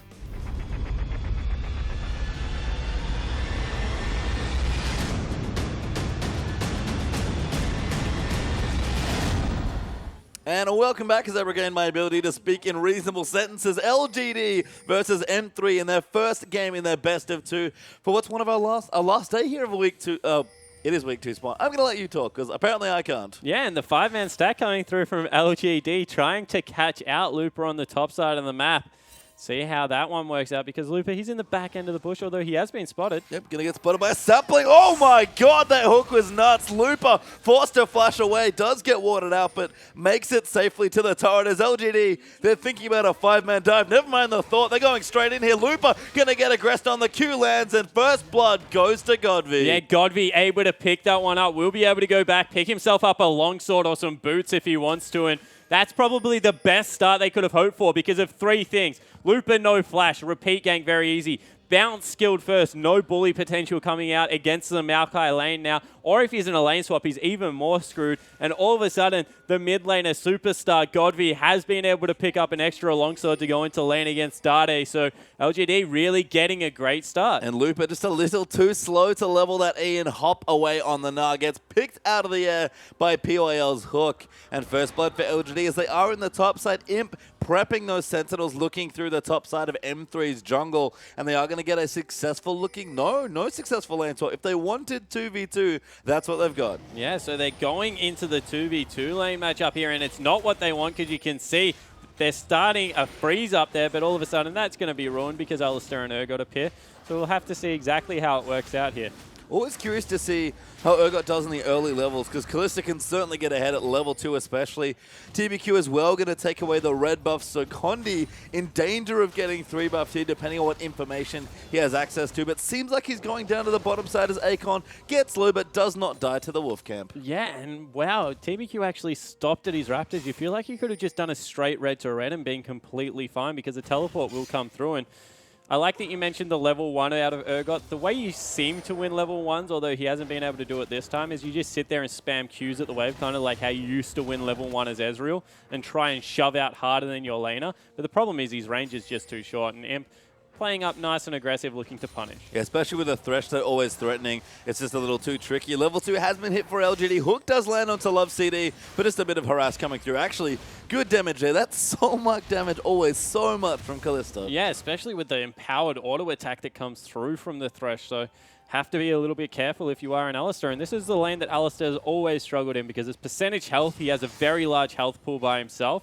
And then the double range always messes with him being extremely melee. Yeah, this is going to be probably a better example of Alistar's landing, maybe hurting him a little bit here. SMLZ will start to win the lane potentially if he can get a couple levels, but we'll see how that develops in the top lane as we move through. Looper down the bottom, safely getting farm here. So actually the lane push back in for LGD. Akon getting star for farm, and it's Looper actually, despite no flash and skilling E at level 1. It's getting good minions already early on in the game. Yeah, he's doing okay. The lane will push back, and you know that was just Acorn being extremely careful because he realized that he's already ahead in the lane, so he doesn't want to risk it at all. So Looper, that lane will reverse fairly heavily, and now he needs to be careful because Lee Sin's on the right side of the map. Yeah, the TBQ does need to get some things going early. We've seen this a lot from both of these junglers, honestly. They seem to favor Lee Sin. It's one of their preferred champions. Have had decent games. Zonic Condi, especially in recent memory at least, has gone off on the champion in one particular game in this season, but it's going to be up to TBQ now to try and get it done, and Condi so far has had an unmolested early jungle farm. Yeah, and double reverse, like, huge wave pushes are coming through from both top and bottom right now, and TBQ hasn't responded to either. Level 3 Lee Sin generally is when you want to start ganking, but he's just power farming the jungle. He's even going to pick up the Gromp for his trouble. He's not going to get a gank in at all at the start, and you know, this is Sejuani's favor. If you can just farm as Sejuani, you're always going to be happy in the early game. TBQ level 4 thinks about it, but doesn't quite go to the top side, so they'll both continue farming. Condi has already gotten his Trailblazer, so getting through the jungle a little bit quicker, and TBQ, I actually like this choice, a bit more snowball, although you wouldn't think of it at first glance. An early sight stun for Lee Sin. Yeah, so he picks it up, looking to maybe get some deep ward and start tracking. They're going in. Yeah, Love City gets the pulverized. SMLZ gets hooked though. Imp flashes out of the headbutt, but PYL's taking too much damage. Gets ignited, flashed away, and a good early gank from Condi. Yeah, so all summoner spells used in the bottom lane for really just Love CDs, and that's always going to be in the favor of Alistair. And you just see the pressure that SMLZ can put out early, although a good gank from Condi.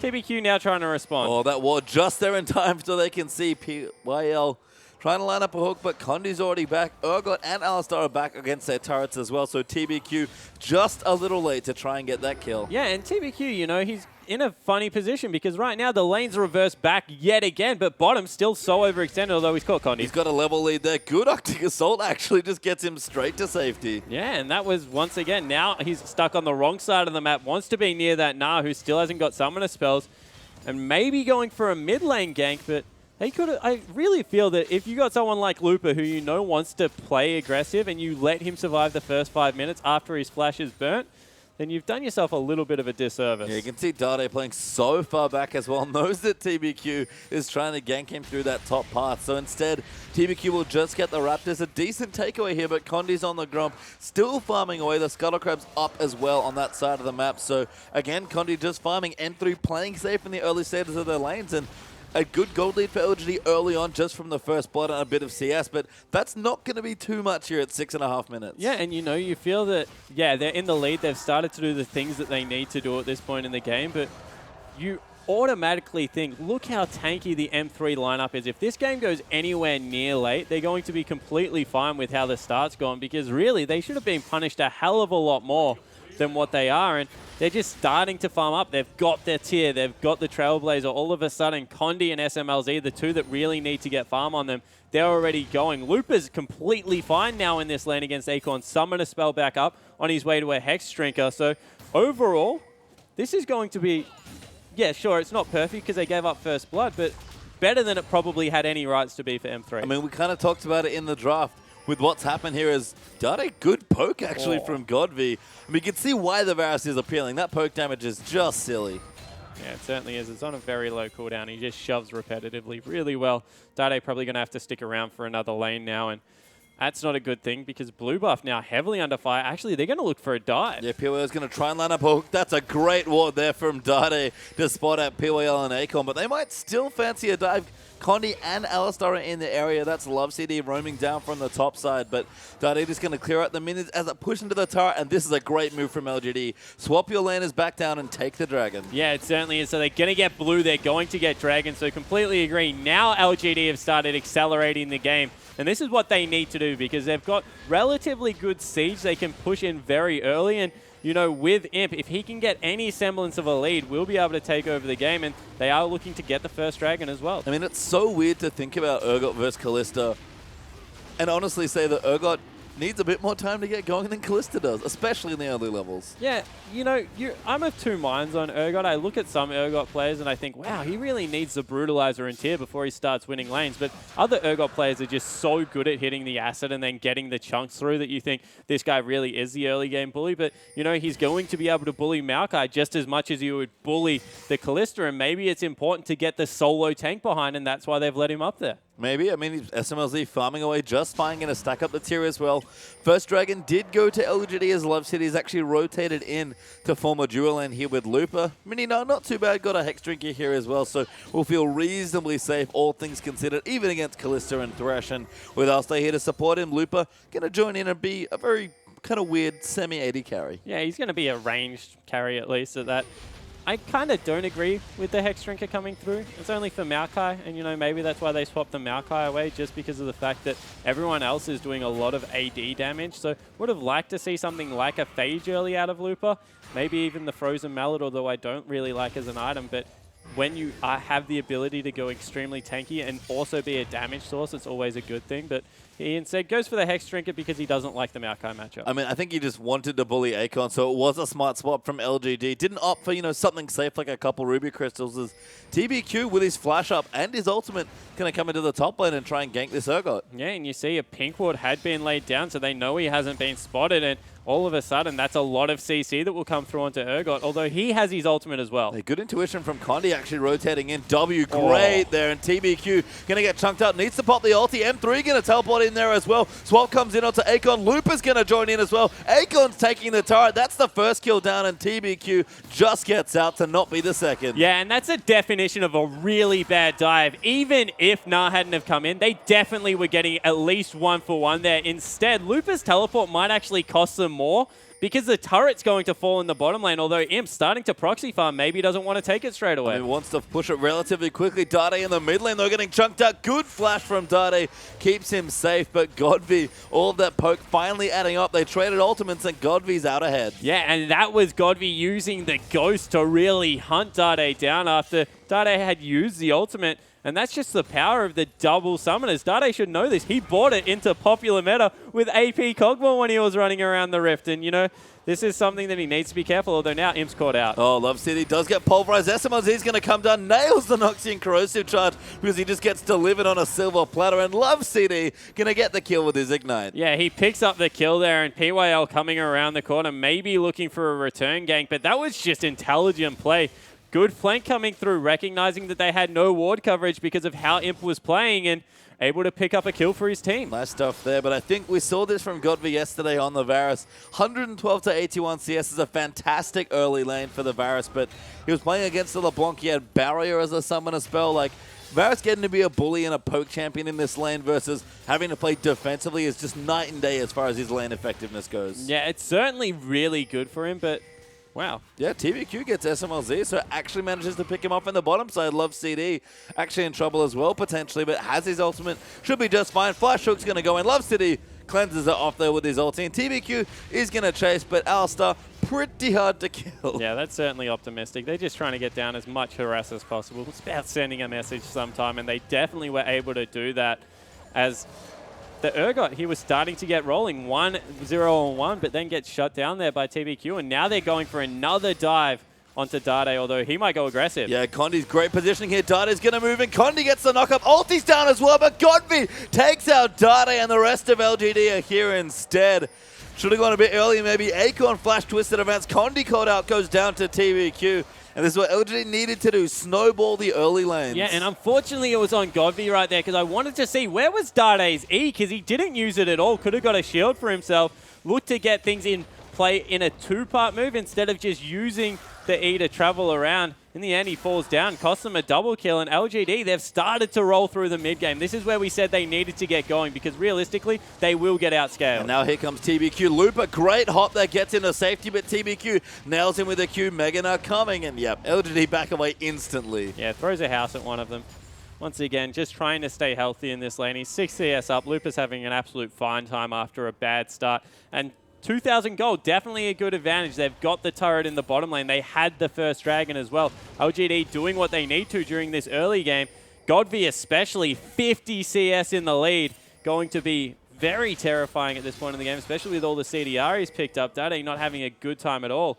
And maybe they can ride Godvi's early game power into a good mid game and try and carry this one through. I mean, that's ideal for Varus as far as I'm concerned. So it's good that he's certainly gotten ahead. And we mentioned Dade's champion pool has grown. We'll actually mention it in a sec. Yeah, so this is a replay of where TBQ was able to catch out SMLZ. That was a very confusing flash, and he got kicked in the head. Yeah, Urgot just kind of hanging out in the wrong place. Again, no tower to fall back to, no wards coverage as Godvi steals away the blue buff there as well, and the Varus getting going is always good news for a player like Godvi. And 60 CS ahead as well as the turret. That's an absolute clinic put on in the mid lane, and Dade, we said that he's starting to piecemeal it back together, but wow, that's a laney face from hell. And as I was saying, Dade's champion pool, it's certainly grown, but it's nothing compared to, say, Godvi or Pawn, who play almost every champion in the league. And it hurts Dade here. His Azir pick was quite predictable in this spot, and Godvi clearly felt confident in the matchup. Okay, maybe Dade doesn't have that much experience playing against Varus. Probably means he's just not playing enough solo queue, to be honest with you, but Godvi's clearly comfortable. He's smashing Dade now in this matchup, and that hurts Dade because he's comfortable on this champion. He's fallen horribly behind. Yeah, so this is something that he was taking last season very comfortably and was performing really good on it. So definitely agree with you. Falling this far behind, not going to be good for the mentality, at least for the mid laner of M3. And Looper, he's the only person really still ahead in this game. And this is maybe M3's thing, is that it feels like they can't all get together at the same time. You know, someone's going to have a bad game on M3, it feels like. Everyone's doing well, maybe except Dade in this game here. And Looper, after a couple of bad games yesterday, looking great now in the early stages. I mean, LGD have done a great job to snowball, don't get me wrong, but M3 it really is a matter of consistency for me because they just never all seem to be on the same page. And LGD, a second Dragon comes through 3,000 gold ahead now, starting to really get carried away. Yeah, they certainly are. And look, don't get me wrong, their composition's still really hard to execute because they've got 2 AD carries, both that don't scale with crit, that are looking to take down 4 tanks, which is just going to be an absolute nightmare in the late game. But if they continue to ride the power spikes of both Kalista and Varus through this mid game, they'll be able to run away with it before the 25-minute mark when they're weak. And we talked about M3's jobs. It looks great here as Looper in a 1v2. Akon and Im coming in. Flash after the Nara ulti. Going to create some distance, but Condi's had to fight TBQ and Godby and PYL. That's one too many, unfortunately, there, and TBQ is going to get the kill. And what fantastic map movement to send 5 people top lane, recognizing the bottom and mid had both been shoved. Picked himself up a kill, will also get a turret, and M3 aren't going to get anything in response. Everything is available. Akon can just teleport down into that bot lane, stop the shove. Already, Dade feels like he's overextended because he can't see the top side of the map, and LGD are just playing circles around M3. They are. I mean, and for me, all of this that's happening is a cascading effect of the mid lane, actually. Dade falling behind. Azir, usually really good at keeping his turret up. I mean, apart from the one he makes, of course. Normally able to keep that mid turret up for quite a long time, but it's fallen early. Urgot has basically no wave clear as far as AD carries are concerned. And you see, he's pushing down, trying to get some farm, but he's not pushing the waves back fast enough. And that's giving LGD all the room to rotate around. Yeah, so now LGD, they've got good presence over the whole of the red side of the jungle. M3, they've tried to respond with some wards, but there's sentinels roaming through there. Dade feels like he can't move anywhere. And TBQ having the run of the map of Lee Sins, 3-0-1, hasn't started to fall off yet. This isn't a 25-minute game so far, and looks like it's going to be well and truly on the downhill side until then. I mean, 4,000 gold up's good. Looper gets knocked up by Fates. Got PYL, Box playing a hook, landing in there as well as Im going to keep hopping through. The hook actually missing from PYL. Mini Nado, Riddick with Spears. Im's going to dive in, gets the rend, forced to flash. Headbutt's going to save him. Pulverize will keep Looper just fine. The lantern there, but it runs out on Imp. He's now tanking turret hits, but they can't even kill him. Yeah, so they don't get anything up there, but that was a lot used out of Imp as well as PYL. The heal, the flash, the ignite, and Looper did live. So you take the small wins sometimes. You didn't get really anything in your advantages. Condi's dead. Oh, great ult there from Godby. Good response from Condi. Dade puts him into the tower with the Emperor's Divide, but he doesn't have any mana left. He's forced to flash forward, tries to get the kill. Barrier pop from Dade. Condi's in as well. Love City joining in to be the hero once more, but TBQ gets the kill. There's the trade coming in. And Dade made all the plays that he could and still died. Yeah, he just ran out of mana there in the end. Hasn't been able to grab his blue buff. LGD have controlled that side of the jungle the entirety of the time. Godby with some good reflexes on that flash over the wall, then use the ghost to get out of range. Will be on cooldown for quite some time now, but it's the little things. TBQ actually auto-attacked a minion there instead of Dade. Might have been able to get out, maybe not, but did keep him in danger for a little bit too long, and they were able to get the return kill. Yep, trade does come through there, but flash cooldown not going to be as bad as you might think for Godby. Actually has early distortion boots sort of as a luxury snowball choice as Akon. Going to find Love CD with, actually does have his ultimate, so bit optimistic. Imp's going to join in. That will force the ulti out from Alistar, and Love City is going to pop it and run away. Yeah, so not really much coming through there. Important ultimate burnt there with the Alistar. Now it's a lot easier to dive the M3 lineup, but still probably don't want to do that. Only 19 minutes into this game, they'll just deny another blue buff. I mean, Alistar's sort of the easiest example to illustrate there is that is the potential future problem for LGD.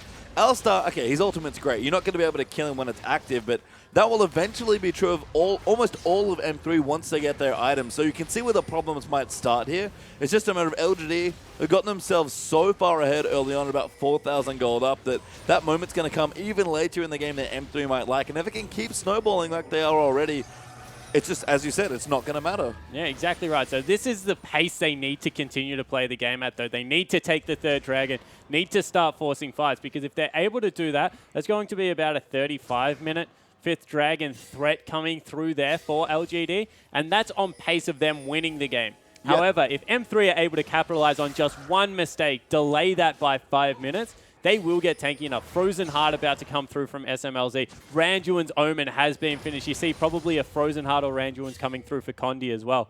This M3 lineup against an all AD lineup is going to become huge. Yeah, they know they have one job here, and it's just get tanky and then just stop LGD from ever being able to effectively teamfight you. But On the other side, LGD, Godvy's basically built as far as items go. I think the luxury distortion enchant comes from the fact that you don't get that much stronger here as far as you can see. That was one Q that just did half of Dade's health. And, you know, I'm going to actually call M3 out on something. There's an item in the game that if you are against auto attackers is the most cost-effective item ever. It's called Ninja Tabi. Takes away a lot of damage, and no one has picked it up yet against double auto attackers, especially Kalista, who wants to go pretty much that auto attack build, stack up the rend. Hasn't been able to be prioritized at all. Condi being caught out a little bit.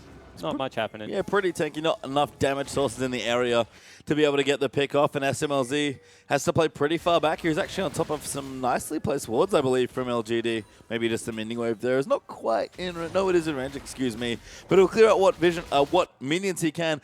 Get his farm up, build towards that frozen heart. Maybe Ninja Tabi is coming through. I think Looper, who does just pick it up, has now got the item there. But Dragon's up again for LGD and M3. Can't really have a hope of getting in the area. Yeah, so Ninja Tabi for everyone and Frozen Heart. I think M3 are in a reasonable position to fight maybe their next Dragon after this. They'll be able to fight for number 4 in about 6 minutes when that's one up. Around the 30-minute mark, they should start getting some HP on their big tanky members. But red buff's been picked up by him. He's starting to really get farmed up as SMLZ's caught. Yep, going to get caught through there. PWL going to ride in as well. Swap does come in. Alistar trying to save the day, but not this time. Gets the double pulverize after headbutt, but Imp might even keep chasing. Ultimate is up for Alistar. Dade's come as well. PWL, massive hook on the Dade, and he flashes away. Knows he can't fight right now, but a clean kill as Condi in his own jungle. Godvy just needs the snipe, but he doesn't have an arrow up in time. Yeah, so nearly was able to nail it off the back there as Dade face checking TBQ.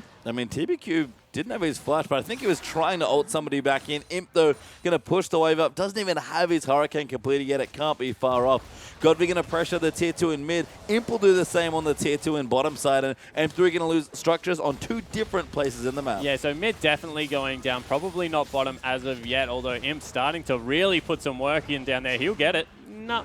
The POL series actually will get it now. Alistar can't defend on his own. SMLZ, little late to the party. Hook will miss there from PYL, but him just going to kite his way back in. Love City, he tries him, but he cannot get in for an engage. So 6,000 gold. I said if they're 7,000 gold up, they'll win. So getting very close to that mark now, LGD. Their offensive items are outpacing the defensive items coming through. Armor penetration built up for days out of the mid Varus. He's already got the Last Whisper and the Yomu's Ghostblade. So throw a little bit of attack speed on that. Deprioritize even getting the luxury item like the Bloodthirster. And I like it. It means he understands the windows that they have to win in. But it's still a race against the time, even as far ahead as they are. I mean, mid Varus in particular just doesn't get that much stronger than this. He actually reminds me a lot of old Jace, who just had a very similar looking build, charged up his tier, got his Muramana. That's probably the one thing he's missing is the transformation. So spam a bit more Godvy, you'll get there soon. And an early Last Whisper and Brutalizer. And you're done. Even as a Ghostblade as a luxury item, Imp's item floor is only 2 items. Acorn's is 1, basically, with the Righteous Glory. LG just playing with champions that peak so much early in the M3s, and when they get a lead, this is what they can do with their much more mid-game focused comp. Yeah, definitely. And, you know, now they can even focus around the Baron, because with things like the poke that will come out of Godvy and the objective secure that will come out of Imp, it's just so easy to leave Godvy there, wave clear for days as Love CD caught. Yeah, they're actually going in. He does have his ulti, so they don't overcommit to LGD, but Acorn's in the bottom side, split pushing as his teleport done. Godvy's level 15, and he's going to poke people out. That's Condi, fairly tanky member at this stage with a Glacial Shroud and a Cinderhog, and that was about, what, 20% of his life? Yeah, so they're just being chunked out here by the poke potential. And, you know, the longer they control this side of the map, they only have to do it for about 3 minutes. Then they know all the wards are out of the Baron. You see they're already pinging it. And this could be the go button. All of a sudden, Baron going to make it real easy to win a game with double AD. Good pressure from Acorn as well. They actually do have a ward in, and LGD haven't quite swept it up, but they've got great damage here between the double AD carries. Everyone has hit their stride for LGD, and M3 might even be here, but I don't think they can contest. Never mind as Fate's Call going to come in. They want Dade. That's ridiculous damage from Godby. Hook lands in. He's trapped in a box, and TBQ is going to take him out. Love City caught in the backline. So SMLZ gets headbutted back into the team, I believe. A good ulti there's maybe going to save it, but it's not enough. Here is Imp. He gets the double. He's going to try and make it 3. Looper, great ulti. Imp is going to go down, but he finally falls, and that's a 4-for-1 trade for LGD. Yeah, and in the end, it was PYL that went down, so they're going to be able to take this Baron easy. 8,000 gold a Baron buff. LGD running over the top of this game, and, you know, at M3, they can still maybe stall it out, but that timer has been extended by at least 10 minutes now. And Baron, yeah, going to make this so tough here. About 9,000 gold ahead as well are LGD, and the 4th Dragon is up in a minute 50. Nice work from TBQ as well. Of course, it wasn't Alpha ahead, but it was a Lee Sin ultimate, but SMLZ just caught out of position, and Dade got destroyed by Poke. Yeah, he certainly did, and, you know, the amount of damage that Godby is currently doing, he's 3 levels higher than anyone on the map out of M3's lineup. And when you are that high, that's like 600 gold worth of stats by itself. Not to mention how much CS he has. He's 80 above the mid laner. And Dade's the next highest on the map. Yeah, There's I mean, just look no at one near him. Just the gold difference is there. 5,000. 12. Yeah, that's a ridiculous gold lead. It's actually closer to 4. Dade's almost at 8K, but yeah, 12,000 to 8,000 if you want to sort of round the numbers a bit there. And yeah, Dade's obscenely far behind. Yeah, so this game, very difficult. You know, even Imp, who's the next richest on the map, is very far behind. As we see the replay, Love CD goes in, but Dade just got caught up, and look how much damage goes through. And then the kick of Urgot back into the team just meant that the second threat was never there. SMLZ goes down, and Looper tries to save it with a really good Gnar ultimate, but didn't have it built up beforehand. In the end, just no follow-up because everyone was already dead. Yeah, that's about it as Dade eats another Q. I feel like that's the story of this game here for Dade. Eating Varus Qs for days. That's SMLZ. Gets stoned by Akon. Dade's trying to go in. Imp, though, gets the first kill. Dade, decent ulti, gets PYL back, but he's already dead. Not enough health here for M3. 2 kills down already. Imp is dead, but Godby, a formidable secondary carry, and the rest of LGD just going to keep going. Another 4-for-1 trade, and this time the base is starting to fall. Yeah, that will probably be game. Everyone 20 seconds away. Looper going to die. Yeah, I mean, going to get poked out here. Godby, no, not enough just yet. Lantern goes out. Godby wants it, but Meganar's going to keep him safe, but Inhib's going to fall down. Turret might even fall, but the death time is quite low here, given that we're only 27 minutes into the game. Instead, LGD going to back off, clean their waves, maybe get a dragon, and then just push in for the last time. Yeah, so Turret went it down in the bottom lane for M3. They got their first of the game. That's something probably to write home about. But the scary thing about that fight is they tanked the turret the whole time. That was probably the perfect ultimate that could come through from Dade. Trapped 3 people under there. Imp tanked it the whole time.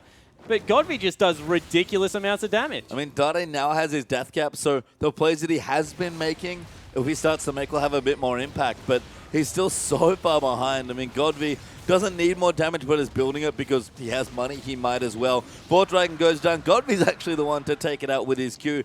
Not to mention the fact that Im's, Jesus, building a Black Cleaver. Yeah. That's sick. That's a surrender vote coming through. M3 give this one up, and I really wanted to see the Black Cleaver. I can't blame them. I'm sad. I mean, I can't blame them either, but can you imagine? I mean, already the damage was ridiculous.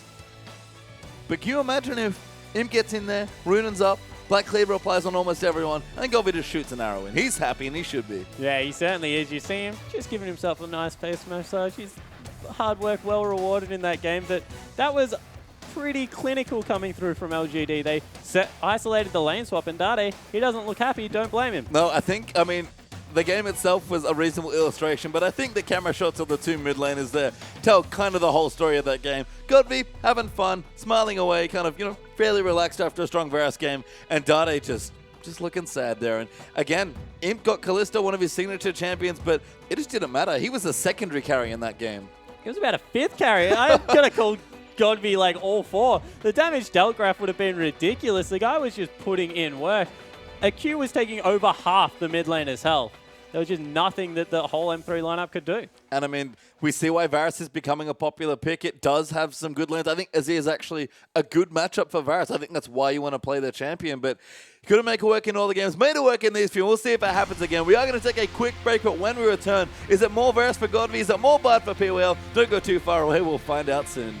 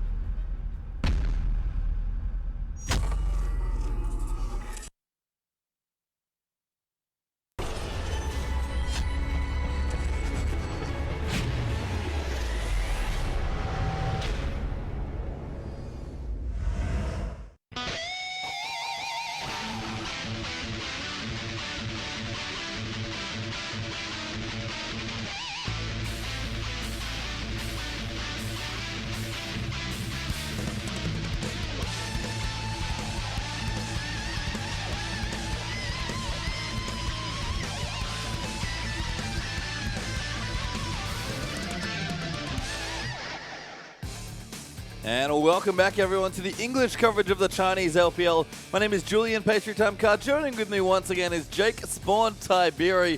And LGD, we had a lot of questions about their game yesterday, but the Varus, I believe, picked for a third time in a row by Godvi, and he lived up to that ID. What a resounding thumping that LGD gave M3 there. Just almost nothing they could do, it seemed like. Yeah, that game was one-sided, I think. It was. Is a very Look at these fair numbers. way to say it. And, you know, I actually don't know how it was because Godvi, PYL. What are these MVP votes? I mean, PYL, congratulations, winning an MVP on Thresh. Must be the handsome new face and great haircut there, but I don't know. I mean, he did make some decent plays, but for me, that was all about Varus. Yeah, it certainly was. And, you know, there's some little things that they do to really get Godvi ahead as we check out some of the Seek hooks and Lantern plays coming in there. That one wasn't even simultaneous. Don't know why they're showing us that. Poor SMLZ. Yeah, I mean, poor everyone, especially Data here as PYL again. That was a sweet play. I mean, Kalista, Thresh, Imp and PYL finally bringing that synergy together. When they do actually duo together, like as a lane, they're still formidable despite all the lane swaps that the team likes to pull off. So, I mean, there's a lot of good stuff going on there. And who's back but Flame? Yeah, exactly right. So the substitute comes through and Flame in there. Boom. You see the Nah games. Yep. He's a Nah main. That's it. He is a Nah main. Hey, he was a Rumble main in spring. I feel like he's graduated. No, he was not. He's graduated a class above now to be a Nah main. I mean, Flame to me definitely feels like a player that, kind of like Dade, benefits from really settling in and mastering a champion. And, you know, it was jokingly Rumble in spring or whatever it ended up being by then, but it's certainly been enough for Flame recently. Yeah, it certainly has. And, you know, he looks really good on it, except for when he builds Sunfire Cape, in which case kind of disappears because it's so mid-game centric and so Mega Nah centric, and you feel like he plays Mini Nah actually very well. He's one of the better Mini Nah players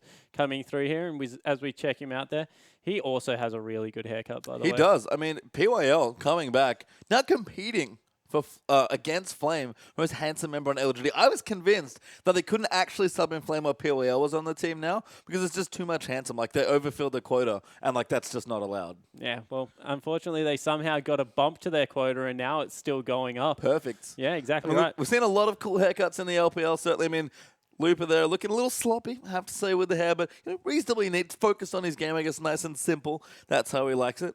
I mean, QG, of course, fantastic haircuts. It's matched their explosive entry into the LPL for the last few weeks. And cool, he's definitely been my biggest detractor. His hair, so unkempt. And there we go, ladies and gentlemen. The LPL hair rankings from Pastry Time. Oh, look, I'll publish them weekly if you guys want, but we do have a draft to get to instead, so maybe let's go there. M3 on the blue side, LGD now on the red. Cassiopeia banned once again. Kallista's going to join them this time. LGD do not, actually, that's a ban away. On the red side, full imp, but don't want to give it to SMLZ. Yeah, so we've seen this. People just, some teams, and not everyone right now, just really value Kalista, so they're happy to first pick it, but then they ban it away when they're on that side because they don't want to play against it. So LGD appear to be one of those teams, and you see Varus hitting the bench.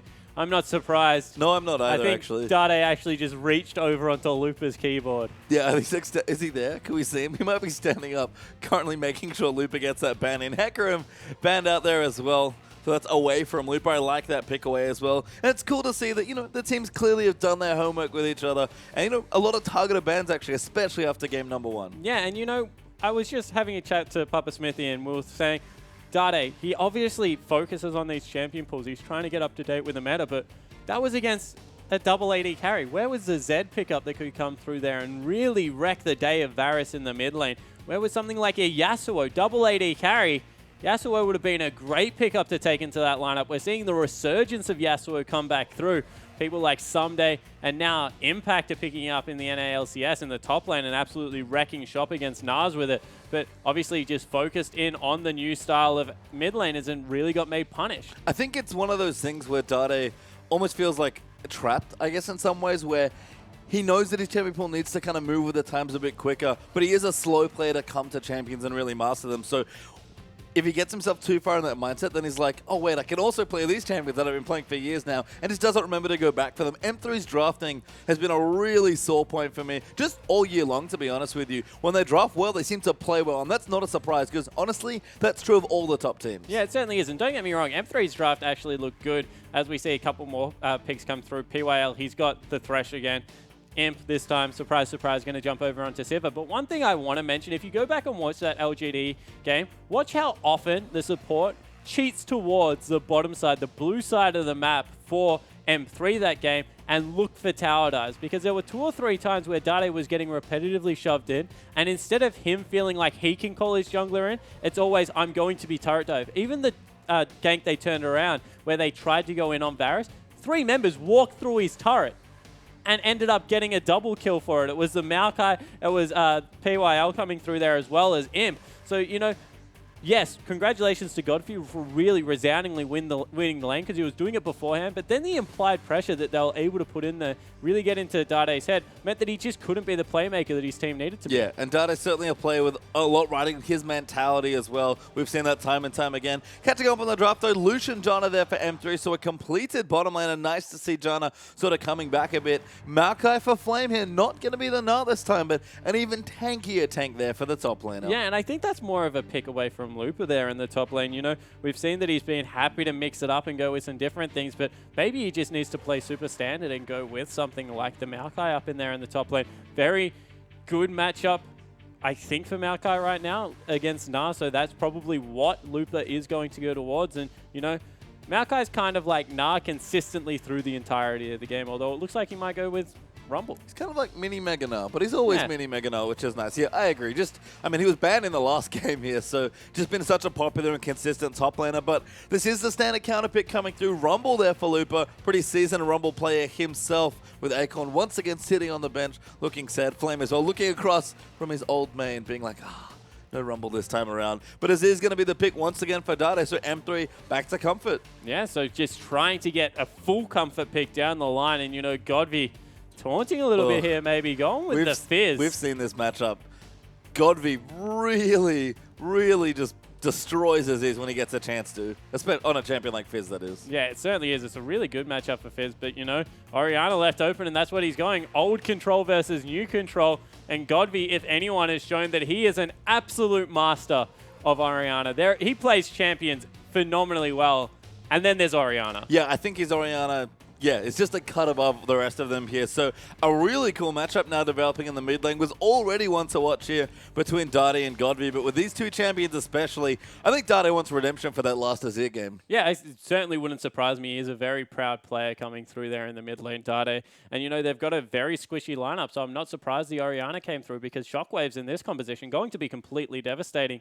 If they get a death cap early onto Godvi, he's going to be able to hit those 3-4-man Shockwaves and delete people. And as we can see, Looper on the Rumble versus Flames Maokai. We'll see how that matchup goes there. Condi back on something a bit more standard. It's actually Rek'Sai Gragas, so not as many jungle bans. I mean that some of the standard picks fall through. And the big mid lane matchup here as well, Azir versus Orianna. Yeah, so we'll see whether Dade can get any form of redemption against Godvi in that mid lane.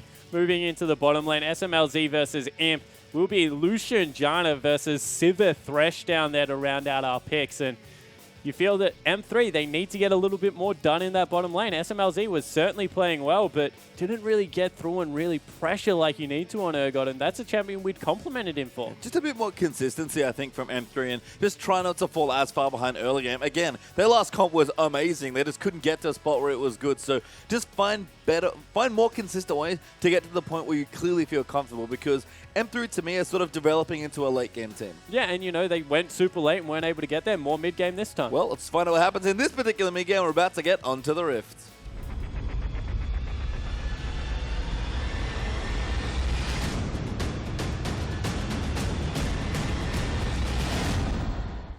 And welcome back for game number 2 between Masters 3 and LGD. LGD up a game in almost record time here in this split of the LPL, but no shenanigans this time for LGD, keeping it really straight and simple with the team comp, but M3 are doing the same, so this should be one hell of a game. Yeah, Lupa's seen this before, gets a ward out this time around, 5-man strong invading onto Lupa's side of the map, and he's like, nope, I am out. He is out there, and I have to say, just looking through the early inventories, Lupa is the only one that really sticks out to me here. What do you think of this early Doran Shield? I think he's expecting a lane swap to come through, and, you know, maybe that's what they're going for here, but Doran Shield not really going to do much work against Flame up there. In fact, might be a little bit more of a delay to his build than he wants. So we'll see whether if he does get the lane swap or whether they go for standard lanes. Yeah, PWL's actually got one as well, so clearly I think Imp and PWL want to be aggressive in whichever matchup they find themselves in, and Well, that generally means you want a 2v2. So if Yeah. PYL's got one, that means that they're looking for the 2v2. And if Looper's got one, he's looking for the 1v2. That's all good. One person's going to be very sad. Yeah, I mean, Imp and PYL, again, kind of developing to be a pretty deadly duo lane as well. I think we credit Deft and Mako a lot from EDG for being really strong in 2v2s. In fact, Looper, that's a nice trap. Oh, he's like, saplings? No, Looper's afraid. Looper's very afraid. He knows they're in there. Yeah, he does as well. Yeah, they are going to start it off here, but no help coming, unfortunately. PYL's going to come down. The lane swap actually there for LGD, despite the early Dorans for the duo lane, and Looper completely zoned out of the jungle. Yeah, he actually had to walk the long way back around. He's still flame spittering as well, so it's quite comical to watch, but he's able to get away from them at least. Not really going to hurt Condi's jungle because he's Rek'Sai. He can jungle completely fine. Looper will eventually join back up, be able to leech some experience, and a lane swap has come through. So late, though, and I think he was trying to start the Grump with the way he was positioned, so whatever Looper's early plans were completely foiled by LGD. Yeah, and I wonder whether he's going to... He did. He just absorbed the whole, like, didn't give anything back to Condi. This isn't let's get Rek'Sai level 3 and try and gank with her. It's just... Give me some experience. Yeah, please give me some experience. And does get it there, so the jungle follows will continue, but Dade... Oh, Dade, you're a...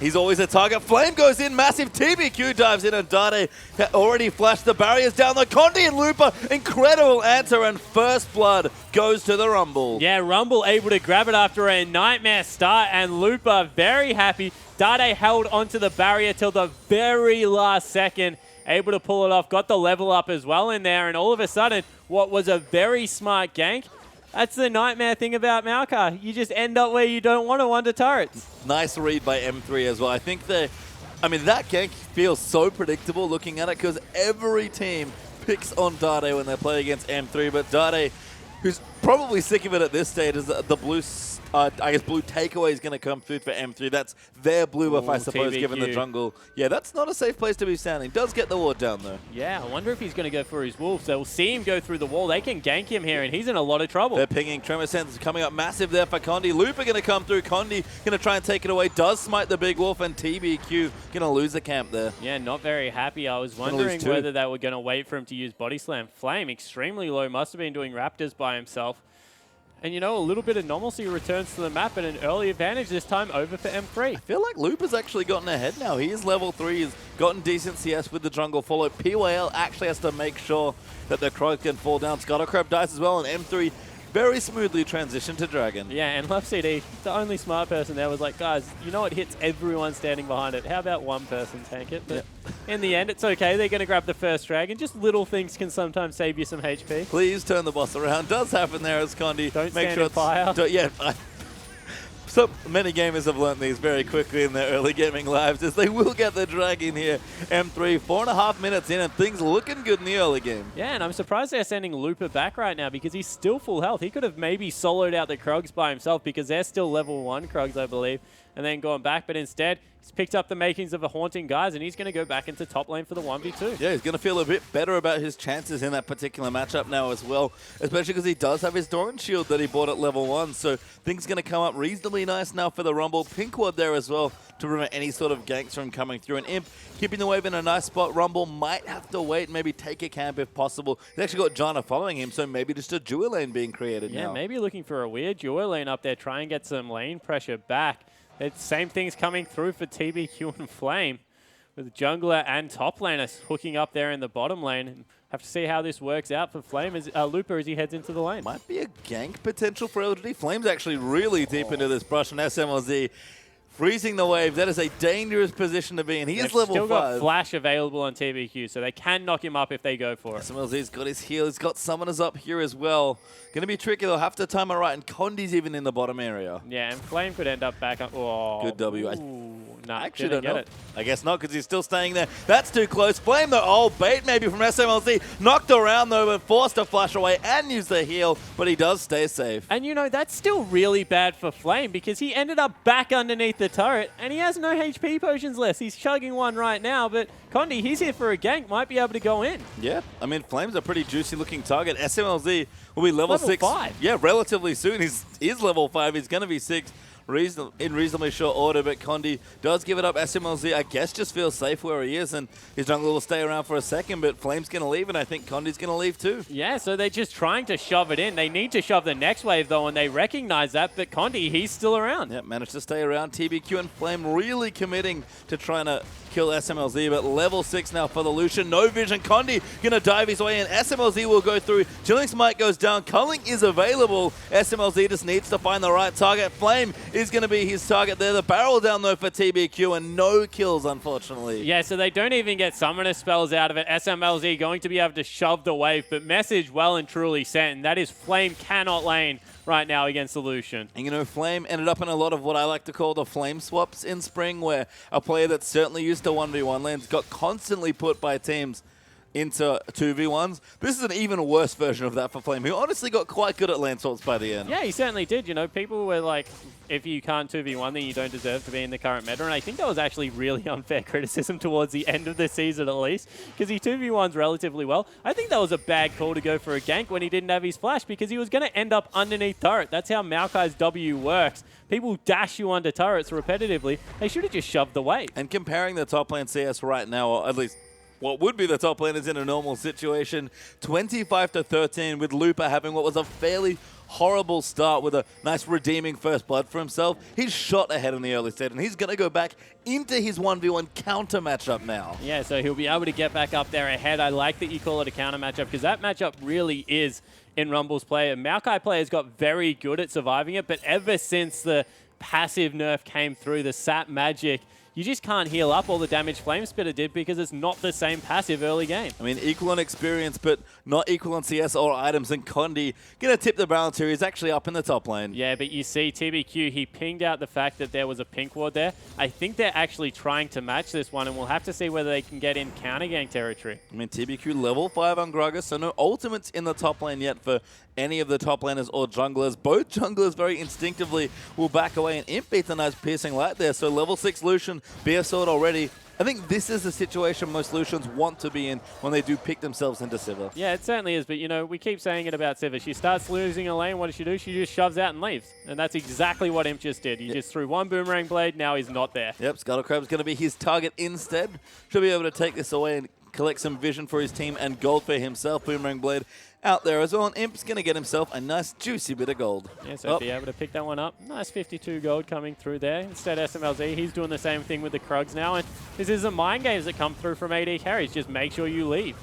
Yeah, I mean, you can actually have presence on the map. This is sort of what I was saying at the top of our start here of the day, is that AD carries and supports are really backing up and leaving a lot more than they used to. Yeah, they certainly are, and level 6 has been hit. Teleport's back available for both top laners, so we might see some fireworks coming through. Look at the deep ward, especially now where Love CD is standing. That one is a perfect target for Flame to be able to teleport to and see whether they can get anything going, although Imp continues the shove. I mean, this is Sivir. We've sort of talked about it already at length, I feel like, this weekend, but this is what Sivir wants to do. TBQ, though, going to make his way down on the Grungle and sneak into a brush protected by a pink ward here, so he is not spotted out. In fact, there's no wards anywhere, and LGD going to look for a pick and maybe then a dragon. Yeah, and they know exactly where the Azir is, so there maybe the ability to force right now. The level 6 hasn't been reached on Love CD, and you feel that is the point where they would back away.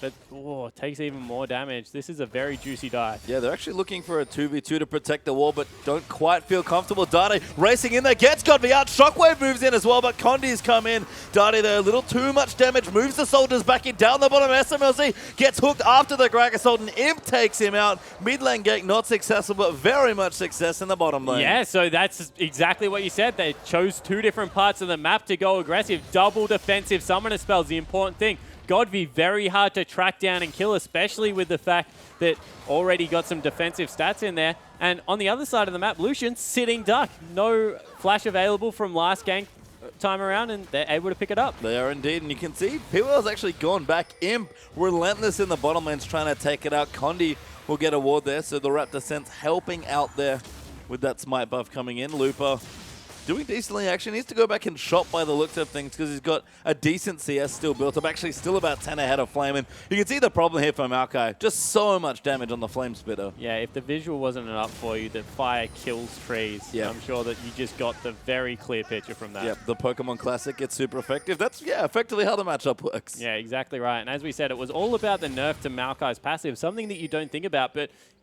Rumble rotates through spells so much, especially with the shield trying to absorb the damage. You used to get a lot more health back than you currently do, and it just means that Flame can't stay up there in the matchup. And as you can see, with the Flame Spitter ticking as well, you lose a lot of health in those trades, so you needed that health to just survive what was already kind of a bad matchup, and is certainly a counter matchup in this stage. Dragon is back up as well, so we'll see which team wants to go for it. Looper, fairly strong at this stage, especially if he goes to recall now. The teleports are available in a Rumble. We've seen it so many times. He does not make Dragon fights equal in the early game. Yeah, he certainly doesn't, but he's gone for the mind game. He wants to catch Flame out. Doesn't think he has enough of the sapling, so he was trying to sit in the brush. Flame now does go back, so Looper going to get the last shove into the turret, then maybe look for the Dragon. Yeah, Flame actually didn't complete that recall. Almost got baited there by Looper, but he spots himself out again, and they'll keep pushing in the top side. They're sort of daring each other to go back here, because I think M3 know the longer Looper stays in this lane, A, it's good because he's already ahead, and he'll only get more gold, but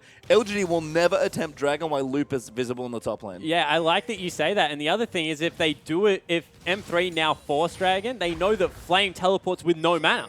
Whereas Rumble, resourceless champion, can relentlessly shove into the turret, and he never has to worry about not being useful in teamfights because of his ulti and because of the fact he doesn't have resources. And Flame finally able to go back there. Looper will push the last wave in, and TBQ, good movements here, going to prep the Scuttle Crab for this potential Dragon as well. Tower goes down. LGD, a fairly decent position, but Looper, he shops, he's got his Haunting Guys. Does he have enough for the Sorcerers? He does.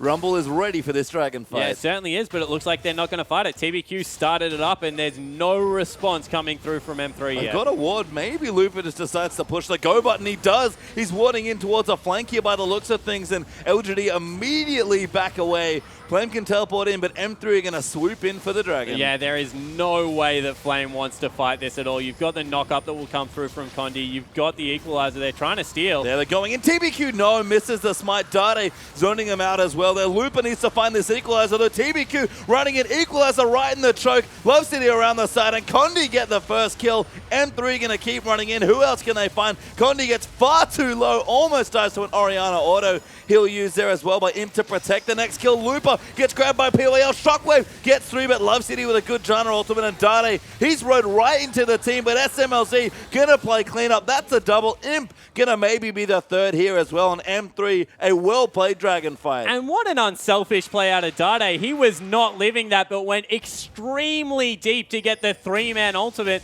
and SMLZ picks up 2 exit kills, and now maybe Looper gets Flame. No, doesn't get his flash, and Flame will not go down. A turret a little too tough there for that particular dive, but the problems start to compound here. And LGD, who had a great early game in game number 1, the one thing we said was M3, just clean up your consistency in the early game a bit and try and get to the mid-late game stages where you look so much stronger. This is a significantly better early game for M3. Yeah, it certainly is. And you know, if a team is really good at the mid game, like LGD is, if they're able to get through the laning phase, sometimes you just have to pick better laning matchups. And this time, if you look at it, Rumble definitely gets the better of Maokai. The Lucian is much more of a lane, like, quasi-bully, can at least trade equally, because realistically, Urgot relies on his abilities to harass, so this is going to be a little bit easier coming through, especially now with 2 kills. And Dade, once he got rid of the Azir, looks much more comfortable. Yeah, I mean, the Varus was a tough matchup. Flame, though, having a tough time as TBQ will rejoin in. Looper out of heat, though, although does get it back after overheating. TBQ going to get slowed out. Good equalizer there by Looper. Going to get 1. Flame's going to be the second, and this Rumble is getting big. Yeah, and all of a sudden, 2 members heading up there. They'll probably be able to clean up both members. Oh, PYL trying to make it happen. Godby, flash dissonance there, able to get in the kill after moving the ball. So a decent trade there, but Looper still comes out on top. Yeah, 1 for 2 coming through there, and Dade gets some free time in the mid lane to shove. So overall, huge in M3's favor. And now they're starting to be the proactive team. Dade going to grab a turret. I think just the way Dade is playing especially, he's playing with, I think, necessary caution, but intelligent caution as well. He knows he's behind. He sort of expects to get bullied around maybe a bit in the matchup. Godvy's always an aggressive player. He loves to bully you, so he takes the 10 CS deficit, stays in his lane, communicates well to his team. A brilliant counter gank by M3 actually got Looper the first blood that got into the spot in the first place. And it's just so much more control and such better early game decisions that actually leave M3 now 3,000 gold up on LGD. Yeah, definitely agree. You know, we saw some great plays out of Dade last game, but his team wasn't able to finish off the little bits left of the kills. The one underneath the turret in mid lane comes to mind straight away. But this time around, SMLZ jumped on the opportunity. Looper in a much better position. Now he's picked up a Leandries to, I guess, execute people in these team fights. And Dade, he's happy to get things going for his team, and then there are people this time that can finish it off. Yeah, Dade's Zim mechanics in the last game, and pretty much whenever we've seen him play the champion, are just spot on here. And then, fortunately for Dade, it wasn't even just his team, it was him. He just didn't have any gold. If he'd had a death cap earlier and it wasn't so far behind, he was 4,000 gold behind Varus at one point in that game. It would have looked a lot better, and those plays might have been pulled off. Now Dade effectively equal, although just behind in a couple of ways here. Hasn't needed to see large rod. Athene's is completed. He's ready to go when his team wants to fight. And Looper right now, that next dragon, trust me, it has his name etched on it. Yeah, it certainly does. He is in a fantastic position to fight. You see that LGD, once again, trying to just beat M3 around the map. They will be able to do it here, pick themselves up a free turret. So once again, really credit to LGD's mid-game shot calling because they make the most out of it, although there's 4 members heading up there now for a gank. Yeah, those classic Civil rotations, so good at taking out turrets, especially out as Condi gets flayed away there by PYL, and TBQ's there to protect Dade, looking for a play, doesn't quite find it, but the counter rotation now out for M3. Yeah, but Godby, he's going to be able to pick up mid lane, so overall, even if they equalize top lane, which I don't think they can, positive net game here for LGD, so really smart movement coming around. So rotationception then has Godby with the counter rotation, pressuring onto mid, but Looper counter rotation, now looking for a gank. Yeah, so they've pinged everyone out. Now SMLZ will be able to grab that turret because they've given up defending it. And overall, that's pretty equal. So M3 showing that they can move around the map just as well as LGD. And next dragon, it's only a minute away. You'd think that after this turret falls, everyone races down for vision. Good timing here from M3, actually. They'll get the turret. SMLZ will have time to go back and make sure he gets his next items. Actually pushing another wave. Might be a bit greedy, but Condi's in reserve. PYL looks for a hook, but doesn't get it. Tornado will keep them safe, and M3, they have to rush back because they know they want this third dragon. Yeah, they need to shop into Dade as well. He has no health at the moment, so that's a little bit greedy. He does finally go back now, and only about 40 seconds to set up for it once he's in base. That's probably enough time. It's about enough time. I think most teams like to leave about a minute for those recalls to shop and come back and make sure you set up vision, but 45 seconds might be cutting it a little fine, but it's just about enough. Yeah, so the really important thing is that he can still see 2 members top lane, so realistically, LGD probably not even going to fight for number 3, probably will wait for number 4. So they might be able to grab this one for free, although SMLZ gets a little bit chunked in the mid lane. And they do really need to clean up their vision control, especially on the bottom side of the map, M3. Dragon maybe not as clean as far as timing goes here for M3. Looper actually, with his teleport's going to be the one to clean out the top wave. Rek'Sai goes back, immediately ults back into the pit, and an Aegis just got completed there for Condi. So they are ready to go as far as this fight goes. And again, we'll have the dueling teleports, but once more, Rumble at early dragon fights, that is not created equal. Yeah, and they just completely give it up. Agree with the call out of LGD. It's number 3. The movement speed buff is useful, but really not worth fighting a mid-game Rumble over, especially one that's 3-1-2, 40 CS ahead like Looper is in this game. And all of a sudden, they haven't really got this items together. They're going for the piecemeal builds. Godvy's gone for the Haunting Guys, very cost-efficient against squishy members, but doesn't have the huge pack that the needlessly large rod will have coming out of Dade. So you can see that they're starting to maybe struggle a little bit here, LGD. And SMLZ's crept up to a nice, I guess, equal footing here against Imp here. A bit behind in CS, but has his build kind of online at this point. Static Shiv should have enough here to be able to complete it, if not now, at least in short order.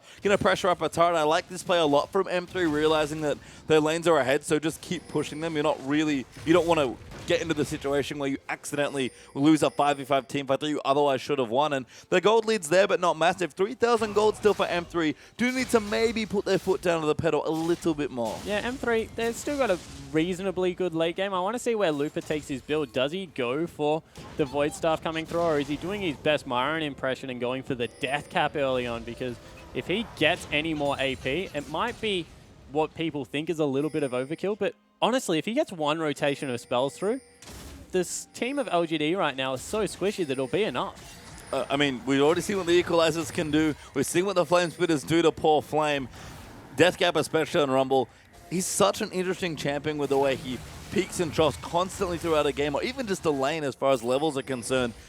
People forget that when he's in close range, if he doesn't die, he does do pretty dumb damage. Yeah, he does ridiculous damage, and you know, the Equalizer, it doesn't scale phenomenally well, but every bit of AP helps, and late game especially, it just rips through people still. So he's going up top, wants to gank Sivir, and Thresh hanging back, trying to save. Oh, Imp going to come through. Good lantern from PYL, constantly spacing to make sure it's They're safe. still going. Yeah, SLZ wants a box to use by PYL. Massive max range equalizer there from Looper. Teleport in from Flame as well. Condi's been caught by PYL. Gragas ulti comes in, but Dade, absolutely ridiculous ultimate. And LGD get the floor wipe with them. Shockwave is not enough to kill Condi. SMLZ's kind of running with a nice heal there, protecting that very, very low jungler, and M3 decisively win that fight. Yeah, 22 minutes, 3 down. They're going to go for Baron. Baron time. We've seen this a lot from M3, actually. We used to say this about EDG as the team that loved to rush the Baron after a pick. Godby might be the next one. Can't get it, but force a flash.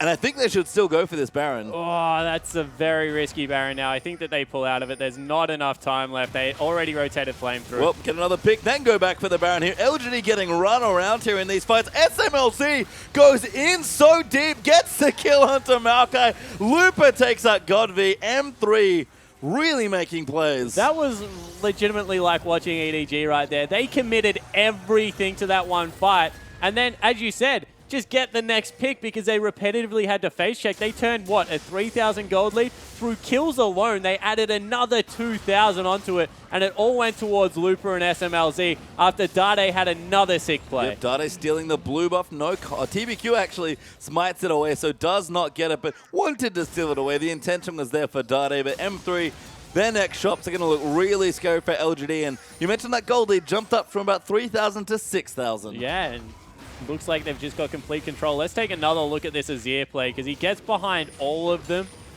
Flash and then just Azir Sex. I don't know what we're calling it. It's apparently it's a Shurima shuffle or something. But whatever it was, it looked really good. Yeah, it was a great Azir Sec, wasn't it, Spawn? Yeah, it was fantastic. Good stuff there from Dade. Deathcap actually the item of choice for him, so he is turning it on in the mid game here. Rylai is actually the choice for Looper. Interesting. I like it. I actually really like it. The reason is because you look at the lineup and there are no gap closers. So all of a sudden you get hit by a Harpoon, you're going absolutely nowhere. I'm looking at Godby, I'm looking at Imp, I'm even looking at Flame. All of a sudden, how do you get away without a gap closer from the amount of slow that will come through from Looper right now? And you know what I realized? We have seen so little double AP in the Cinder Hulk meta, but I actually love M3's comp here. Rylai sets up Azir really nicely. He's gone for the death cap. We used to classically see in double AP, one guy does all the damage and one guy does all the CC, and he still does decent damage as well. And you get to the mid game and just power down people with your powerful champions before you get outscaled.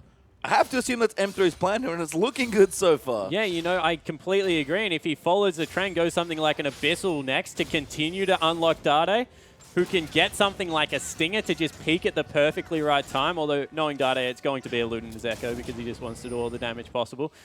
They're in a really good position, and the further they keep building this way, they can't itemize armor, and SMLZ, he's going to sneak up on you because he's already nearly got a Bloodthirster. He's going for the rich man's build as well. BT going to come through as his third item. You mentioned all the MR that LGD are frantically trying to stitch together.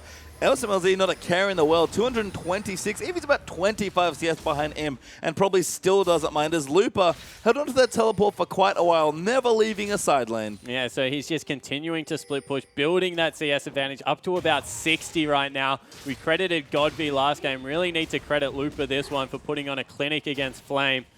Poor Flame. Yeah. I mean, Just Looper got first blood.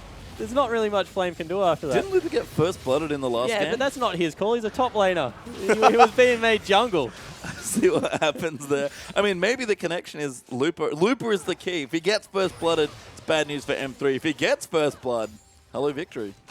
I like it. Look, we solved it. Clearly, Dragon's Done. back up right Good now job, as well. In detective. fact, as M3 are going to look for their fourth there, and Looper is so disgustingly strong. I don't think LGD can even look at this Dragon. Yeah, they're trying to get in there because it's number 4 and you don't want to put that 6-minute timer on, but it's already down and now they need to head for the hills. Yep, 6-minute timer on. Dade, they're out of position, means a 4v5 going to be now in play for M3. LGD on Shockwave the... was used and on the hunt. I don't even know if they even win. I mean, now maybe not now, actually. You're right, those key ultimates used to take out Dade, but the rest of M3 back away in a big wave in the top side for M3, although LGD do get the turret in mid. So they get the turret in mid for 4th Dragon as well as a kill, probably in LGD's favor, but someone needs to go top, and now M3 don't pull the trigger, so that's where it's going to end. I wonder if Looper will TP up here. That'd be very manly, although probably not, given that the rest of his team would then be on the wrong side of the map. So Flame going to get some juicy CS here in the top side. He's been wanting for CS all game long. You still look at those scores. He's about 60 behind still. Yeah, so not able to piece much together. Looper actually going for a Zonya's Hourglass as his next item. He's sitting on a cloth armor there. So he'll go back and pick up the Seeker's arm guard and a pink ward probably for himself. And, you know, LGD, they got something at least out of the last Dragon. Gold back to about 5,000. But in 5 minutes' time, they're going to be forced to fight. And Looper is just ridiculously strong. Yeah, looking at this gold here, it's basically even for most of the lanes, but most of that gold, I think, what, you said 5,000? There's 1,000 up on Condi and 3,000 up on Looper, and then a couple of small leads littered here and there to close out the rest of that lead. This game is Looper's to win or lose at this stage. He's done a good job of winning so far, but M3, we've seen that they have, I'm going to say, some issues closing out games in a swift manner. This is not a game where you can afford to do that. Oh, Flame. Being caught in the Rylai's going to make Flame's life very miserable. There is nothing Maokai can do. He flashes away. That's about all he could do. And he will get away, but not again. Yeah, burns the Righteous Glory, burns the Flash, and Looper's just like, that's completely fine. I don't want to chase you. That is all of your initiation gone unless you get an awesome flank through with the teleport. And all of a sudden, pressure on the opposite side of the map coming through for M3. M3's rotations are on point this game. We talked about their mid-games being assertive in their recent victories. That Baron call they almost went in for was an example, as Condi's found TBQ, but they don't quite fancy going in there. I have to say, when M3 win games, I've been really impressed, and that might sound like a silly thing to say. Teams that win often look better than teams that lose. That's just a fact, right? But M3 have looked really crisp when getting ahead and staying ahead. It's been their late game and stuff like this that's maybe not so good, as Godby's going to get a free kill. Yeah, he grabs another kill onto Godby. He's gone such a cost-efficient build here. He's got a Void Staff on top of everything. Like what he's putting together, and maybe they will pull the trigger on a Baron. I mean, maybe. Dade not quite level 16. Looper level 14, been looking for those last rank in the ultimates. Dade very strong. Looper as well, especially when the Zonyas comes online. Really, really powerful in this game. But people getting picked off means that M3 can't quite pick their fights, and a nice rotation gets them a tower in bottom lane, but does get their Lucian picked off. Yeah, so in the end, they're not going to start it up. They were just trying to bait it. Not going to fall for that one at M3. SMLZ, he's back up in a couple of seconds. It's only going to require one more, and LGD, they pull out. Can't really start Baron against us here, Rumble as well. We talked for a long time about AoE magic damage versus the Baron MR Shred, and kind of the same thing coming on here with M3's double AP comp. Yeah, so not able to start that one up. They just get vision control over it, which will now be swept out. About 2.5 minutes on that all-important 5th Dragon, though, so maybe they should have tried to get vision control over the other side of the map, because I feel that is a more important objective right now. If you give a double AP comp 5 Dragons, they're going to tear you apart. Yeah, and M3, I mean, they've already been doing that to LGD, unfortunately for them, and M3 have great wards on both sides of the map, but in particular, that Dragon that they might be looking for in a few minutes' time. Looper's back down the bottom. He's actually now level 15, so 1 level away from rank 3 equal, as we've already seen what the first 2 ranks have been doing here. M3, again, not in a rush, but don't seem to be lost here. It's not like some games we saw yesterday where the newer LSBL teams struggled to close out very long games. In fact, we had a series today that went very long, perhaps due to the freshness of those rosters there as well. M3 certainly look in control, but they have slowed down considerably when they've looked to close out a game. Yeah, so they're starting to really try and play this one by the books. They've had that really frantic mid-game where they got themselves the big lead. And since then, they're like, okay, let's fight around objectives. Let's make sure that we have good vision control around Dragon. You see that Looper has controlled that area of the map extremely well. Dade now level 16. He's in a good spot with his Void Staff. So M3, they don't have to rush anything because right now they're in a position to win a fight Imp, however, still very strong. That's maybe the one carry they need to be careful of. And SMLZ needs to get himself bottom lane. It's a minute till Dragon, dude, and that's your 5th. Yep, there he goes. He's going to rush down, spend the rest of his gold. M3 already in position to try and contest for some vision. Scuttle Crab not quite back up yet, so no Crab vision will be here just yet. And I mean, both the carries here for LGD are fairly scary. That's the problem with playing slower towards your endgame when you get ahead. The gold lead's been about 5,500 for the last 5 to 10 minutes, it feels like. And there's a difference between playing to win and playing not to lose, and it feels like M3 are a little too far on the wrong side of that fence sometimes. Yeah, oh, and they've gone for it. They actually are going in a great tornado there from Love CD. Going to keep them safe, and LGD, they know they have to fight soon, but M3 are now in position. Yeah, so they use a very important ultimate there. The On The Hunt was burnt 20 seconds until Dragon's up, and they've just ceded complete control over the area. Well, that might just spell game then here, because M3 will look into this 5th Dragon as their win condition. I think LGD have to fight here, but like you said, they're already backing away, maybe just trying to pick the perfect ultimate. Godvi, this Shockwave better be a good one, because you're only going to get one more, it looks like. Yeah, it's all on TBQ and Godvi right now, and doesn't look like they're in any position to fight it. SMLZ destroys if he goes for it. Yep, not starting it just yet. M3, again, maybe a bit too cautious, hoping LGD come in. Dade going to set up some good Sand Soldiers, though, and I find it weird they haven't started the Dragon, but they know that they only need to win this team fight. Yeah, well, the reason they haven't started is because they don't want the 50-50 steal. They're just trying to force them further and further back. Godvi gets around the side. Plenty aggro to put right to Gory pop from Flame. Can't quite get in there. Might just try and force a 50-50 of their own. They're onto the Dragon. Godby zoning out. Big equalizer there onto Imp from Looper, but he's getting shredded down. He tries to flank them, but Imp manages to get away as Thresh gets the kill. Dragon is low. It will go over to M3, though, and now they're going to try and go back in. Massive shockwave from Oriana's going to turn it around, but Flame just kills everywhere at this point, and Dade cleaning up with 5 Dragons and a massive Azir. Condi going to chase it down again. It's actually only 2 for 2. Imp, though, far too low, and Dade just styling on Godby. Condi going to try and pick him up and smites him to death. Dade has gone off this game. Yeah, Dade has really proven himself. We said a little bit of redemption might be on the table, and they get the 4 for 2 in the end. Dade goes absolutely berserk at the end of the fight. 3-2-10 really doesn't do justice how well he has played. No, I mean, he played fine in game 1. The mechanics were certainly there, but the lead and the rest of himself and the team were not. This game, it's honestly, for all the work Loop has done in the early and mid game, it's been all Dade in the late. Yeah, it certainly has. And you know, Dade, his mid game was okay. His laning phase wasn't good the first time around. Godby really did have a better game, but this time looks like M3 are in. Imp caught out of position, potentially random with Zoma, nicely used by Condi. Imp nowhere good to go. No, Lantern keeps him safe as Looper pops the Zonyas to keep himself safe. Imp will not fall, but LGD, this is one mountain to climb back out on top of. Yeah, it certainly is. And you know, you look at it and you think maybe the damage was done because they got Baron buff for the next 5 minutes. Their 5th Dragon will, not 5 minutes, Baron buff doesn't go for that long, but next couple of minutes. That's a long time. Yeah, it is. That would be a great Baron buff. To push out the lanes, they might even be able to pick up a couple of sneaky turrets the last couple of outers, and then 5th Dragon going to be back available in about 5 minutes is what I was going for. And from there, they can just force the whole thing over again. And M3 extended their gold lead as well with the last fight. The worry was that they were going to stagnate. The gold wouldn't really shift, and they'd get closer together in strength as the game went on. But M3 jumped themselves back up about 9k ahead now in this game, and certainly on the offensive with both major buffs now ticking away on most of their members. Yeah, another needlessly large rod picked up from Dade, so the damage he did last fight only going to be amplified further. You can see good rotation once again coming through. M3 moving into the top lane, going to pick themselves up another outer. It looks like, no, there is actually another tier 2 in the mid lane, but they're going to clean up a couple turrets. SMLZ going to basically spit on that one, and it will fall down, although Dade going to get credit for the kill.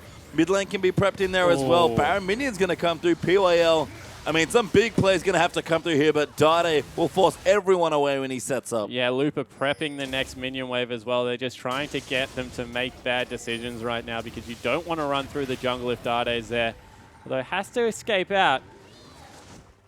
And a little bit of pressure relief right now for LGD. They're being able to shove the wave back. For a short while, maybe. Imp, we've talked about this a lot with Siva. Pretty good wave clear on that champion, too. We'll keep him at bay for a while. Oh, nice fadeaway calling there from SMLC. Chunks PYL out, and that might mean they have to seed this turret. Yeah, so in the end, the turret will probably go down the last outer, and then we'll just get the big reset, you feel. Although Baron still has about a quarter left on it, so they might try and push in further. I mean, I think they need to break the base here. That was sort of what M3 set up for. They do have, I guess, reset options with the 5th Dragon again, because LGD currently have 0, just to remind you here in the game, but M3 can't quite get the base yet, maybe feeling like they need a little bit more here.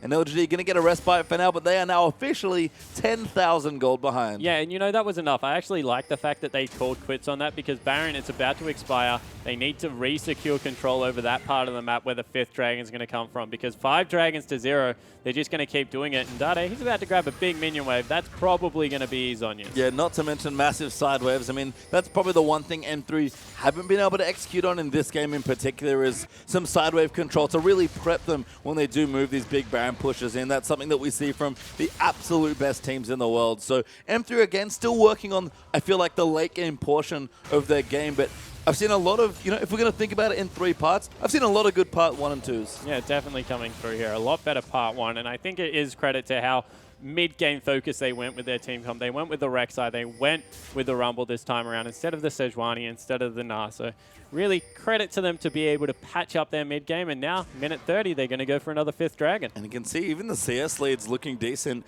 Dart is actually now ahead of Godby after picking up that massive wave in the bottom, and Loop has been ahead of Flame all game long, who was still horrendously behind in gold and CS, as you can see from the gold totals there. And SMLZ's been a bit behind Imp for most of the game, but still ahead, of course, in global gold. That's just sort of how it goes. I mean, Imp's relatively strong. Godby is as well, only about 1,500, 2,000 gold behind on Dade, but just as far as, you know, total team strength goes, Flame especially is behind, and if they get a picker, it's looking good. Flame going to look in for it, but he can't even finish that. Yeah, in the end, the culling used just to keep Flame at bay. That was not very much damage. So Flame is getting tanky coming through here, but 54 seconds. You see how far up the lanes they've been shoved.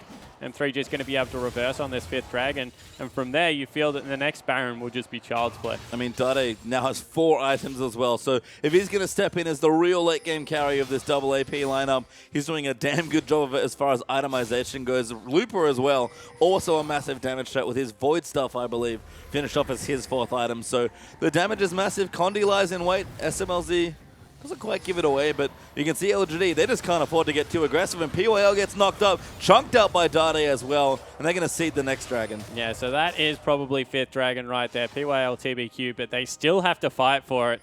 Unless they go for a shove down mid lane, try and trade very effectively. That's what they're going for. I mean, they might get flanked at this point. That might not be good either here in Dade. You can see just setting up walls here with these Sand Soldiers, basically daring LGD to walk through them, and one misstep's going to cost Imp especially his life. Oh, look how slowly Flame moves. Poor Flame. Just as soon as he gets hit by a harpoon, man, it looks like he's walking backwards. I mean, that's kind of Rumble's harpoon with Rylai's in particular. Being a single target spell means it's pretty good with that, as LGD going to try it again. They use all the ultis. First dragon actually goes to LGD, but TBQ flushes in. Now Dade's going to come through. Ulti not quite there. He pops his Zhonya's equalizer down this in a decent spot. Shockwave only onto Condi's not enough. And M3 Looper and the rest of the team are going to clean house. Yeah, Looper just went absolutely nuts in that team fight over the backside. Godby throwing his ball out at Condi, trying to keep him at bay. They get the dragon, but they lose 3 members, and there is a huge wave in the top lane. Yeah, they're moving top. SMLZ feels comfortable to split push the bottom side. Dade even sets up a turret in mid. So all 3 lanes, it looks like, going to push here, and M3 get one step closer to finishing this game. Yeah, so looks like TBQ looking to shove them off here. Dade will rip through these turrets, however, and just a matter of time before the base is broken. Just wait for the Arise. Doesn't even use it by the looks of things. Just a couple autos here. Don't even have their AD carry, but they're going to break the base on 2 different sides by the looks of things. First turret's fall. Inhibitor's already down in the top, and the bottom Inhib turret is down as well. Yeah, so they're able to get out. 30 seconds until Baron. They'll go back, reset for that prep, and with the top lane and bottom lane now under fire for LGD, that might just be the Baron going over as well, unless TBQ can get in for another steal. Well, SMLZ going to take the blue buff as well, so advantages upon advantages here as Lucian. Now another threat here. M3 have 3 really strong threats at this stage. Yeah, and this is what we talk about. Double AP comps, all of a sudden, the lack of armor building up, and Lucian is now maxed out. He'll go back, might even be, yeah, Merc Scimitar, finished. And that is a heck of a lot of damage. Maybe only the Trinity Force to be swapped out for the Static Shiv, but that's just a luxury at this point. Yeah, I mean, absolutely a luxury as TBQ Going to put down a ward. Looper has not spotted it. Doesn't actually have a sweeper, so it doesn't matter. Puts a pink in the Baron pit, though. And you said it already. M3 going to prep for this Baron. And LGD have lots of different choices to make, but unfortunately for them at this stage, they're all bad. Yeah, so now M3, they're just going to wait for top lane to go in. Probably the least advantaged lane to be able to get a Baron is maybe Looper will get caught here. Oh. Yeah, you can see the harpoons. Whenever they land, Rumble just slows people for days. And he gets 2 of them. Yeah, so Let him sweep. the luxury, the value harpoons coming out there. And you see Condi, he's starting to zone away from this, using the Tremor Sense to scout where people are coming from. M3 just want them to come to them. You can see them repetitively pinging the top lane. Yeah, they've got the one in Hib, so they can afford to be patient here.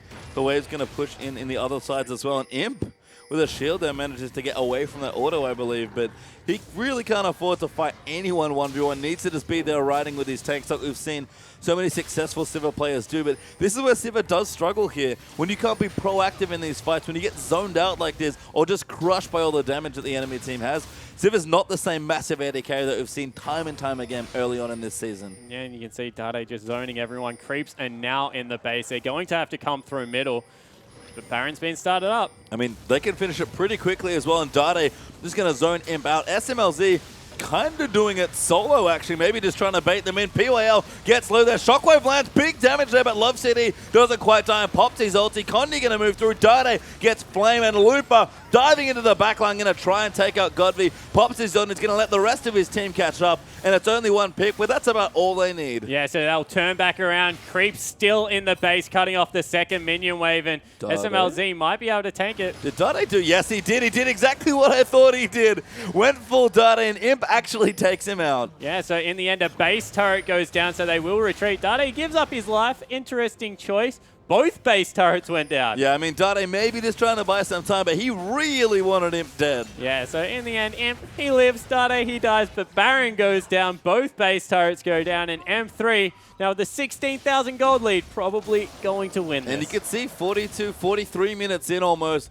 It's been kind of a slow closer for M3. This is certainly what we've been seeing in M3's victories, and they've actually got a decent winning percentage here in the first 2 weeks of the LPL. Looks like they're going to get another win on the board here and force an impressive split with LGD, but certainly M3, there are points in their playstyle where you can see these X and Y needs to be cleaned up. They're early game in, I think maybe 50% of situations, and they're late game in almost all of them here, but they're playing safe, they're playing careful. There's not necessarily anything wrong with that, especially while they keep learning and growing as a team. And M3, after playoffs, seem reignited by Summer. It's not going to be the King of Spring this time for Dade, but he's going to make another crack at a different season. Yeah, he certainly is, and you know, this is a much more promising game coming through. He's him. Apart from the last team fight being very good, been starting up all the fights he needs to for his team. And, you know, with how good Govy is on Orianna, that really is a credit to Dade to be able to stick in this one after he even had some more attention early game. It was just matched this time by M3. Yeah, was struggling a bit in the lane against Orianna, but not nearly the same as the Varus that Godby played in the last one. So M3 looking to close the trap here. LGD holding on as best they can. You can see this gold lead sort of neutralized given that we're so late in the game, but M3 still look just fine here in the later stages, and LGD, they've weathered many, many storms. They're still not dead just yet here, but it's going to take a PYL Bard miracle, and there's no Bard in this game, for them to pull it out. Yeah, it certainly is, and you know, neutralized on the main carries, but jungle, big one-item discrepancy coming through in favor of M3. Top lane, there are so many discrepancies, it's not funny. Well, they're going to try and force a fight here. Sivirot's pop. Flame's going to dive into the backside. SMLZ flashes out. Shockwave goes awry, and SMLZ going to get the first kill onto Flame. Dade flanking in the backside, just crushes him, and SMLZ, that's the triple there. Condi going to find Godby there and knock him up. TBQ off to the side as Condi's trying to chase them down, but M3 just going to take the base. SMLZ will be content with his triple, and M3 are going to force a 1-1 split. Yeah, so they're able to get the 1-1 against LGD, who still can't buy a 2-0 for themselves. Credit to M3 for being able to turn this one around. It's so interesting to see very different teams here. LGD, your second place finisher from Spring in the playoffs, and a solid force in that season. And M3, a team that finished ninth, didn't make playoffs, were forced to play back into form in the relegation tournament. And all of a sudden, If you told me that those two teams have been in opposite situations in spring, I'd probably believe you. Yeah, exactly right. So we'll see LGD that don't look too happy with their second game. Still have a lot to take away from game one. I think Varus mid is something a lot of people are now going to start looking at and banning away from Godby. But in the end, when M3 looked early game, they came up with some answers. They did, and again, it's just a consistency thing, it feels like. M3 have all the tools to be a competitive team in the world's most competitive region, but to do it time and time again, to be consistent, like EDG that we keep talking about, because they're not only good, they're always good, or they're always good or great, which is the great thing about them. M3 have a lot of marks here to be one of the strongest teams in the LPL, but it's going to take a couple more weeks of convincing, I think. Yeah, I definitely think so. But one thing they seem to have on point right now is following Dade's aggression. So let's take a look at a team fight here, jumping in on this one, and we'll see exactly how M3 were able to take it to LGD. We will, I believe. There we go. There we go. So this is around the Dragon fight. And when we roll this one out, you'll see exactly how quickly they're happy to pull the trigger. So we see this is the 5th Dragon, second time round, I believe. And as we roll it out, LGD, they start up the Dragon. They're the ones that pull the trigger, but M3, they continue to stay in there. Looper gets a really good ultimate on the backside. And from there, as we see it come through, actually, this is their first 5th Dragon, and this is the one where Dade chases through on the backside. SMLZ able to get a lot of damage. Great shockwave comes through, but Dade, he's on the back end. He's getting all this consistent damage, and this is what we talk about from Aziz. If you're able to get the consistent damage through, and he continues to chase, even when he really gets chunked out here, Condi goes around the side, and you're like, where are you going, man? But Dade, he flashes in, able to get the Azir back through. Condi then picks up the kill that Dade served up on the silver platter, but more impressively, he chased Flame under that turret and got another kill. So he really stuck to it, made it 4 kills for 2 in the end, and 5th Dragon, and got his team the Baron off the bat. Yeah, I said it before. Looper was the star of the early and mid game for M3, in that game. But Dade, he was just there in the late game. Again, when Dade's playing good, it's great to see because he's really good when he's on. Yeah, he certainly is. And, you know, he seems to still be patchy in the laning phase. But one thing about Dade, his team fights have always been great. They have indeed. And with that, M3 find themselves with a split against LGD, our second place finishers from playoffs. So a good result there. And of course, one more game for the week left to play here as Vici Gaming are taking on Invictus Gaming.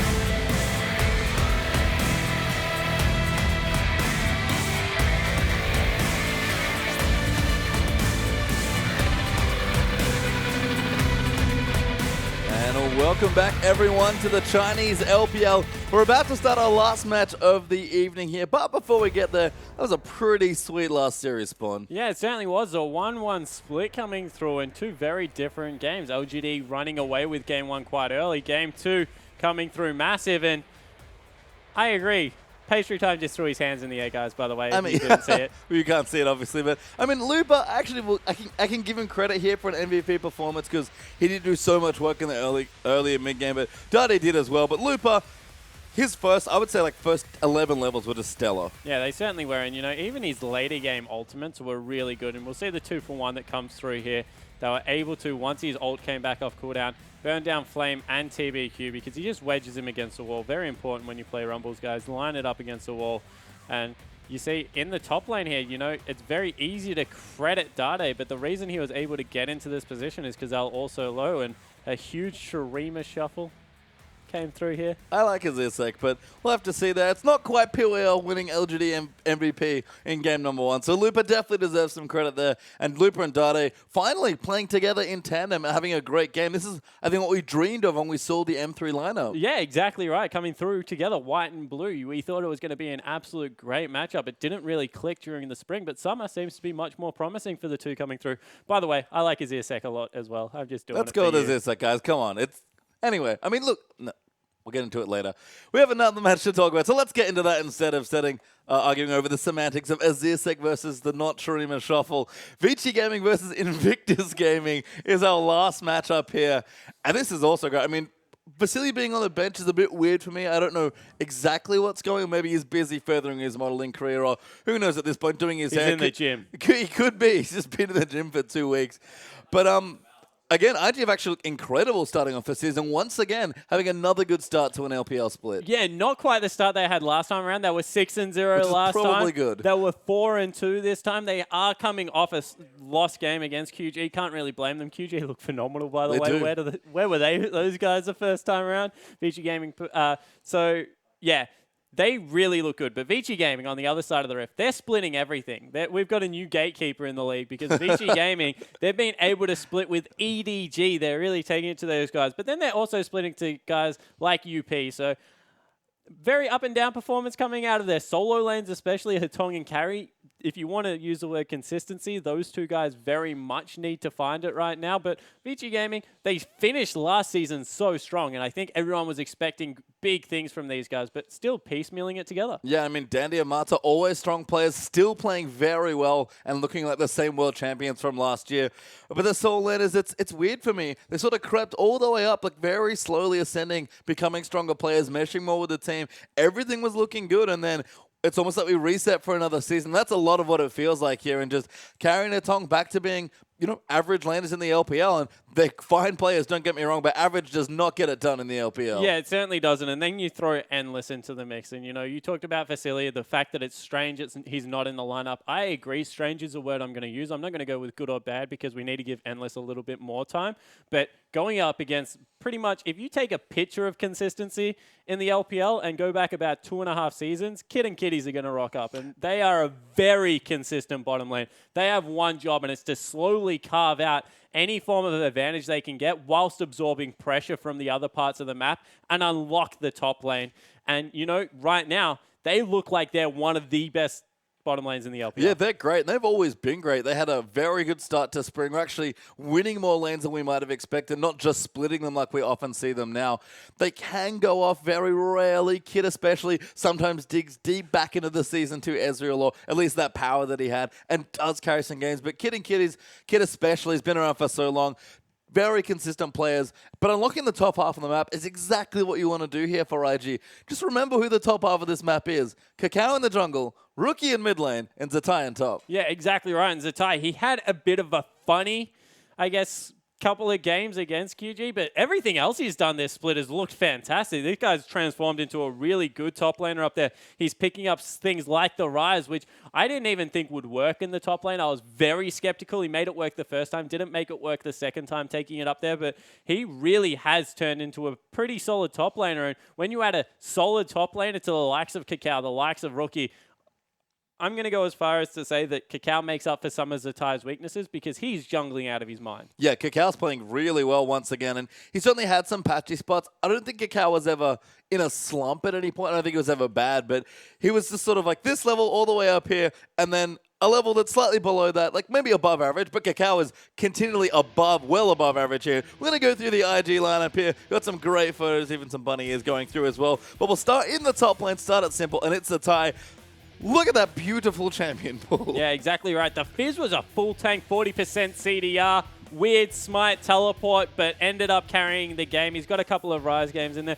This is a guy I like to look at. Not only does he have very good glasses, awfully similar to mine, he also plays everything. The Evelyn, the Rek'Sai. Gragas is huge for this guy. And he's still got the Nidalee in his pocket if he wants to pull it out. I mean, I think he played Nocturne last split, so you never know what's going to happen with Kakao. But Rookie with a wonderful singing voice and wonderful play to match.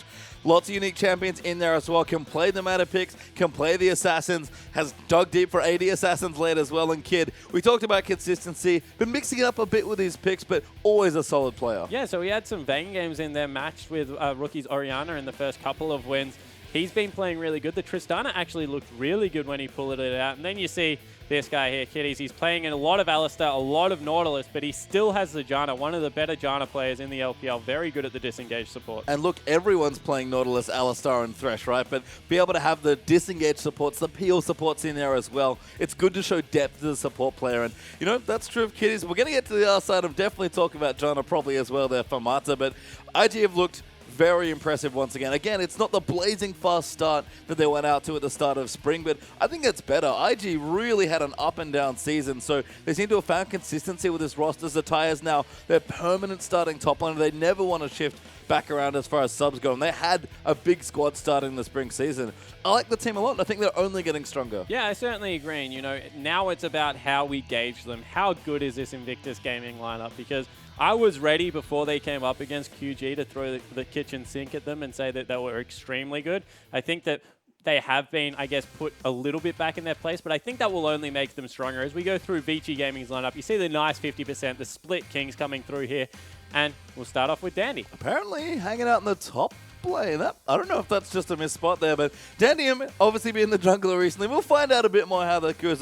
Maybe they're just in the wrong order here. Setong apparently jungling with lots of sick AP champions. Yep, exactly right. Orianna jungle, watch out for the new terror of solo queue. He is a mid laner. Stop doing this to me. Okay, we actually are going to mix things up here. So Schwan, one of the subs coming through now for Vici, going to be playing a mid lane. That might not be a joke about Dandy in the top lane. And there's Endless, of course, the sub AD carry playing instead of Vasily. For whatever reason, we're not too sure why, but he's been okay. Yeah, exactly right. He's been okay, and you team anyone up with Mata, and he will make them at least look okay. This guy's very good support. He's playing the Alistar, but the Morgana, which we said has started to fall away, he's still happy to pick it up. Also the Janna. He's just really good. I mean, he's a fantastic Janna player. It's arguably his best champions, and you're spoiled for choice when you talk about Mata there. Got a very deep champion pool for a support player. I think Morgana's fantastic in this metagame. I actually really like it against all of the engage being played. So just having it as an option is another thing. And this is what Mata brings to teams. Strong vision, strong playmaking, strong leadership there as well, potentially as well, carrying the squad. Great landing and a deep champion pool. The guy does it all. He's the world's MVP from 2014 for a reason. Yeah, exactly right. And I like the fact that you hit on the warding, because that is probably the hardest thing to learn as support. It's really easy to buy a Sightstone and just drop 3 wards every single time you have it available, but he really does understand how to ward really well, especially to cover both mid and bot at the same time. Happy to pack up and leave bottom lane, which is probably something that he didn't do enough for the first split, doing it a little bit more this time around. And, you know, Vici Gaming, this is a team that should really be up there in the top 4. No excuse with how stacked their roster is, as long as they can pull it together. You can see some love there for Hetong. Certainly garnering more fans towards the end of spring when his play really shot up, and so did carries, honestly. But Vici, I think we actually are going to have something funny happen here with the roster. I don't know if this is something they're trying, a reason because of maybe they couldn't get their starting lineup together, but I believe Dandy's going to be in the top lane, which means I get to tell a very fun story about Dandy. Did you know, Spawn, that Dandy's claimed his Rumble is better than Acorn's? I didn't know that, and There I you don't go. believe that at all, by the way. Big fan But of it all Acorn's stars. He's Rumble. really good. Yeah, no, he might be good, but, you know, there's Is a that reason. Acorn? Yeah. Sure. But hey, look, Dandy's You can be really good as a champion. But yeah, okay, maybe he's up there in the top lane, and I'd be very surprised. I mean, hilariously enough, Dandy did show a little bit more carry potential from the jungle. He's used to being very support heavy, very utility focused, but started to put a little bit more onus on himself to carry the games. Apparently, he's now doing it literally because he's put himself in the top lane. Yeah, exactly right. And, you know, you get to use Smite up there sometimes now, so maybe you'll play a Rek'Sai or Shyvana. We'll see where it is, but he is in the top lane. Well, crazy things are happening, at least for game number 1. IG versus Vici, and already we've gone quite literally topsy-turvy. Azir banned out there by IG. Is Vici going to wait for their next ban spawn? Don't know if you guys caught the one, but that was a facepalm. Yeah, so Danny may be struggling to figure out how to ban champions because he hasn't done it in so long. Being a jungler, you don't often get the privilege of being able to control all the power for your I team. wonder what language his client's in, because that's a potential concern if it's in Chinese. Although Dandy, I believe, a student of many languages, does speak decent conversational Chinese at least. Nope, he's forgotten. Never mind. He's like, Coach, you needed to be here. He wasn't. Kalista banned by IG, but Dandy going to hang out. I mean, actually, it could be a penalty for not fielding a starting roster because Dandy's randomly here. That's what I'm assuming it is, that they've not fielded their starting lineup. They've been penalized and they've lost a couple of bans. So we'll see how this one works out. They are running down the clock right now. See a couple of giggles coming through. That's, of course, IG's lineup. You see the awesome glasses. They are so good. They are great here. Kikao's hair, not too bad. Definitely sitting in the mid-tier as far as hair rankings go. So Vici going to run that clock out. Seem to have been penalized for not fielding their starting roster in time here. I don't know if Dandy's going to be in the top lane for game number 2, but whatever happens, I really hope he plays Rumble. Yeah, now that you've said it, I really want him to pull it out again, especially against something like Zatai. If he is able, could you imagine the world where Dandy pulls out Rumble, Zatai locks in Fizz, and then Dandy just smashes it? That would be great. I mean, if IG want to first pick Maokai, and that's not the worst first pick as well, they could potentially see Dandy get the counter matchup that we saw in just our last game. But IG going to consider their last ban. Always interesting when only one team gets to ban here or teams lose bans, what the draft strategy becomes. But IG on the blue side going to get a really good first pick here. Yeah, and there is only one champion that IG can pick that annoys me. And that is Maokai, because I have this guy called Pokemon sitting on the bench, and he's a real good Maokai player. So that is the only thing that I refuse to let IG pick for Zatai. He can play anything else. Take Lenar up there. Take Sion even, but do not pick yourself, Maokai, please. I mean, all jokes aside, Zatai's actually been, again, like a decent role-playing top laner, but also has carry potential. His Maokai's just fine here as Vici seem to be running down the clock once more. That's going to give IG their choice of the first few picks. And IG's bans, of course, the only ones here. Very obvious first thing to note, every jungler is open as Zatai flashes Dandy a Rengar. Yeah, exactly right. So we'll have to see what they want to go with exactly. Olaf being hovered right now, so is Vel'Koz. I want to talk about Olaf a little bit. I think he's good, but probably not going to see him. He's got a couple of hovers. I think teams are at least thinking about it, but Gragas is the first pick. Yeah, he's really strong right now. Not even much to say about it right now. He just does everything so well. Strong early, really strong mid. He needs to go to bed. I mean, you see Kakao, he's like, yep, I got Gragas, guys. Don't even need to be awake for this game because, yeah, the jungler's power is just off the charts. I think we've at least agreed between ourselves that we think he's the best first pick. Yeah, exactly right. I think that like there is S tiers, and right now he is the only S tier jungler. I think that there are very high first tier junglers like Rek'Sai, like the fact that you can pick up things like Nunu, and he fills a very niche role, but is very good at it. But Gragas does a lot of things really well. Well, we do, again, have quite a few champions left open. Azir ban, but of course, the standard Cassiopeia response not there. So Vici gonna troll me and swap instead. Alistar, Rek'Sai is their first two. Yeah, really strong frontline. The reason being, both have knockups. So Merc Treads all of a sudden deprioritized because Vici Gaming going to be able to CC you regardless. And that could be top Rek'Sai as well. That was actually the IG special, taking the Rek'Sai and picking the Evelyn away for Kakao, but Gragas locked in means it's very likely a Gragas jungle. Could see support, but with a Janna hover, that's less and less likely. IG presumably have their jungle here. Going to consider their next few picks, but Vici definitely leaving themselves some powerful picks, but some flexible ones as well. Yeah, exactly right. So we'll have to see exactly where the Rek'Sai does go. Of course, Mate going to be picking up the Alistar. Janna has been seeing a lot more play because Alistar, during the combo, you just release your Tornado, take the AD carry out of the fight, and all of a sudden it's very much back to equal. But we'll see exactly how this ends up. All of a sudden, Hecarim, he can take Smite. He can. He was a jungler. He was at one point. I mean, Dandy, I'm sure, at least has some experience with Hecarim. Everyone has experience in top lane. It's where you get left in solo queue when your last pick at the moment. That's I hate that feeling so much. I know you love it, Mr. Top Laner, you, but not fun for me. As BG considering their options, I mean, these are fine picks as far as current meta trends go. Again, very hard to chart Dandy given that he's currently playing top lane for his team based on position there in the draft. But FLICKR going to come in, Jinx will be in as well. Some strong picks now for Vici. Yeah. Oh, trolled. It's Vayne. Vayne being picked up here, and we see straight away that is a pick that I'm expecting to see. Although I want to see Nah, but I so think that he is going to go Fizz. He might. I mean, why not here against Dandy? Again, Zatai has shown a lot of promise bullying people around in certain matchups. He destroyed a Maokai, actually. I can't even remember who it was, unfortunately, because of how soundly Zatai beat him playing full damage Fizz. We've seen some successful Fizz. Has actually seen quite a lot of play in this season of the LPL alone. I do considering some Assassins. We'll give them time because Kid and Zatai, they have pretty deep pockets when it comes to champions. Yeah, they certainly do. I think it was long out of UP that he was able to take the Fizz up in the top lane and really do some work with. And it looks like it'll be Fizz again. And Orianna being locked in for the third time for Rookie in the mid lane. I mean, Rookie's Orianna up there with Godfrey. Maybe not quite there on the level, but Rookie a fantastic player, playing a champion that he's very competent with. The thing I actually like about this quite a lot with top Fizz specifically, our biggest complaint with Fizz in the mid, and he's quite good there in certain matchups, is that he just doesn't have any wave clear. So put him in the top lane, give your mid laner a standard wave clear mid laner like Orianna, and all of a sudden you don't have that problem. Yeah, exactly right. Throw Sivir in there for good measure. Wave clear for days. Rookie still hasn't died on Orianna. 3-0-7 on 2 games. It's pretty good. Immortal coming through there. So far. Best impressions coming through from a certain Korean mid laner that I'm not going to mention, but he's really good at not dying as well. He is, and there we go. Actually, Varus picked up there, which means... Mid lane Varus. Yeah, I mean, that's it. Thank you. Yes, mid lane Varus. We've seen it time and time again today already. For some reason, I got confused. But Dandy on the Hecarim, Xuan, their sub-mid lane, are going to be on the Varus. And we saw a little bit of this comp from LGD yesterday, the Varus Vayne. That is kind of solid. Get a Varus ult set up for your Vayne. Make sure she free hits targets. But when it doesn't work, it falls apart swiftly. Yeah, it certainly does. And we'll have to see whether Xuan in the mid lane can really go to work and start bullying the lane out, because we've already seen control mid laner mage in the form of Azir, Orianna, going up against Varus, and it went in Varus' favor, so we'll see if it happens again. That's a tie with the Fizz up against top lane Dandy for a game more too. Who knows here for Vici. Kakao, though, back on the Gragas versus Hatong, their normal mid laners, jungle Rek'Sai. Yeah, so we'll have to see how Hatong goes with that one. Rookie versus Xuan in the mid lane. It's going to be Orianna versus Varus, and if we've seen anything today, it's that Varus does extremely well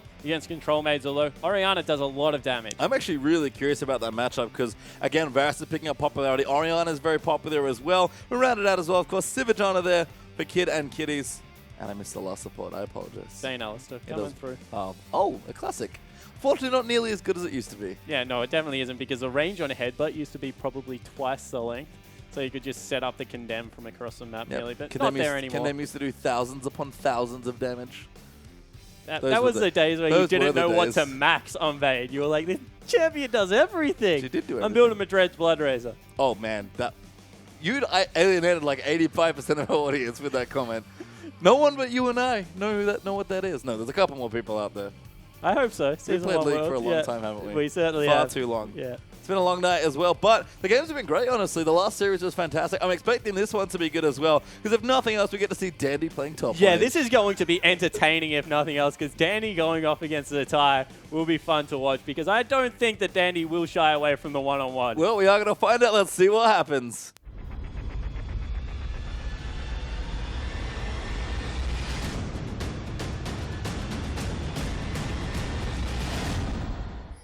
And welcome onto the Rift for our final best of two of the evening, but our first game. And if you're just tuning in, welcome to the LPL, and you are missing, or you're not missing, I guess if you've just tuned in, that would be the one. Fun stuff coming through. Vici have completely swapped everything around for whatever reason, and Dandy's in the top lane, and Hatong is in the jungle, and I don't know how to feel anymore, Spawn. Look, Dandy's done one thing right already, and that is pick the good Hecarim skin. Get rid of Arcade. He does have a smite there as well, looking very handsome. So glorious.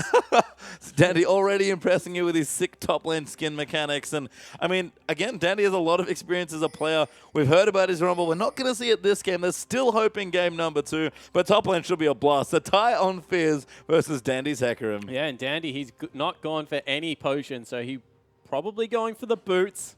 Start coming in there, be able to pick up the double golems or the Krugs, whatever they're called now, with the Hecarim and then Still be able back to in grab it. Season 1 with Madred's Blood Razor, I see. Yeah. As the Tong's going to get some help on the Grot with Martin. And listen, we are going to break out into standard lanes. Yeah, so standard lanes coming through here. Dandy versus Zatai. I never thought I would get the luxury of saying that, but what an anticipate. Dandy's going to die. Oh, nope.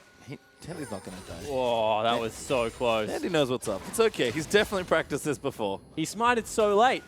I don't know what he was doing. He's used to in the jungle, maybe. He's like, I have to secure this camp. He's also stuck in Season 1. I mean, you know, I do like that there are actually 2 smites in the top lane there as well. We could potentially see Zatai outsmite Dandy for a buff, which would be awesome. That would be great. But Dandy's going to have a high-level smite throughout the entire game. He's going to feel at least relatively comfortable. Yeah, so both burning teleport to get up there. Dandy actually went with the cloth armor and no extra potions.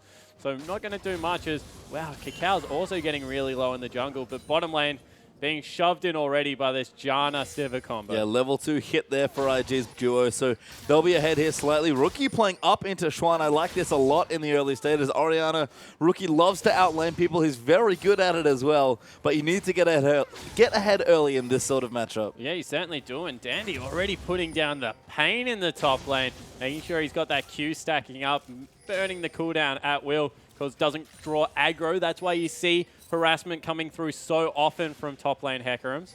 There's a little bit of a zone now set up by Marta and Endless. And Cacao managing to keep himself alive, by the way. Don't worry too much. Smiting away his red buff, getting a bit of extra health back there. And he will finish his jungle low, but still alive. So no deaths, no executions yet here in the early stages as Dandy can't get away from the jungle, has to take the Scuttle Crab. Yeah, certainly do, especially whilst you have the Krug passive. So easy to take it because you get the stun through, you start doing full damage to it because it loses all its resist. No longer a tanky bug, and you can smite it away. Yeah, and that's exactly what Dandy did. So double smites here for Vici. Again, have to think that it benefits the jungler now playing on the top side, but Zatai and Dandy going to go head-to-head. Level 4 for Zatai, but Dandy gets the better of the trade and thinks about going back in. Yeah, and then he thinks he's getting ganked and doesn't know what to do and runs around in circles. But Zatai playing with fire there, going to be able to shut up the lane, get a free shot. I love that as well, because you know Dandy's thinking, all right, if this is me watching this lane, I would definitely be ganking me right now. Yeah, exactly right. Especially if I was Gragas, I have my flash body slap. I mean, smart from Dandy to at least play safe. Does fall a bit behind in CS as a result, but Endless has now pushed the lane back in with the help of Marta as well. Although Gragas now going to come down. Endless just gets out of the tornado range. Yeah, this is a really hard lane to gank if you are Gragas, however, because as you body slam, you can actually be shoved backwards. Alistair Headbutt wins a lot of those weird trades, and that Gragas is one of them. It does. Has some sick priority, and it's part of the reason the Alistar displacement effects from his headbutt especially are so valued from the support role. Alistar's been a rising champion the last month or so, it feels like, and we have a gank here from Hatong potentially as Xuan having a bit of trouble early on against Rookie. Yeah, so see whether he can get in there. Cacao waiting in the wings. Doesn't get spotted. Pro Seeker only hits onto Rookie. So Cacao, safe for now, going to look for the flash body slam. Goes in, massive double slam. And that's first blood for Rookie. Hitong going to get chased out here as well. Will not fall, but Cacao and Rookie still the same duo. And I love how Cacao does that. If you go back and break down how he did it, his body slam stopped and then he flashed because it guarantees you the instant knockup because the actual end range as I'll stop. Yep, knockup's coming in again as Marta goes aggressive down the bottom, but Kid going to lose a bit of trade there to Endless. All right, so what a lot of people don't know is the traveling particle of body slam is actually narrower than the end of body slam. When you come to a stop, your hitbox is bigger. So body slam the whole way and then flash and you'll get both the targets majority of the time, and that's exactly what Cacao did. And we've seen that so many times, the flash cancelling plays from junglers setting up ganks for Cacao, just that bit better at it than everyone else. As Kitties gets condemned into a wall. Martha going old school on the combo, gets the pulverize and a tongue. He's down here, but IG have a ward in the brush and know exactly what's going on. Yeah, so scouting that one out, but all of a sudden Vane's starting to get ahead in a lane matchup, and that's never good. This is the pseudo counter pick. And I say pseudo very loosely because Vane can start losing this matchup if she's not careful.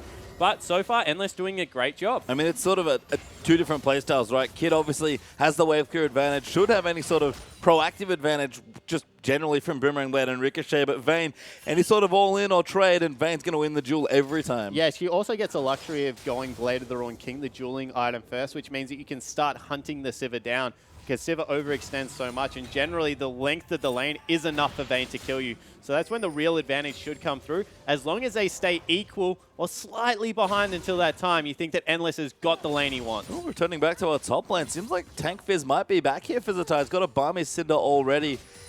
Gonna look for the Cinderhawk first, which I guess he'd probably do anyway. Dandy maybe going for a quick home guard, though. Actually has a Ninja Tabi already completed. Yeah, so this is what Zatai did last time around. Went Cinderhawk into the Frozen Heart, into the CDR boots, picked himself up all that cooldown reduction as Mata going for a gank mid. Nice roam here, actually. Ulti lands, but Rookie cleanses it. Can't cleanse these knockups, so headbutts, double knockups. Great shockwave. Might actually keep Rookie. Nope, never mind. Not alive as the tongue snipes him with a Prey Seeker. Wow, is that the AP? No, it's not.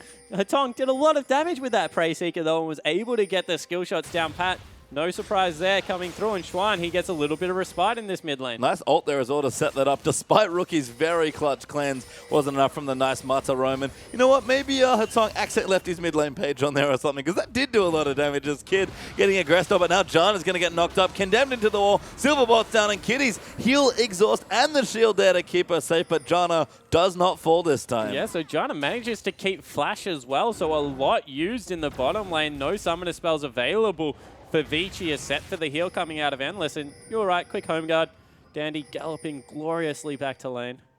Looking very magnificent there as he does return, even on CS actually against the Thai, so keeping competitive so far, and we'll get back to lane quickly. That's the nice thing about early home guard. I think it's more of a preference thing. I see a lot of Korean top laners do it and not as many Chinese top laners, so maybe Dandy just learning from his brothers. Yeah, so I really like home guards early on the top lane. It means that you can be as aggressive as you want. You can get back to lane really early, and the Tong, he's started to do this dragon, but it's in full vision. Might be in some trouble. Looks to be in trouble here. Is no, not yet. Just going to pull it out, actually. Making sure it's got a bit more space to work with. They can still see it, though, Ken IG. Not quite reacting yet, but Kitties will rotate in. Kind of give it up that, hey, we do have it watered, stop the dragon. And Hetong will respectfully pull away. Yeah, but that's a lot of damage he's taken, and now with Rookie repetitively shoving mid, Kakao looking for an invade on the blue buff. And I can't believe you just said Rookie repetitively shoving mid in this matchup. That's quite impressive to me here for the Orianna, but seems to go a little bit better as Kakao wants the blue steal, might buy Mata instead, gonna try and steal it and get out, but gets headbutted back in. Kakao does get the blue, Hetong kind of gets stunned up, but Dandy's already teleported down, and ultimates to keep him safe, and Kid's here as well. Spell shields the arrow, and now fight's going to break out to Ty. He's caught onto Danny. He is going to go down to Kid. Very well played by Invictus Gaming. Yeah, IG pick up a kill, and they're going to be able to rotate into a first dragon, and that was just Hetong overstaying on the dragon.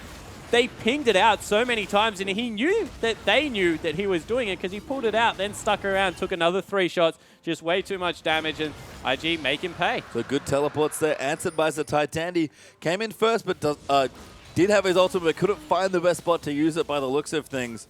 As we look down, Rookie, he has a Fiendish Codex and a Tear of the Goddess. Yeah, so I don't know whether this is like an early arm guard thing, although it doesn't look like it because he's got a Fiendish Codex on top of it, but a max mana build coming through for Orianna. I think it's the same sort of principle, but obviously comes later. Like, the shield's great. It does help you defend in these matchups, and Athene's just isn't that good, so you need a mana item.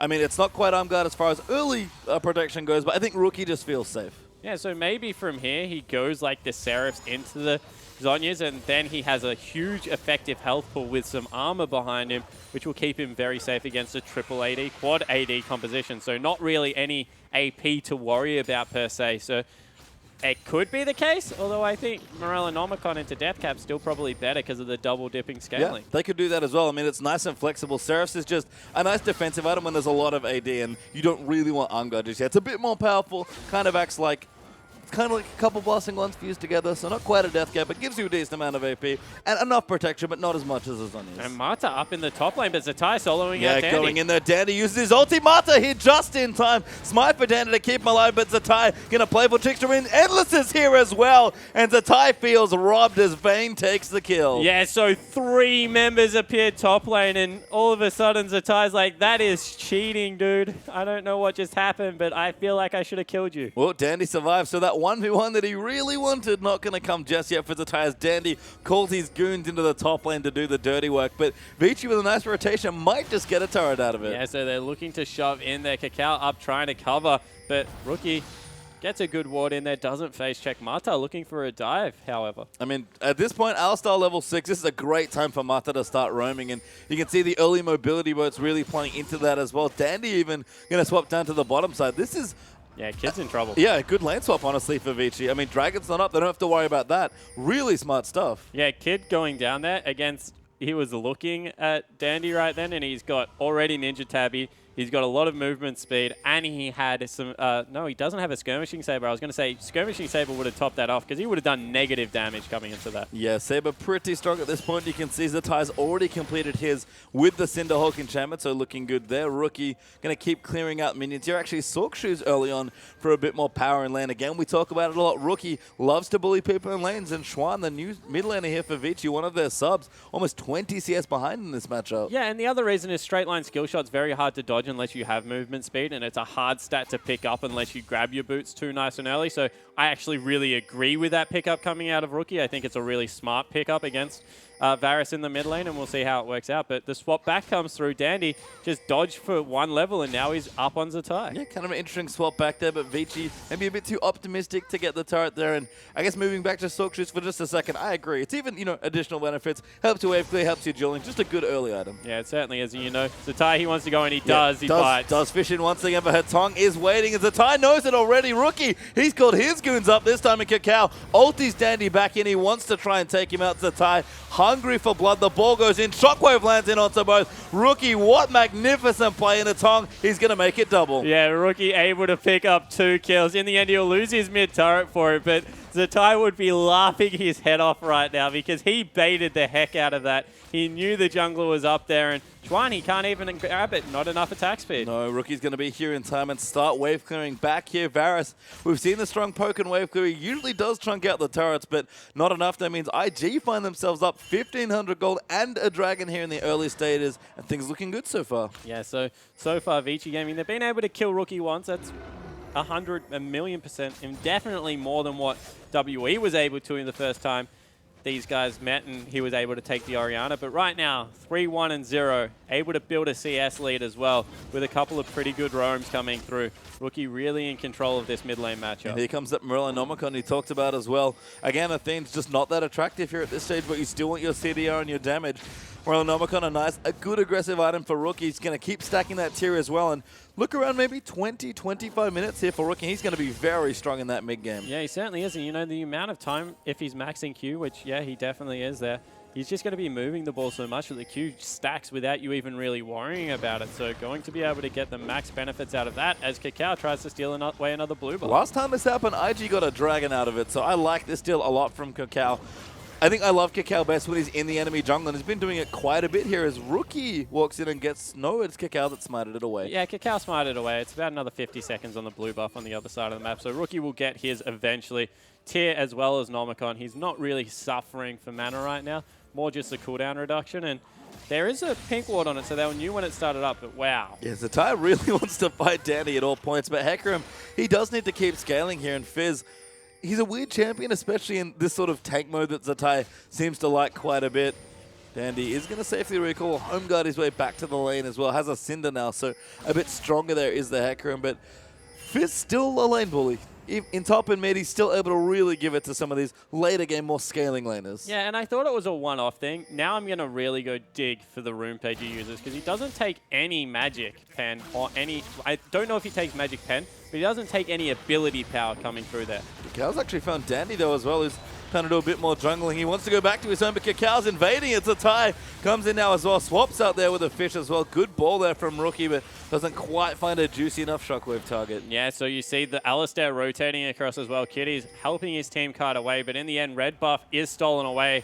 So last, 4 buffs being taken off Hetong in the mid lane and not having a great time in the jungle right now. It was going to be rough already. He's a mid laner moving to the jungle for this game again for whatever reason. We still don't know the reason why Vici have turned their lineups upside down, but they're going to go into the dragon, try and take it away. Dandy smite's pretty good, and he does have it up. Hetong has his as well. This will be Vici's dragon. Yeah, so they'll secure it. They knew the timing of the blue buff from that red buff, from the pink ward that they had on it. So in the end, they're able to time that well enough to be able to pick up the first dragon of the game. Didn't look like IG were too bothered about it. But Blade of the Ruined King's being picked up by Endless. And now all of a sudden, Sivir needs to be careful. You see, sent to the mid lane to start wave clearing because realistically, can't 1v1 that Vayne anymore. No, just wants to dodge the matchup here, and this is why people seem to like picking Vayne into Sivir, despite the difficulties that Vayne can have in just in fighting, honestly. I mean, it's hard to build a team comp around her, despite the lane matchup being decent, especially from this point onwards. But Endless going to get chased out, actually, as Cacao down here in the bottom lane, rotates back.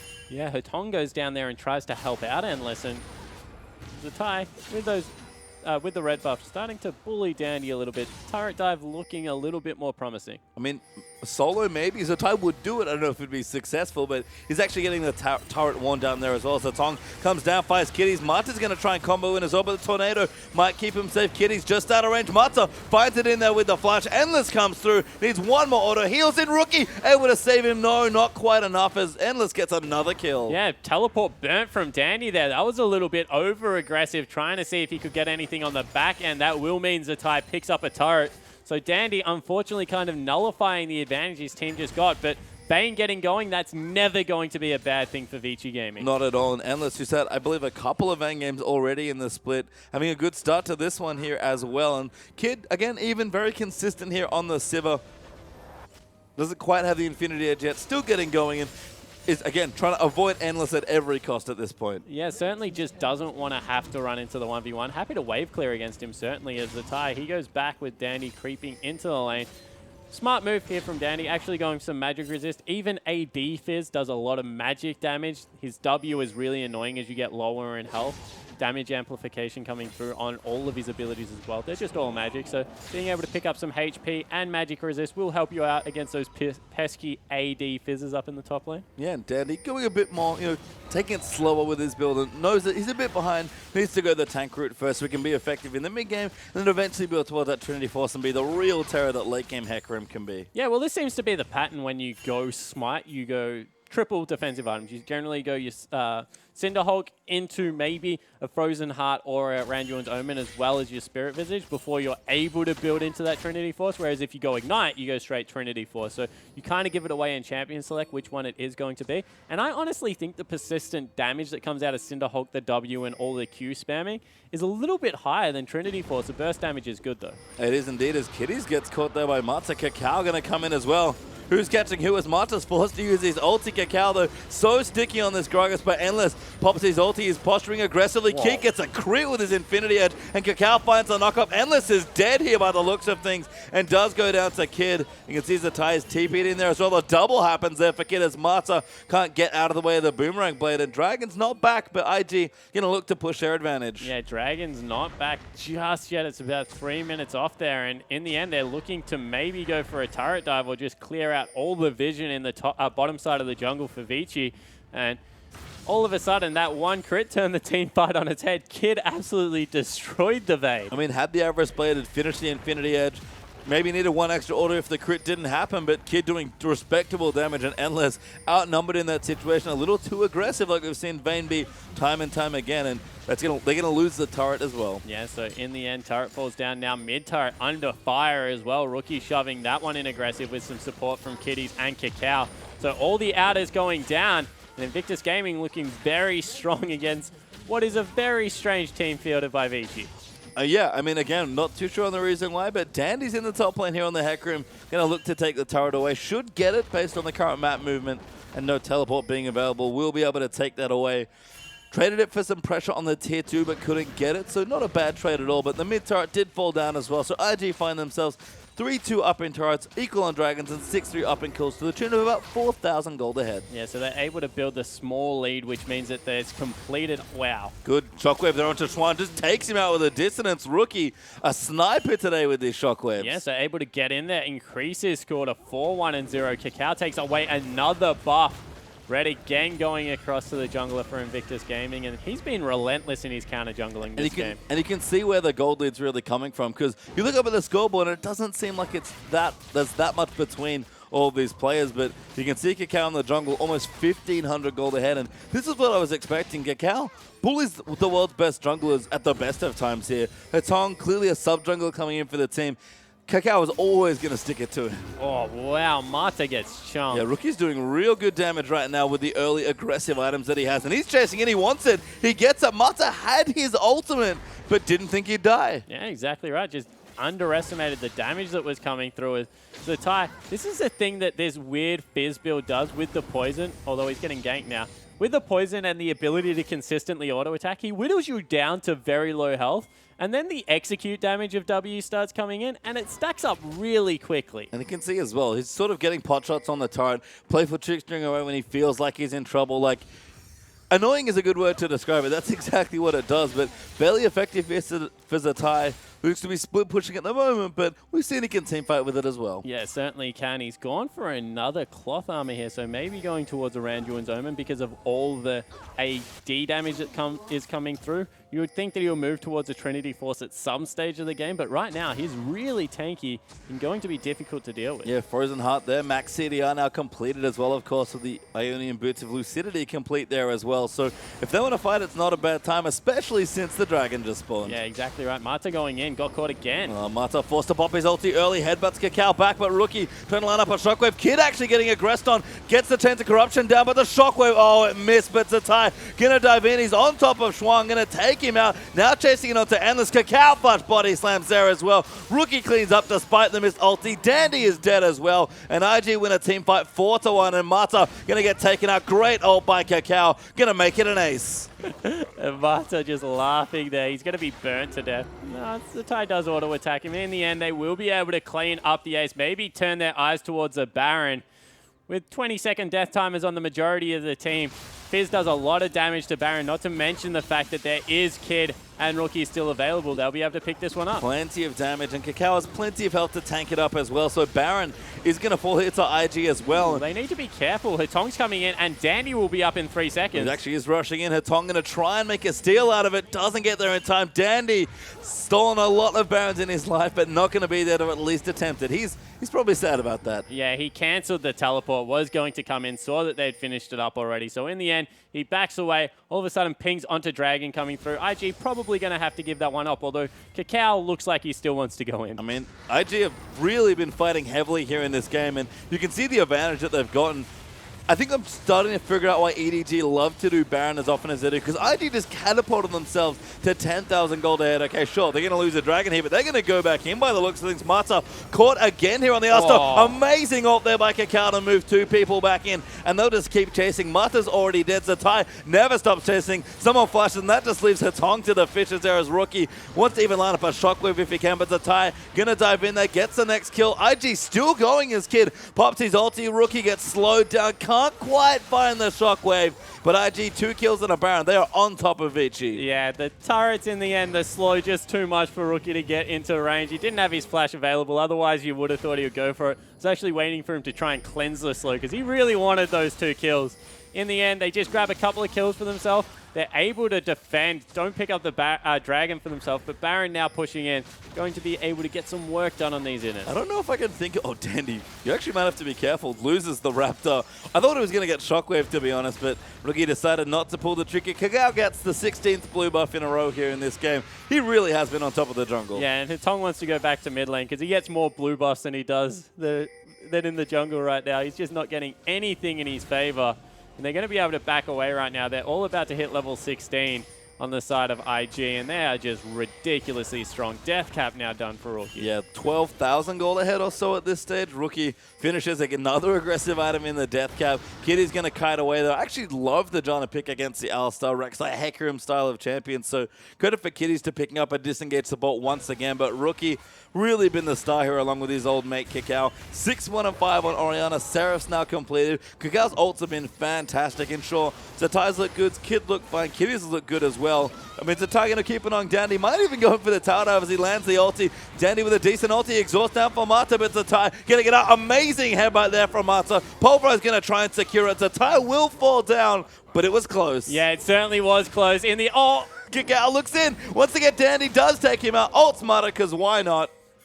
And a 1-for-1 trade in the end. Yeah, this is a funny game coming through. Mata not having any fun at all, though. No, he's not. I mean, he's been laughing a bit, but think he's hiding a status. Whoa! Flash Shockwave destroys Endless. Rookie wants to make the highlight reels today. Yeah, that was a good play. He's going to pick up the double. Really nice double. Cleanses the Schwan. Going to maybe be the third. Rookie does disgusting damage. And this Orianna, Godv, you may not win the best Orianna award today because Rookie is impressing. Yeah, he certainly is. In the end, Kid able to take down a couple of turrets for himself. Surrender votes comes through. Yep. And IG looked pretty impressive. The flash ult boomerang blade run past the turret can only mean one thing for Kid, and that's victory for IG, and Rookie looks fairly pleased with himself. Yeah, you can see him bouncing around with a slight smirk on his face right there, but that was a pretty lopsided event after what was a misplayed try and defend of a blue buff invade coming through for Vici Gaming. But Dandy, I'm going to give credit where credit's due. Did all right in the top lane. He did. He held his own there, and unfortunately the same could not be said for the Schwan, the sub-mid laner coming in for Vici again.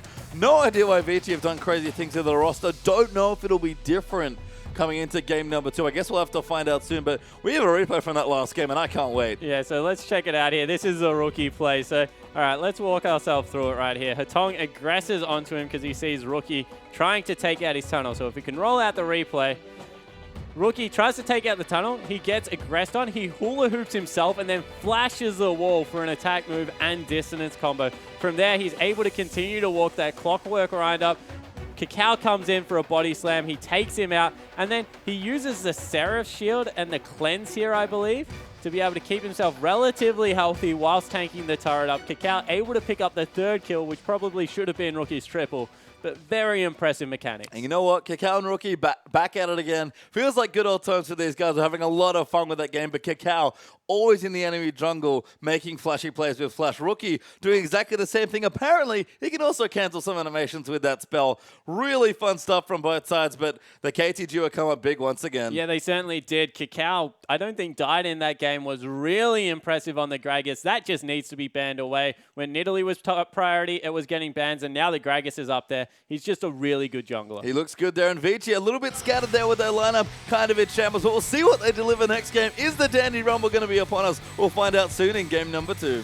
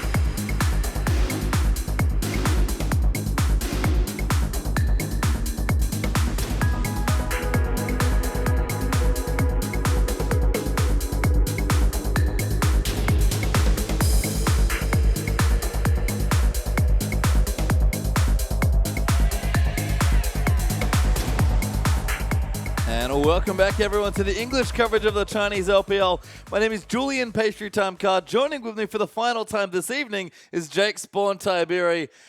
And that was a lot of fun. It certainly was. And we have some explaining to do because as we recap over the last game, turns out Carry is sick. And that's why this whole shenanigans is going on. Dandy, next best top lane and next best jungler apparently is Hatton coming in there. And Rookie, he deserved the MVP. Very well deserved MVP. A fantastic Orianna performance. 8-1-6 with just some great plays, a great score, and some strong laning against the Varus. I mean, yes, it's a sub there for Vici. Clearly, again, with Carry being sick and having no top lane sub, struggling there to field the roster, but have managed to field one, are looking competitive and at least having some fun and entertaining us. And Rookie, though, just went off in this game. Yeah, he certainly did. Was able to nail shockwave after shockwave, picking up a couple of double kills for himself. Got robbed of a triple at the end by Kakao, but really just overall a fantastic performance. Yeah, solo kill there as well. And of course, the sweet flash play that we really looked over. This is it again. Flash canceling the ultimate on himself. And goodbye, Endless. Yeah, he just was able to delete Endless time and time again. Not able to have the best game on Vayne coming through, although got to reasonable item power spikes throughout the game. Didn't really struggle too much in lane, so at least down the bottom lane, it looked like Mata and Endless starting to piece things together, but the rest of the IG lineup, especially Kakao, were just playing very impressively. Yeah, Kakao's Gragas looks really strong. I mean, I like that you said it already. Kakao's definitely someone that gravitates to the strong picks, so whatever the best jungler is, he seems to want to make it his mission to be the best at that jungler. Yeah, he certainly does. Those junglers that really rise to the top, Gragas being one that I think has suited him more than most because he uses it to invade even. Gragas has got a really surprising level 4 power spike, by the way. If you've ever been invaded by a level 4 Gragas, he heals himself. The Drunken Rage makes it so he doesn't do any damage. And 2 points in the queue is just a huge slow. So he's using it very well to a lot of different little things that you can do in the jungle that a lot of people aren't. And that's Kakao's thing. He's very streamlined as a jungler, knows everything to precision, looking great again with his old duo partner Rookie, and this felt like fun there for IG, but can they repeat it here? Because Dandy in the top lane, Vici fielding some subs. I think the last thing you want to do, especially after that game, is lose to Vici. Yeah, exactly right. And, you know, actually, Dandy didn't have the worst game, as actually we have a substitute coming in, so maybe Carry got better. Yeah, maybe. Schwan moving out. No, it's a different sub coming in. Peng will join in there instead. So, going to sub up mid lane. Is going to give someone else a try at Rookie, but I don't know if you're a sub coming in and really fancy that. Again, Vici, big roster. A lot of these Chinese teams have very deep rosters and plenty of players to bring in that they want to give experience, but Rookies, that's a lot of experience to give someone for a first LPL game. Yeah, it certainly is. And, you know, all these mid laners just do what Zatai's doing and play mid lane champions top. Like, the thing that's really confusing me is the Dandy in top lane, although he really did perform quite okay. So I understand the theory behind it, but I just think that moving 3 players instead of just moving 1 is a little bit strange. Maybe. I mean, hard to say at this point, but this is what Vici have decided on. We get to see Dandy in the top lane, the infamous Rumble, potentially around the corner. And I guess my only question for that is, will they ban it? Because if IG know the story, that'd be really funny to me. Oh, that would be the biggest respect ban. Banning a key pick from someone that doesn't play the role. That would be very, very funny. It would be. And we'll have to see what happens. But IG looking solid there in that game. Orianna for Rookie once again starting to become a signature champion of a lot of these midlanders. It's Godvi and Rookie that might be vying for the title of best LPL Orianna. Yeah, it certainly was very impressive coming across there. Not only The reason I think that Orianna does better in the matchup is because Clockwork Windup and Command Protect are just very good trading tools. So able to auto-attack out the Varus in the early game and really start getting some lane dominance. Also has a little bit better use of the mana, being able to shove out the waves with the Q. So he was doing a very good job, not only in the mid lane, but also using it to roam around the map and really secure objectives for his team. Yeah, that was really my big thing about the matchup that's different from the Azir versus Varus. So we saw Dade have a horrible time on the Azir side of the matchup. A little more instant wave clear helps you as well, because as we said, all Varus wants to do is poke at you and wave clear at the same time. So if you can keep that wave in a decent spot, and Rookie is an absolute master at keeping the mid lane minion wave where he wants it, then he can do exactly what he did. Keep a healthy lead, get stronger, find a couple kills, and then just completely take over the game. Yeah, and you know, this has always been the things about poke mid laners, is that you just shove them in and leave. Like, this is what used to happen against Jace. This is what used to happen against Nidalee. If people want to poke at you, just don't be in the lane. That's why Orianna, for the first time, saw such a big surgence into the mid lane, because she literally QWs the wave, and it disappears with the Q on the way back. So that's exactly how Rookie played the wave matchup. Just wasn't there to be poked out of the lane and used his advantages on other parts of the map, which is really credit to him and Kakao, because we mentioned it so many times, but if your mid and jungle have synergy, it's like you're playing against two people as the opposition jungler, as Hatong really found out that game, because he wasn't able to take any buffs. Yeah, I'm sure Dandy's emergency training could not quite do enough to be like, hey, this is what's going to happen. It's not going to be fun. Again, Dandy looked just fine there in the matchup, but we are into the draft here for this next game by the looks of things. We've swapped sides over, of course, and we'll see what the first ban's going to be. Yeah, so Vici will probably have bans coming through this time. They didn't have them last time because of the emergency sub, so they should have it unless something else happened that we're not aware of, but see exactly what comes through. Yep, so at least discover why Dandy is now on the top lane, and Atong has found his way into the jungle as Dandy demands the fizz ban. Maybe he's found it himself. It's like, I'm banning this, not again. Yeah, not making that mistake again, of course. Didn't have a choice last time, had to play against it, but Zatai really bringing the tank fizz into the meta, and you see it's Kalista that's banned away from Endless. And we've seen a couple of top lane fizzes, but I think it's only Zatai that's really doing the super CDR massively tanky fizz. So really cool to see. Amazing Day kind of did the opposite, went Jack's build, Trinity Force, Blade of the Ruin King, and just crushed in one of EDG's games. But Kalista ban there from IG. I like the ban. It's still a strong AD carry. And there's a Cassio ban thrown at Rookie. And I like that you segued into Amazing Jay, because I've been waiting for it all night. He's the person that I've actually been watching play Olaf in the top lane, and he does it really well. I mean, of course Amazing Jay is playing Olaf on the top lane. He plays Garen on purpose. Like, Amazing Jay's played so many champions. Yeah, I'm a fan of that guy. He's really good. Well, he's great to watch, and a pretty good player there as well. So fun to see him coming out on the bench and playing for EDG. Azir, though, rid of the standard response ban to good old Cassiopeia and Vici. 10 more seconds left, and Dandy listening very contently to his analyst and coach, being like, all right, what's next? I've never done this before. Yeah, he certainly hasn't. 1 second coming down to the wire. Ben Sejuani, not Gragas, so maybe going for the Gragas first pick. That would be a fine pick here. I mean, Hatong might have some Gragas experience. Of course, he's a mid laner normally. Might have played with mid lane Gragas for the thing, but Gragas, just such a strong champion. I think, oh, never mind, IG. Smart ban, actually. I like the takeaway. Yeah, gets that off the board, and I like that you throw him back to mid lane Gragas. That was a thing a long time ago. Top lane Gragas was a thing after mid lane Gragas before it got relegated to the jungle. It was, and now he's in the jungle looking strong as Rek'Sai. Another strong jungler going to join in there for Vici. That's their first pick once again, I believe. No, I think it was in their first rotation last time, but Hatong did play it in game number 1. Yeah, it certainly was. It was Rek'Sai, Alistair being taken away there. And, you know, could also be a top laner there. Dandy, no stranger to the Rek'Sai, might be able to take it up there and get some work done. And you know what? I'm pretty used to seeing Zatai kind of muck around and hit the random button on champions, but him and Kakao are doing it at the same time. And there are some funky combinations coming up. But Hecarim is already locked in for Zatai. He's going to steal it away from Dandy. What a scumbag. And Kakao considers his options here, hovering on Alistar with the last few seconds. Do they lock it in? They do. It's Alistar Heck. Oh, really, Kakao? Sivir Hecarim instead. Yeah, Sivir gets taken there. 4 Kid in the bottom lane. Played it very well the first time around. Not happy with Kakao here as pays through time. And that means that if they want, they can take the Rek'Sai Alistair combo and, you know, the double knock-up, something that shouldn't be undervalued. I mean, Marta's Alistar was fine. I think they just fell too far behind at the point where even with your ultimate, you're just too squishy. Like, you have to use it early because you're taking so much damage. And Alistar, like a lot of supports, can still get picked off, especially when the enemy mid laner is fed. But Vici going to consider their next few options. We could have a top laner, so I guess that's why Hetong is sort of hovering Lee Sin here. And of course, the new sub Peng here, their mid laner here for this game, going to be playing against Rookie this time. Lee Sin's locked in, and there's a Nautilus actually as well. Yeah, I like to dream. I like to think that's a top lane Lee Sin, but you know, one day. Mid lane Lee Sin. Oof. Whoa. Yeah, there's another throwback. Throwback.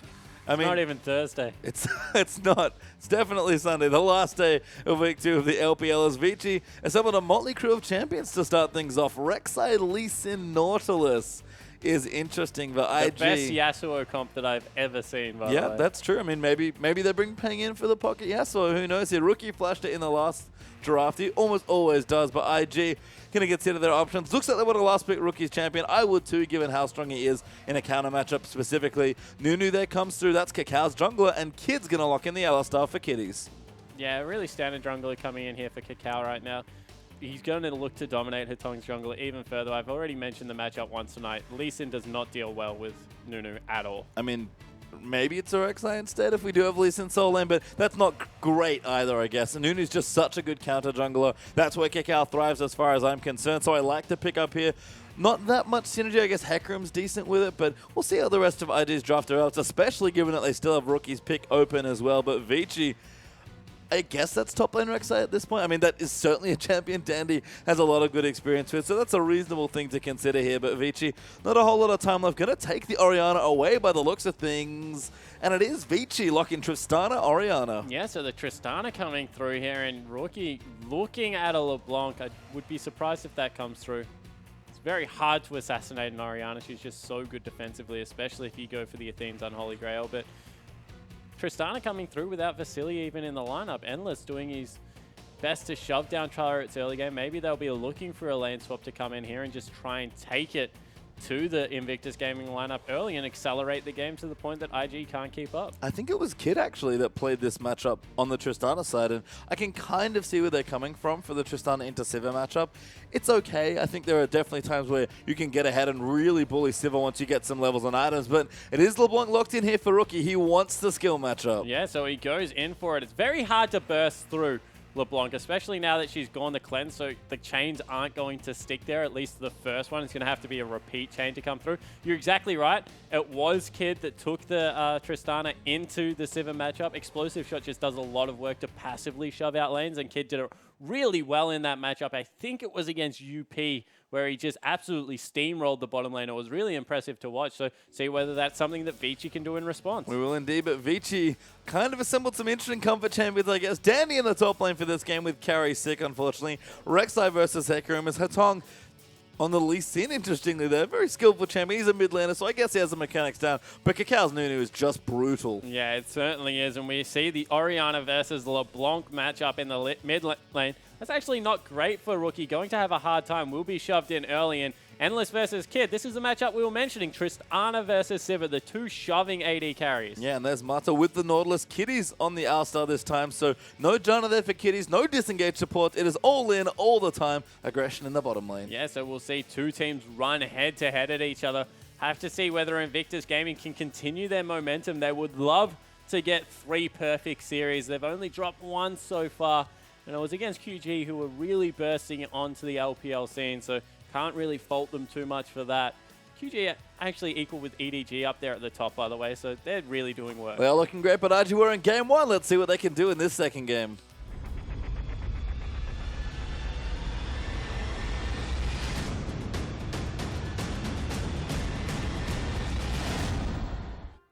And welcome onto the Rift for our last game of the evening. Invictus Gaming up a game against Vici Gaming, featuring Dandy in the top lane and Hetong in the jungle. It's been a bit of a rough night for Vici with Carry sick and them having no top lane sub. Peng is subbed in after game 1, actually, as a new mid lane sub as well. Rookie really manhandled Ashwan, their other sub mid laner, in the Orianna Varus matchup, but Peng finds himself with a good matchup here, Orianna versus LeBlanc. Yeah, so we'll have to see whether he can fare any better than he did. Standard fan out coming through from Invictus Gaming. Rookie is spotted by a ward from Mata, who has that huge Nautilus. I like that skin because when you get an Iron Elixir late game, you kind of look like a turret. You do.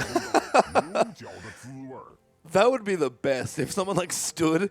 If you could stand on the rubble where the turret was and then trick someone, that would be amazing. That would be a great champion. It would I be. agree. Well, look, there we go. That's a great idea. Somebody get on that. Here is IG. Again, fanning out, trying to see what they can see, but no lane swaps getting looked at just yet by the looks of things here. I want a ghost champion that can sneak into minions, and you're a jungler, and then you're like a ghost, and you sneak into the minion, it takes you down the lane, then you pop out, and you're like, surprise!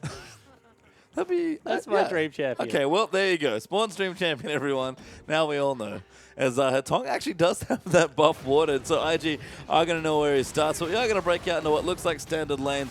Grunt, they're going to be started for Kakao. No, going to be taken away by Kitties. Very generous jungler there is Nunu. Yeah, and that's just something that you do very often on Nunu right now because Consume is so good, you don't really need it on the blue buff. And the Gromp Aura is good enough as well. Dandy actually takes it away with a Doran's Blade and then goes straight into the top lane. Doesn't burn Flash. He's going to be so low. He's going real man mode here. I mean, Dandy, creative jungle pathing sometimes, creative top lane jungle pathing this time as Rookie has a big target on his head from last game, you have to think. Yeah, as soon as he distorts in, he's in a lot of trouble here. Tong going to try and dive through. Peng's actually only level 1. There's the distortion of Tong. Immediately pulls the trigger. Going to get the slowdown. Needs to line up the Q. Does nail him with it. Rookie not going to flash. Although flash in there. Ignite coming through. Rookie gets his Ignite down as well. And LeBlanc goes low, forced back home. Yeah, but Oriana wasted that. Now all of a sudden he has to base as well. Could have just kept the free base and frozen the lane instead. Peng, he might be okay with a couple of the potions coming through there, but that was pretty greedy. That was really greedy and very aggressive from the VG Gaming sub mid laner as Dandy and Hetong pass by each other. And Dandy's like, please, let me jungle. I need this. Please gank Zatai right now. I would love to see the all-out aggression coming through, although he is doing a jungle camp. That's a shame. No, Dandy, you can see, getting a knock up there, going to take away some creeps. Top lane Rek'Sai, actually something to talk about, starting to pick up a bit more play, especially in the LPL. I love it. I think top lane Rek'Sai has always been really strong. As we see a gank coming through here. Good trade here, actually. Dandy really betting into Zatai. Smite comes down. He tried to clear a path, but Zatai almost gets first blood. Hetong going to try and follow in. The red buff doing work. Flash autos in. Zatai, though, gets first blood. Misplay from Hetong. Oh, he was looking for Dandy as well. Doesn't find him in the end, but that's a red buff. And all of a sudden, Hetong's early game. I said that they were just going to look to accelerate the game and see if IG can keep up. They were trying to. It just went horribly wrong. Yeah, accelerated in the wrong direction, unfortunately, at this point. Invictus Gaming already 700 gold ahead in Kakao. Full control of the enemy jungle. I have to imagine a lot of those buffs going to get taken again, although Rookie coming in onto Peng, baiting in nicely. Kakao flash snowballs in. They got the double buff just slapping away with the Yeti. Needs another snowball. Rookie's going to get a bit of extra damage in. Autos go down, but he's not quite dead. Teleport comes through Hetong. Just misses that, but Peng gets a kill onto Rookie. That turret hit did so much damage. Dandy looks for Kakao, does not find him, but hilarity ensues in this game. Yeah, Rookie had flash as well, which is kind of cute, but in the end he goes down. Not values his cooldown over the fact that he wants to be alive. I mean, I think he wanted to shop anyway. Maybe didn't expect that last turret hit to do quite that much damage. It was a fairly large amount, but there was an ambitious gank there by Kakao. Flash snowball, hoping that LeBlanc could do enough damage, but couldn't get it done as more aggression in the bottom side. Marta looks to be dead almost here, but no heal, actually. They could have maybe flashed for the last 2 autos, but maybe a bridge too far. As Danny and Zatai just going at it, and Zatai, level 5 now going in. Might solo kill Danny, but missed the auto, and Hetong is going to come back up here. Danny's going to move in. Hetong comes through. Smites go down, and Dandy gets the kill this. Oh, he's dead as well. There's so many creeps, Hetong. You have to tank that. In the end, he does trade 1 for 1 there, but killing Zatai is always going to feel good. I think Kakao's now just sad that he can't get in on all this aggression across the map here. He's got the Nunu. He tried to flash snowball, but it's just not the same. He's like, this is not working. I'm counter-juggling someone that doesn't want to jungle. Yeah, what am I doing with my life? Hetong is throwing it way back to the roaming support meta. Remember that one? Of course you remember that one. I certainly do. Oh, God. Endless down the bottom onto Kid. No matter here. Marta flash hook. Kid good flash to avoid it. And it's just aggression all across the rift. I mean, we called the last game entertaining. It certainly was. This one is just the same. Yeah, I'm really used to this. This kind of looks like... Your games? Yeah. Fun stuff here as well. I'm going to observe more of your games then if they're this exciting. Peng, level 5 rookie, just hitting it there as well. Null Magic Mantle actually for Oriana and double Dorrance for both. So unsurprisingly, we look down the rift and everybody is out for blood. Yeah, they certainly are. You see Rookie continuing to play up and aggressive. Peng doing a really good job in this mid lane, being able to push back against Rookie, who is trying to stay pretty offensive with where he's frozen the wave. Pretty impressive at Tong's level 5, by the way. It was after all the ganks. I think he had 2 level 2 ganks in a row in the mid and top lane here. He took that massive creep wave top after Dandy died to it. Now Dandy knows how it feels. Yeah, that's my trick as well. You can see Kitty's trying to fight back in the bottom, but the Tristana pick as well, we haven't quite got a chance to look at the lane in depth just yet, but seems to be working out. I mean, the CS is pretty even, but you can see Endless appears to have control of the lane. Yeah, he certainly does, and a lot of that has to do with the fact that Kid went for the gold greedy purchase there with the Avarice Blade, so he's not going to be able to fight anytime soon against the pickaxe. He's just trying to farm out as best as he can, stay nice and healthy. Rookie, good CSing there as the turret tries to take away a stray mini but doesn't quite get there. And Hatong, there's actually something I do like about what he's doing here is Rookie goes in, Chain does land, but not enough to go all in. It looks like Ultimate just got used, so not enough extra damage coming through. Yeah, it doesn't want to commit to it. Actually, Kakao going for his first piece of meaningful counter jungling. Maybe a bit too dangerous, but Kakao, I guess, has Rookie in the back pocket. Going to try and brute force the buff, but Kakao actually getting pings down. The rest of Vici are rotating in, but Kitty's going to come to save him here as well. Endless trying to land up, but Kakao smite consumes it away. Yeah, exactly right. He's always going to get that one. And you just see the problem of playing Lee Sin. Very high mobility comes out of Nuno. As long as you dodge that Q, he's never really going to be able to kill you. And apart from all that, I actually do like the fact that Hatong's gone Warrior. No one is going Warrior on the leasing games we've seen from the starting junglers in the LPL. There's been so many Cinderhawks, but Hatong sort of realizes you kind of go hard or go home with this champion. I think you just build the Warrior. Yeah, I completely agree. I think that you go one step further. I don't understand why people don't build the Hex Drinker on him as well, especially when there's so much AP running around in the current meta, because Lee Sin's exactly that. You get to a point through your Sightstone that you're going to be tanky late game when you pick up the Randuins anyway. If you don't have an impact through damage early, apart from your kick, you really have nothing in your kit now that they've removed the attack speed. Well, Mata, though, in trouble. Kid coming through. Boomerang Blades in there. There's the first pulverized headbutt back as well. And Mata going to, again, have a bit of a dance here, and Kid's going to get the kill. Yeah, they're going to make sure it goes over to Kid. And Mata really isn't enjoying this series, you feel? No, I mean, you know, he kind of realized that he was dead there. So, you know, just right to chill and have a bit of fun there with some of his old friends. As Hatong again looks for the mid lane. Rookie, that real big bullseye on the back there. Yeah, he certainly does. As Kakao starts soloing away the first dragon of the game, and Kitty's going extremely deep down bottom near that turret. I mean, yeah, setting up for a dive. Not even level 6 here, so... That's no AD items on the AD carry. You're not going to kill him. Well, Kitty's really wants to try here as Endless level 5 jump available as well. Heal also up. Flash about to come up. I think good of Kitty's to try and give that up. Yeah, I completely agree there. Dandy, he has this habit of being able to get down to the bottom lane as the Thai continues to bully out. Barmy Cinder finished as well as the boots too. I mean, yeah, Zatai looking good. Kind of expected, given that he's certainly the much more seasoned top laner, which is funny, given that he was fresh to top lane kind of midway through the spring split of the LPL, but looking good so far. Dandy, you know, an admirable job, but now getting aggressed on in the jungle is down the bottom. And all in's happening as well. And Zatai used his ulti already off screen, trying to kill Dandy, but couldn't quite finish the job. Yeah, no, he couldn't get in there. In the end, Dandy even got the smite value, although Zatai picked up the Gromp.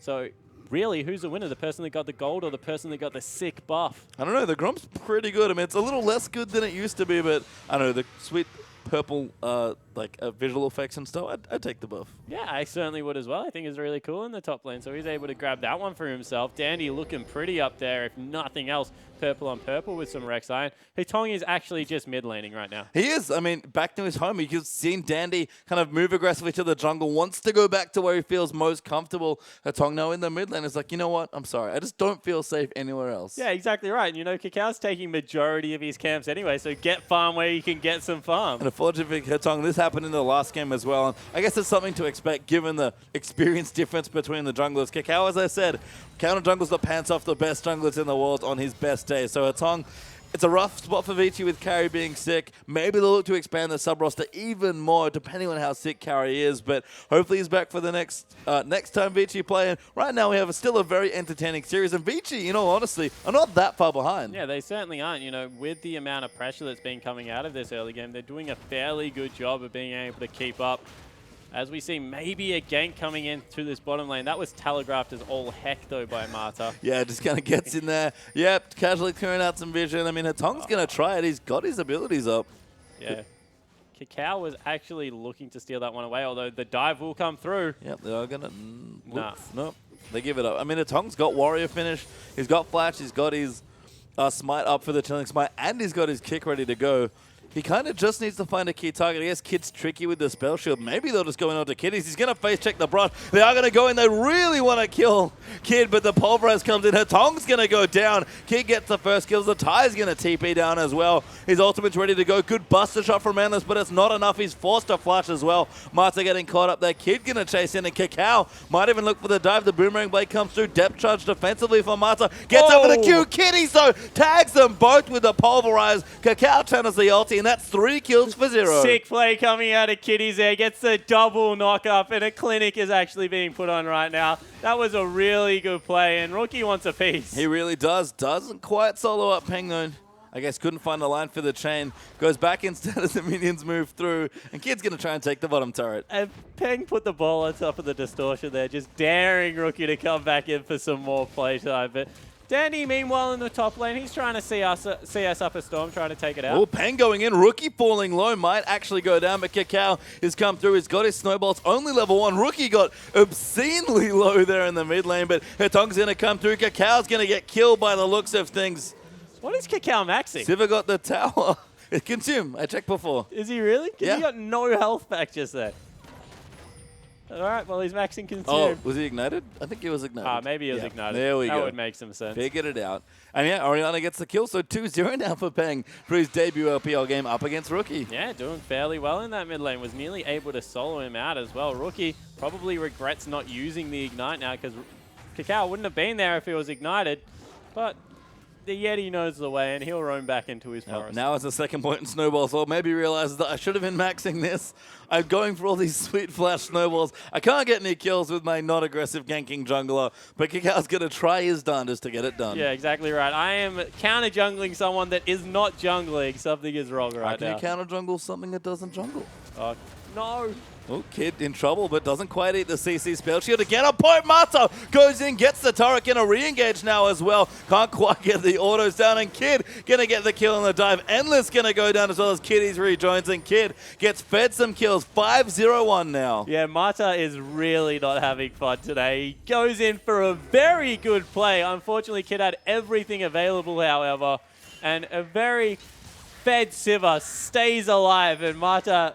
He will get him one day, but it just might not be today. Maybe not here. And Endless starting to fall further and further behind. The CS difference in bottom growing quite substantially. Top lane as well. Zatai quietly creeping up here, which doesn't surprise us, I guess, but Hatong standing on top of a ward, unfortunately. And he's still mid lane. This is a legitimate 2v1 lane coming through for Rookie. Good that he's keeping up in CS then. So Rookie doing nicely here in the matchup. Siva, though, continuing to take turrets at Siva, as Siva is wont to do, excuse me. Dragging her back up in 40 seconds. IG going to look for it. And Hatong still in the mid lane looking for a kill, but Rookie just distorts away. Yeah, and I like this from Hatong. Never gank a losing lane. And right now, bottom is obviously losing, so just sack that one and try and focus your efforts where Peng, mid lane, is doing reasonably well. I have a funny feeling that the next Vici game where Danny moves back to the jungle and Carry comes back, I feel like Danny's going to gank Hatong's lane a lot because he is not giving Danny any attention in the top lane. Yeah, no, he certainly isn't. You know, Danny probably going to focus bottom lane only, leave his top laner that made him top lane to the dogs and leave his mid laner behind as well. Mata looking in but doesn't find Zatai. Going to hang out a little bit and do a dance, but Hecarim now getting potentially dived, actually. It's 4v1 as Rookie almost gets Endless in the bottom. The Ignite not enough, so Rookie doesn't get the kill he wanted. But Alistar's in. There's a Ty's forced off the turret, and Vici might finally claim a structure. Yeah, they're going to be able to pick up a turret, but they will lose mid and Dragon for it. But Rookie, he can't get anything going this game. Kid, definitely a bigger MVP performance because Rookie right now, 0-1-0, behind in CS on a winning team. That's not great. No, not at all. Is the Ty going to get ganked here? Mata finds the hook, gets the CC down, and Dandy gets the kill. Yeah, Dandy able to pick one up. They might even be able to push in for another turret, although base racing a Sivir, not a very smart idea. So mass recalls coming through, and Rookie getting some work done bottom lane. Yeah, Kid's been chunking out turrets, so even tanks a couple of shots just to get extra damage down. Rookie also cleaning out some minions in the bottom side. Going in onto Endless again, almost gets the kill, but couldn't quite land the second chain there of the ultimate. Oh, Mata wants Kid. Yeah, Kid wants to get the tower, but Mata's just going to keep chasing him. Kiddies, though, will run in for defense. Kakao gets grabbed. Dandy's there as well. Good shockwave there onto Kakao. He channels his ulti, but Dandy gets the kill. Kiddies now caught out of positions. Forced to ultimate into Ty. He's running down the lane. Rookie's running away, though, as Kid pops his ultimate. And now Dandy's going to come in. Good flash from Kiddy to keep himself safe. But Zatai's in here. He might find an ulti. Rookie dives in. Mata finds a hook, though, and they're going to keep going through. But Hatong goes down to Kid. Sivir's just doing so much damage. Zatai dives into the backline, has his ulti, uses it on Endless. Tristana falls. Kid's moving through. Will go Mata down by the gets looks of thing. Mata finally kills him, but Rookie's going to clean up. Yeah, in the end, Mata wins that fight for his team, but the rest of his team died somehow. 5 for 2 coming through there. Teleport. No, it wasn't even teleport. Zatai just lived and ran back down the lane. Yeah, had home guard boots, so got there pretty quickly, and we've seen again the benefits of early home guard. Zatai getting nice and strong on this heck room, and that gold lead we peek up for just a second, and actually are already up 6,000 gold. Yeah, so a huge lead now coming through for Invictus Gaming. Nearly Frozen Heart coming through for Zatai in the top lane, so he'll get himself some further CDR with that Skirmishing Saber and the Cinderhulk. Very tanky, but won't be able to get the turret because Dandy's already back up there. Yeah, I mean, this is the benefit of top Rek'Sai, right? Able to get back to lane very swiftly with a nearby tunnel. Yeah, and it looks like he's going for the Frozen Mallet build, and more members coming up top, although they are going to miss Zatai. Maybe. Oh, nope. Does actually leave himself there, and now Mata's here as well. Does have his ultimate, excuse me, and that should be an easy CC chain, and Hitong gets on the board and gets himself a kill. Yeah, so was able to clean up a kill there, Hitong, and this game, they need to be careful a little bit, IG, because this is a 2-0 waiting for them to pick it up, and it's getting a little bit sloppy, and if any team can win a sloppy team, it is a pickup team, so see whether Invictus Gaming really put the screws down and start pushing down that top lane. I mean, Kid has never left a lane when minions are coming towards him, it feels like. He's pushed so many waves. He might even go to the top and be like, you know what? We need the outer turret there as well. It's 3-1 up in turrets already here for IG. 2-0 up in Dragons. I mean, the kills have definitely been plentiful for both sides here, despite the slim lead there for IG in that metric, but the objectives are all IGs at this stage. Huge flank coming through right now for Vici Gaming. They're not able to get in, though. Mata again coming through, but no ultimate here, and Kid going to be able to get away from that one. Yeah, so in the end, they're able to get out. Zatai, however, he's teleporting. He's coming through. You can see the port coming in. Home guard boots right on top of the carries. Finds Peng there. He's going to go straight in onto it, but a decent shockwave will peel them off. But Rookie dives onto Orianna. Going to go for Endless as well. Lands the chain. Gets the Mimic as well. But they're peeled away there. But it's Kid getting kills in the backside as well. Hatong's going to go down. And it's a 4-for-1 team fight win for IG. Yeah, so in the end, they're able to pick it up. They'll be able to shove in, break the base at only 19 minutes. And the game that was looking to get a little bit messy now swings huge in Invictus' favor. Yep. Zatai deciding, I didn't really like getting gank. Arrest controlled the game with a nice home guard teleport. And IG going to break down that base. Endless back with its Infinity Edge. I don't think he can defend this inhibitor. Yeah, he certainly can't. He's a whole item behind Kid right now. Is Mata going in again? Doesn't have an off button. No, he really doesn't this series. I mean, again, it's a tricky game for Vici. Picking up a point, he would have been... a steal. Yeah, an absolute steal. A bargain as far as things go here. IG is still backing away. Vici are posturing aggressively. And again, an entertaining match. They've actually performed quite well given all the roster changes they had to make very last minute. But IG have looked fairly strong, looked very strong in this series. And I think my only question is, can IG do this against the other teams? Can they do this against EDG? Yeah, exactly right. So now they will move to 6 points because, no, 9 points because they'll have 3 2-0s coming in here as a desperation Baron started up for Vici Gaming. That is very desperate. Scrying, I believe, did spot them. Yes, Kid managed to steal them as Kakao going to move through there. Maybe going to try and get in for some sort of smite. Maybe Dandy just really wants a smite. Well, that's why. But oh, he's not even there. Poor Dandy. No, he is there. Oh, he is there. Excuse me. Is the tie they're going to dive in? His time to smite. Dandy, who's going to get the Baron buff? That's the most important thing. Baron goes somewhere. Triple kill for Kid. Make that a quadra. I think we're going to clean up a pentakill. Rek'Sai did get it, so Dandy gets the steal, but Kid completes the ace. Yeah, so Dandy able to get in there. I think that Zatai actually smited a person, which meant that Dandy was the next highest on the map and was able to pick it up. But that will be the ace, and in the end, they'll push in, grab it in here, but maybe even the top turret for themselves, although Kid just backs. No, he doesn't. No, Kid's hanging out. They're going to make sure they retake this inhibitor that they didn't get from the last time. And death timers are very low, so IG can't quite finish yet, but Dragon is up in 40 seconds. That inhib's going to fall down. Mata going back in. Spell shield nicely done there by Kid, sorry, and Mata just taking too much damage. Kid is so fed in this game. Now 14, 1 and 7. Endless coming through. He's going to die here. Tong going to take the next crack, but he can't find it either. Kid's low, but not dead. Oh, Dandy. He's sneaking away. He's going to try and find the flank. Looks for the Prey Seeker. Doesn't get it. Zatai's come back down here as well. Still kills coming in as Rookie gets another. And it's absolute madness here for our final game with the LPL. Zatai diving into the backline. Pang is dead there as Rookie gets a double. Dandy's going to fall again. And we have another ace. Yeah, triple kill comes through for Kid this time. Double picked up for Rookie. And they'll push through. Probably won't be able to win it at 21 minutes in because there's still very short death timers. Well, Vici going to win it for them here. They do surrender. I can't blame them. We had 37 kills in 22 minutes. And I know Vici have to, feel bad. They couldn't field the roster and have maybe a more competitive series. Zatai looks very pleased with their victory. Yeah, he looks stoked, doesn't he? He does. Another day in the office. Yeah, I mean, Zatai, having fun. Maybe it's tied. The last game of the day, so been a long night for us and, of course, the players playing there as well. Dandy, again, played fine. Vici, I think, fielded an admirable side given the emergency circumstances they found themselves in.